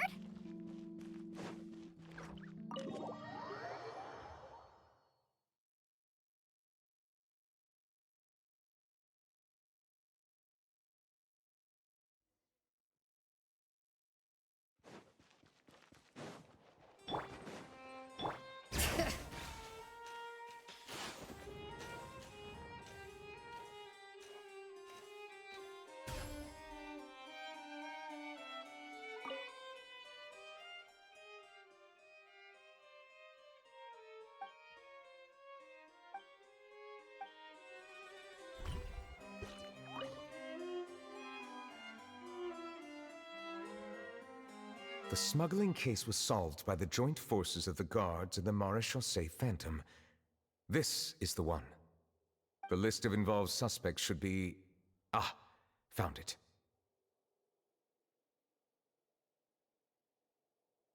What does it say? The principal offenders Domenico, Inica, Yuna, and others have been caught. They have been sent to the fortress of Meropide following trial. Those with close connections or mutual interests with the offenders but who did not participate in the case will not stand trial. Among them, surveillance of Essin has ceased on account of his good behavior. All other personnel remain on our watch list. So many names. Is the one who sent that threatening letter to Kiara on the list? Yes, there is something suspicious about Essin, to be precise. It seems like he's closely related to the core members of the smuggling case, and he moves around without much restriction. Monsieur Nervilette, someone claiming to be from the Spina Durasula just checked in with us. He said, and I quote, "We have located the suspect. They're chatting at the cafe." Huh? How did Navia find them so quickly? We've only just figured out the suspect's name. I too am perplexed. The cafe isn't too far from here. We should head over and take a look.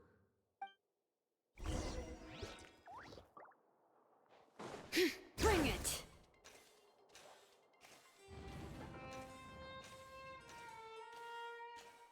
These newcomers are full of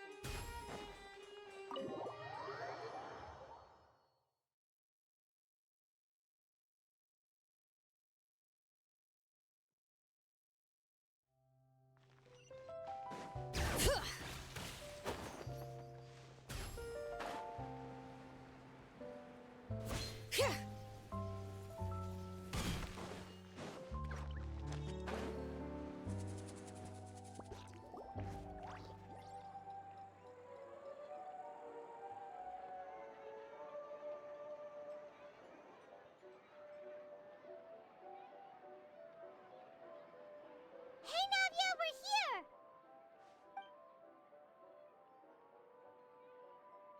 Whoa. Check out all these people. Hey there, are you Navia's friends too? These are the people who have had recent dealings at the Marechaussee Phantom. They're usually hidden in the Fleuve Cendre, but I sent for someone to invite them over. Invite them over? Exactly. Now, I heard there's great coffee here, and so I asked them if they'd like to come and have some. Yeah, it's our pleasure to be guests of the Spina di Rosula. I've wanted to have a meetup like this for ages. Something feels off. But, oh well. Let's get back to business. Is there anyone called Essan here? Yes, that's me. You're Essa? Yes, monsieur, Nervilette. Did you write that threatening letter to Kiara? I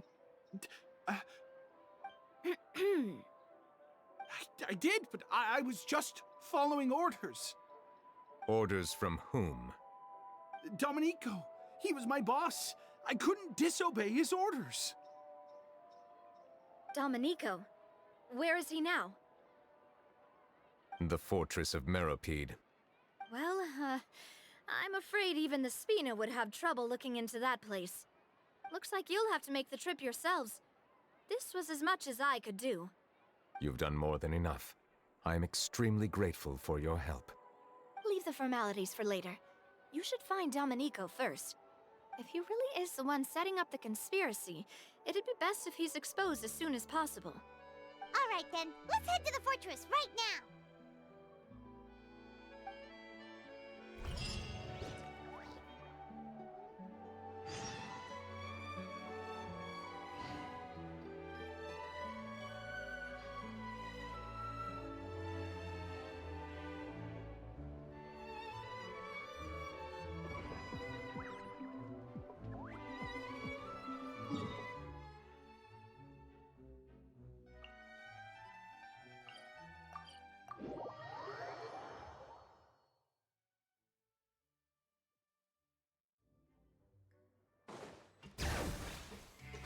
It's Monsieur...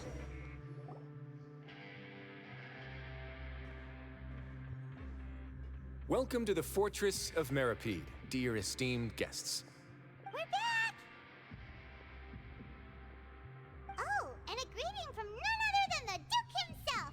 Guess we made a name for ourselves at this place. This isn't anything new.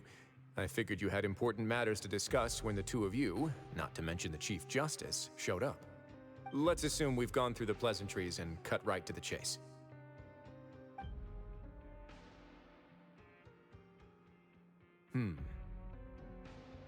I do remember a thing or two about Domenico. He once attempted to round up the other inmates and instigate a protest. Who does this guy think he is? Paimon hopes nothing came of it. He once attempted to, I said, meaning that it was over before it even started.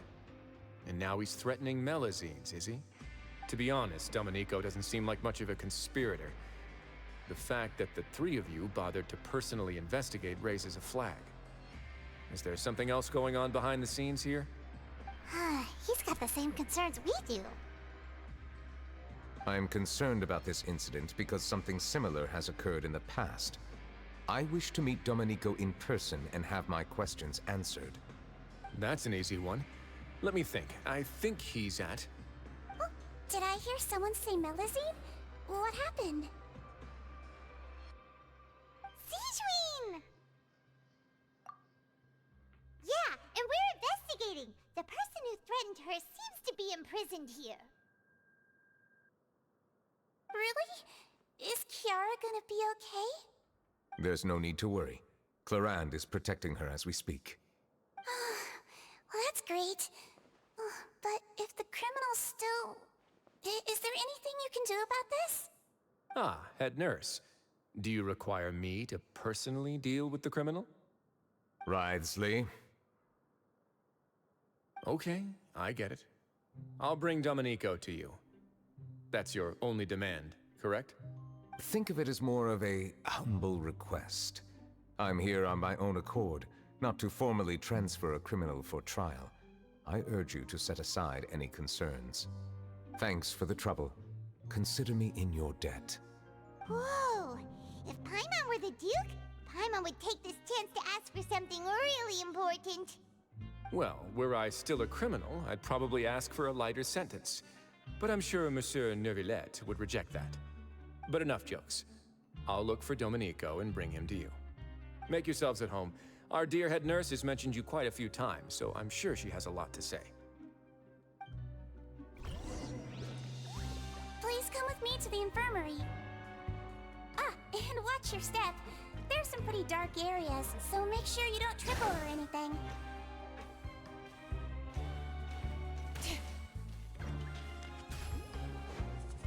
Carbon waves! Need a surfboard? Off we go.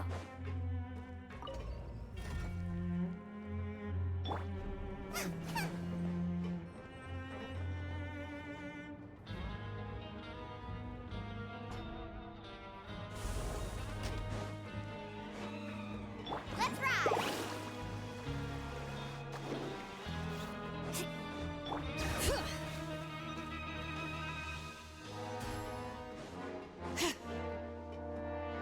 Now that I think about it, I can leave this place soon. Huh?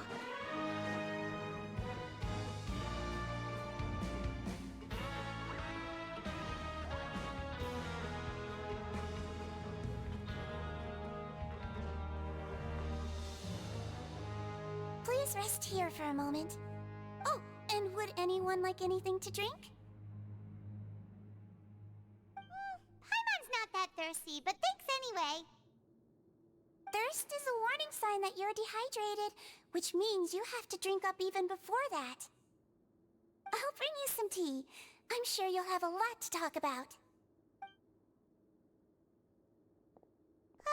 Typical Sejuin. Concerned about everyone's health as always. Why aren't you two saying anything? You noticed them too. The badges they wore on their chests looked quite familiar. Familiar? Paimon didn't even realize they were wearing them. But if both of you say so, let's go ask them about it. That's not a bad idea. I will stay here and wait for news from you.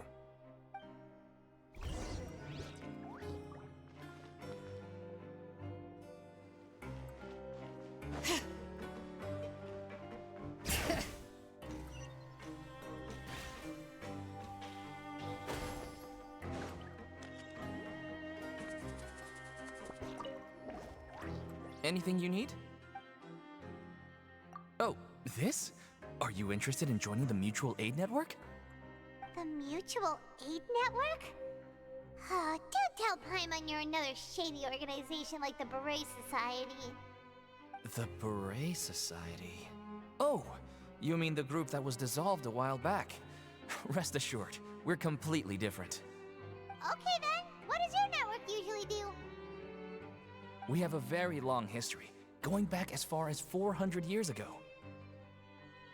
We have never had many members throughout our history, nor do we have much of a reputation, but everyone treats each other like family.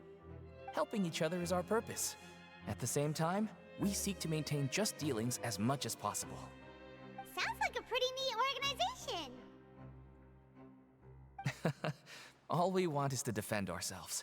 None of us have ever committed serious crimes, and we're not especially powerful either.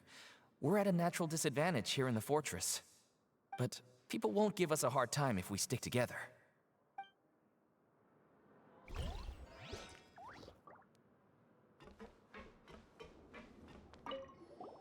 Interested in joining the Mutual Aid Network? If you'd like to learn more, here's our flyer.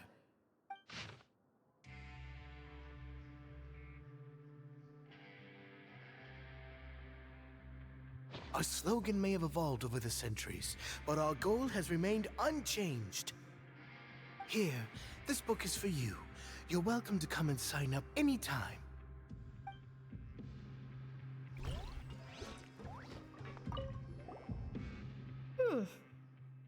You two look kind of familiar. It's the symbol of the Mutual Aid Network designed by our first president. From what I've heard, it's based on something called a Medal of Peace. I've never seen one of those medals for myself, though. The first president of our network was an amazing person. Powerful as he was, he never used his strength against anyone. He encouraged the weaker criminals to stick together and look out for each other. All of us have a lot of respect for him. We should have gathered enough information. Let's head back and talk to Neverlet.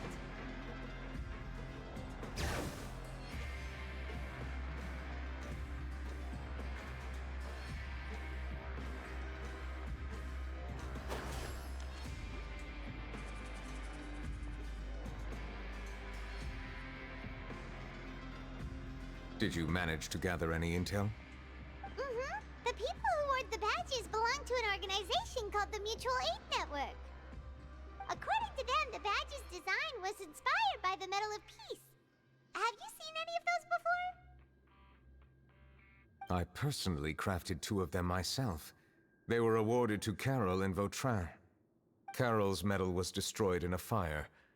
The only one that remained should belong to Vautrin. Oh!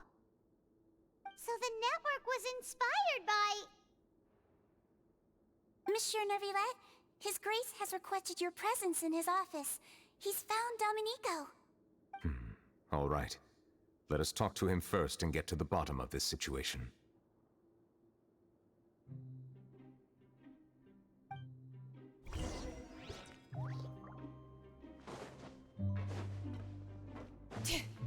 Bring it!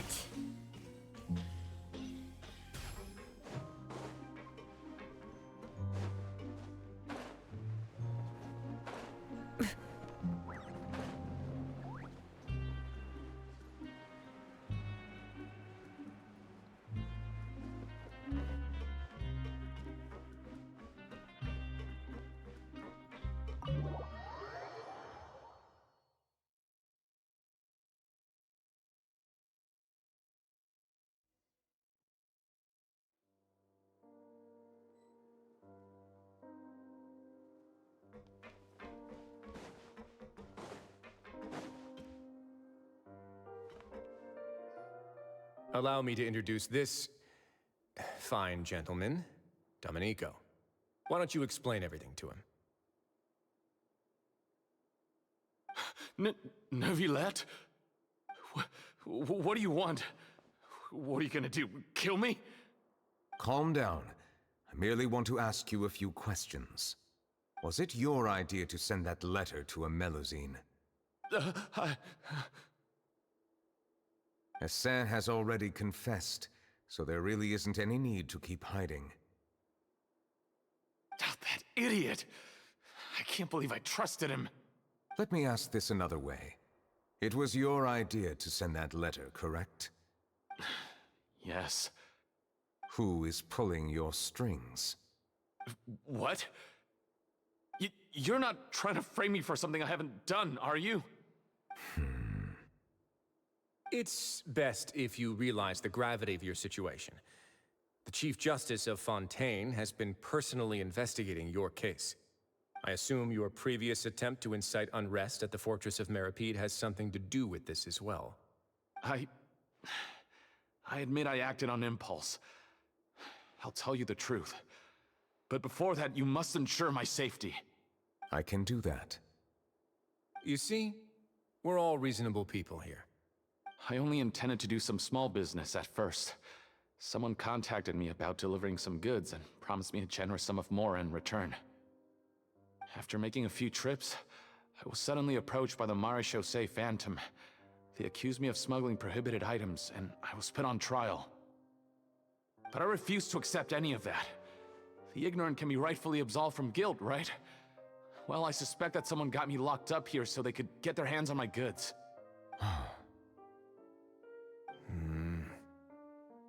And then you decided to take revenge on the Melusines? Over that?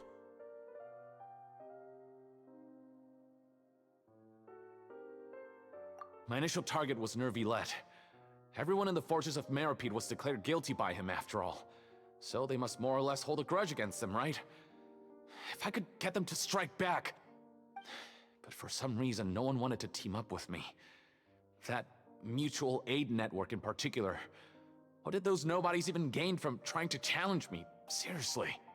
In the end, I had to redirect my focus onto Melazines to salvage things. I recall that Kiara was the one who confiscated my goods for inspection, so I asked one of the more approachable guards to send a letter, claiming that I meant to contact my family. But the letter was in fact addressed to Essa.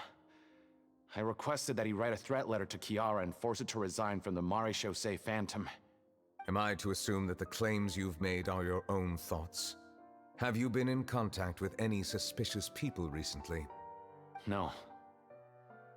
Is it true that all members involved in the smuggling scandal have been caught? Yes. And that's all I know. Sijouin, please take him back to the detention center. I'll deal with him later.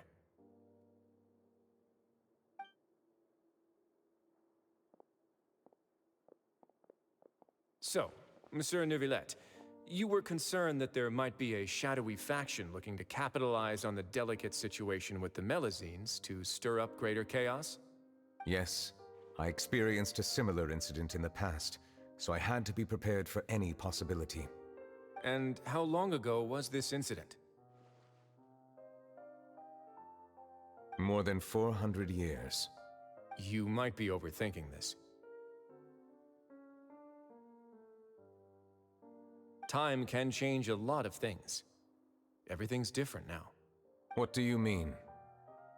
400 years ago, you and the Melazines you brought to Fontaine were the outliers in society. But in the present day, if someone were to threaten the safety of the Melazines, people wouldn't just sit back and do nothing. I trust that they would make different choices from before. That's right! We saw lots of people standing up for Melazines on our way back to the Palais Mermonia.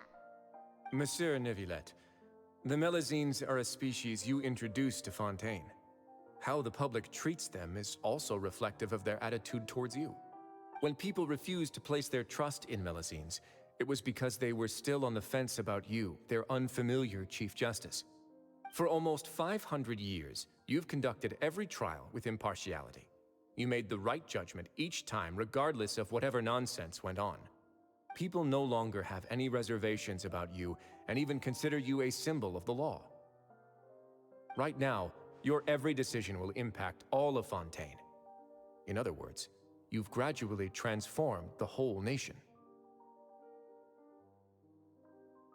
Paimon gets it now. No wonder no one wanted to join forces with Domenico. I am undeserving of such high compliments. From my perspective, I have simply been fulfilling my duties. It isn't anything special or worthy of praise. I'm simply fulfilling the promises I've made and searching for answers through my judgments. It is unnecessary to hold me in such high regard. The complexity of human emotions and willpower far exceed those of mine. As a matter of fact, I believe that you are the ones who deserve my respect. There's no need to be so modest. The current state of affairs says it all. You're no longer that outsider you were before. Even if you wished to investigate something on your own, many would take the initiative to lend you a hand. I must say that you've made a fair point. Thank you for clearing my doubts. Now that the case has been settled, I should get going. Huh? You're leaving? And so soon, too? Why not stay for a cup of tea? Thank you for the offer, but I know how this place works all too well. While some are here to redeem themselves, there will inevitably be those who harbor resentment towards me. The less time I spend here, the better. My presence could very well result in an unwanted disturbance. In that case, I'll have to insist. I still have 2 more things to say. Please, go ahead. The first is about the guard who helped Domenico send that letter. I know of what you speak. The guard was indeed deployed from the Palais Mermonia's staff. However, as I mentioned earlier, I visited today on personal business. Therefore, I leave that matter in your hands. Well, that makes things a lot easier.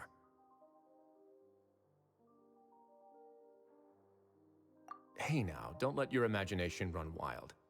Those from up there have a tendency to sympathize with others. However, down here, such thoughts will put you at high risk. I'll have a chat with the guard and remind him to take precautions in the future. I see no issues with that. Great! That's one thing out of the way.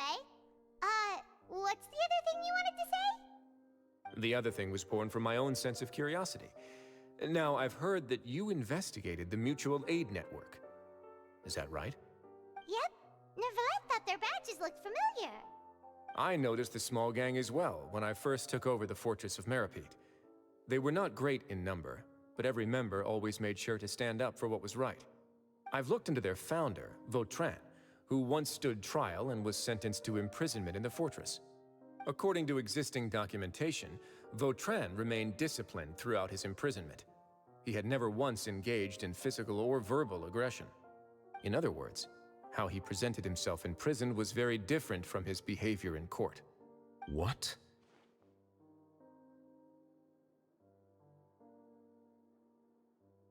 During his trial, I could sense that his feelings were complicated. He appeared to be full of resentment, and I believe he had every right to feel that way. Perhaps he had been putting on an act. An act? Neuvillette and Vautrin had a close relationship as superior and subordinate. Vautrin must have known that the Chief Justice would make an impartial judgment. Thus, the more resentment he displayed, the clearer it would be to those present that you were upholding justice. And to those who had been sitting on the fence, Vautrin's act was a very meaningful one. That's all from me. Does anyone else have anything to say? Now's your chance. I don't have anything to say. Apart from expressing my gratitude, that is. Well then, let us head back. No need to see us off.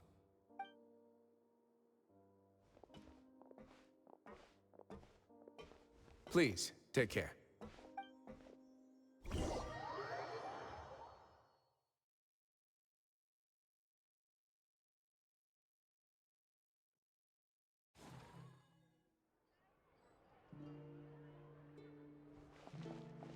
That trial is something I rarely bring up in conversation, but I have always felt deep regret for what happened to both Carol and Vautrin. The words he spoke in court often replay in my mind, as if urging me on to do something. But Risley said he never resented you, right? Isn't that a good thing? I believe I now understand what he wanted to tell me. I feel conflicted about those words. How should I describe it? Surprise, relief, fear, and regret. But this blend of emotions has led me to finally understand some things. I would like to hear your thoughts, too. What do you think of me? Paimon agrees with everything Risley said. As Chief Justice, every single one of your trials makes an impact on Fontaine. What do you think, Traveler? Hey, any comments? What I really think is, every trial you've ever judged has left its impression on you. And that's what makes you who you are today.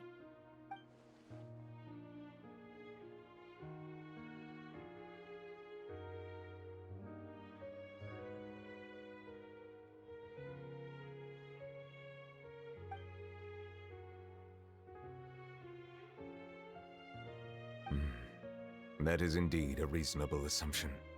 As I said, I find it difficult to express my emotions because I cannot fully understand myself. But I trust your judgment. Since some time ago, I have begun to notice the changes that have occurred upon my person. These changes were not due to any specific occurrence, but emerged as a result of time itself. I will try to contemplate this further. Thank you both.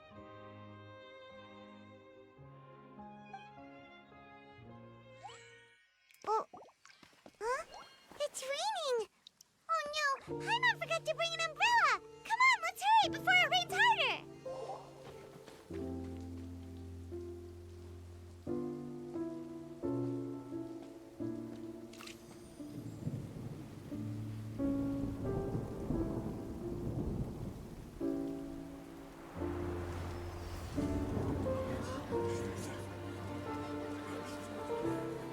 it's raining again? I've had enough of this weather. There go my travel plans. Did you read the news this morning? Quick, put away everything on the clothesline. When is this rain going to stop? Hydro Dragon, don't cry!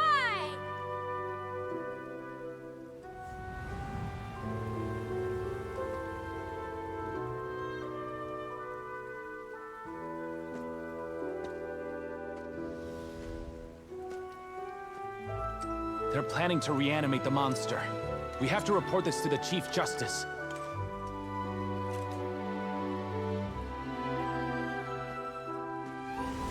The Fortress of Mirapede. It's a good place for me.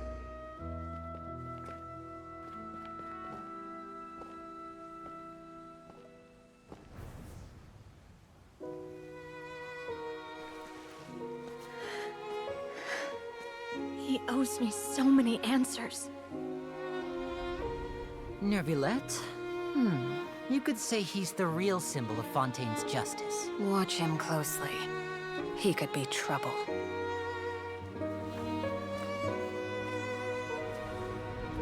How can two completely different species possibly coexist? Who's been threatening Melusines? Show yourself!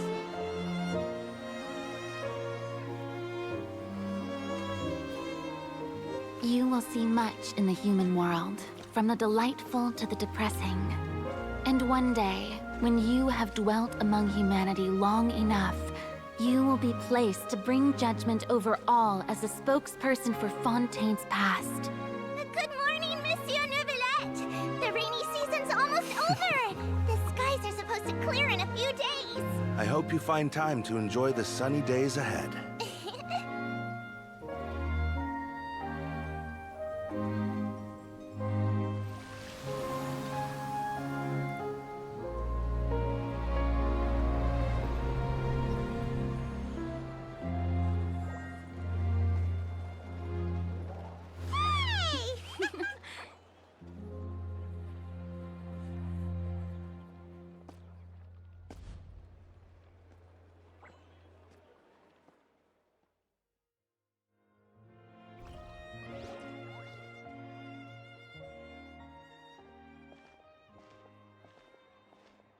Is the matter resolved? Yep, we found the person who sent that threatening letter. Risley said he'd keep a close eye on him, so the Melusines should be safe now. Oh, that's wonderful. Sorry for dragging you all into this. There's no need to apologize. Yeah, you didn't drag us in. We got involved of our own accord. By the way, where's Kiara? At the Palais Mermonia, more than 50 people offered to protect her. Some even hid within the bushes to look out for danger. I was worried that the excess of protection would make her feel uneasy, so I asked her to stay inside the Palais. It's very safe in there. What a relief! Well, now it looks like the dust has finally settled. To celebrate this joyous occasion, Monsieur Neuvillette, would you be interested in an exclusive interview? That's not how you celebrate! I will consider it. Really? Of course. My schedule is full for the following weeks, but I should be available next month. Come up with questions during the intervening days, and I will answer them to the best of my ability.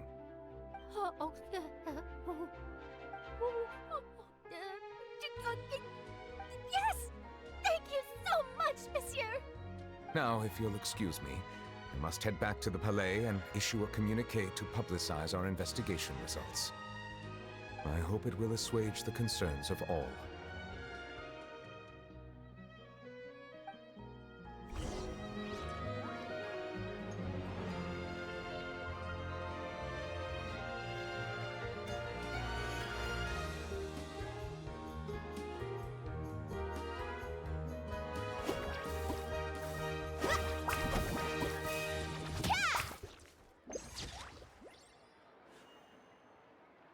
Welcome to Chiaria Boutique. For tailoring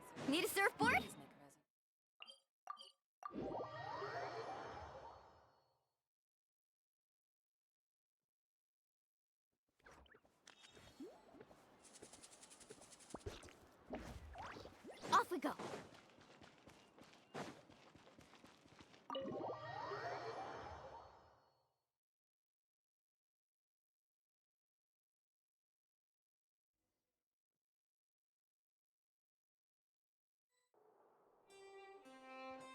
Carving waves!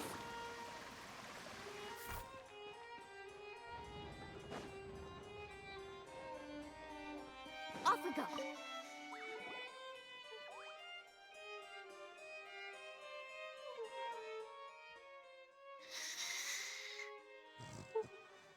Kiara?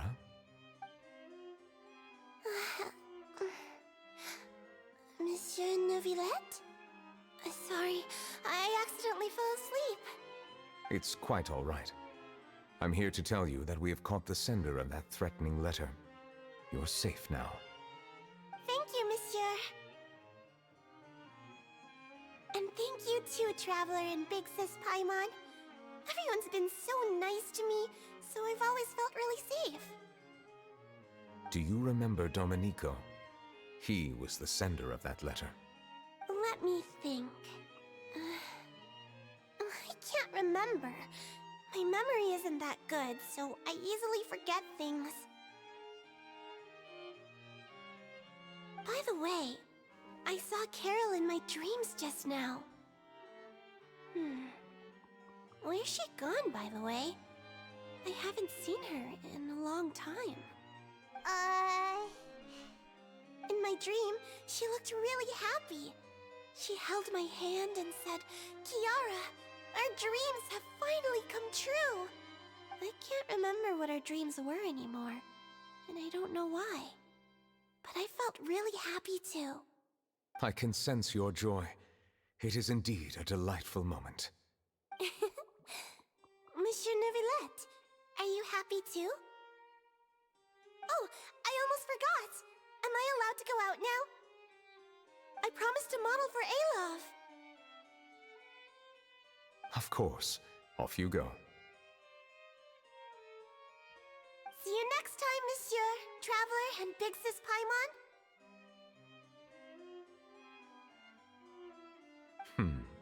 See you next time.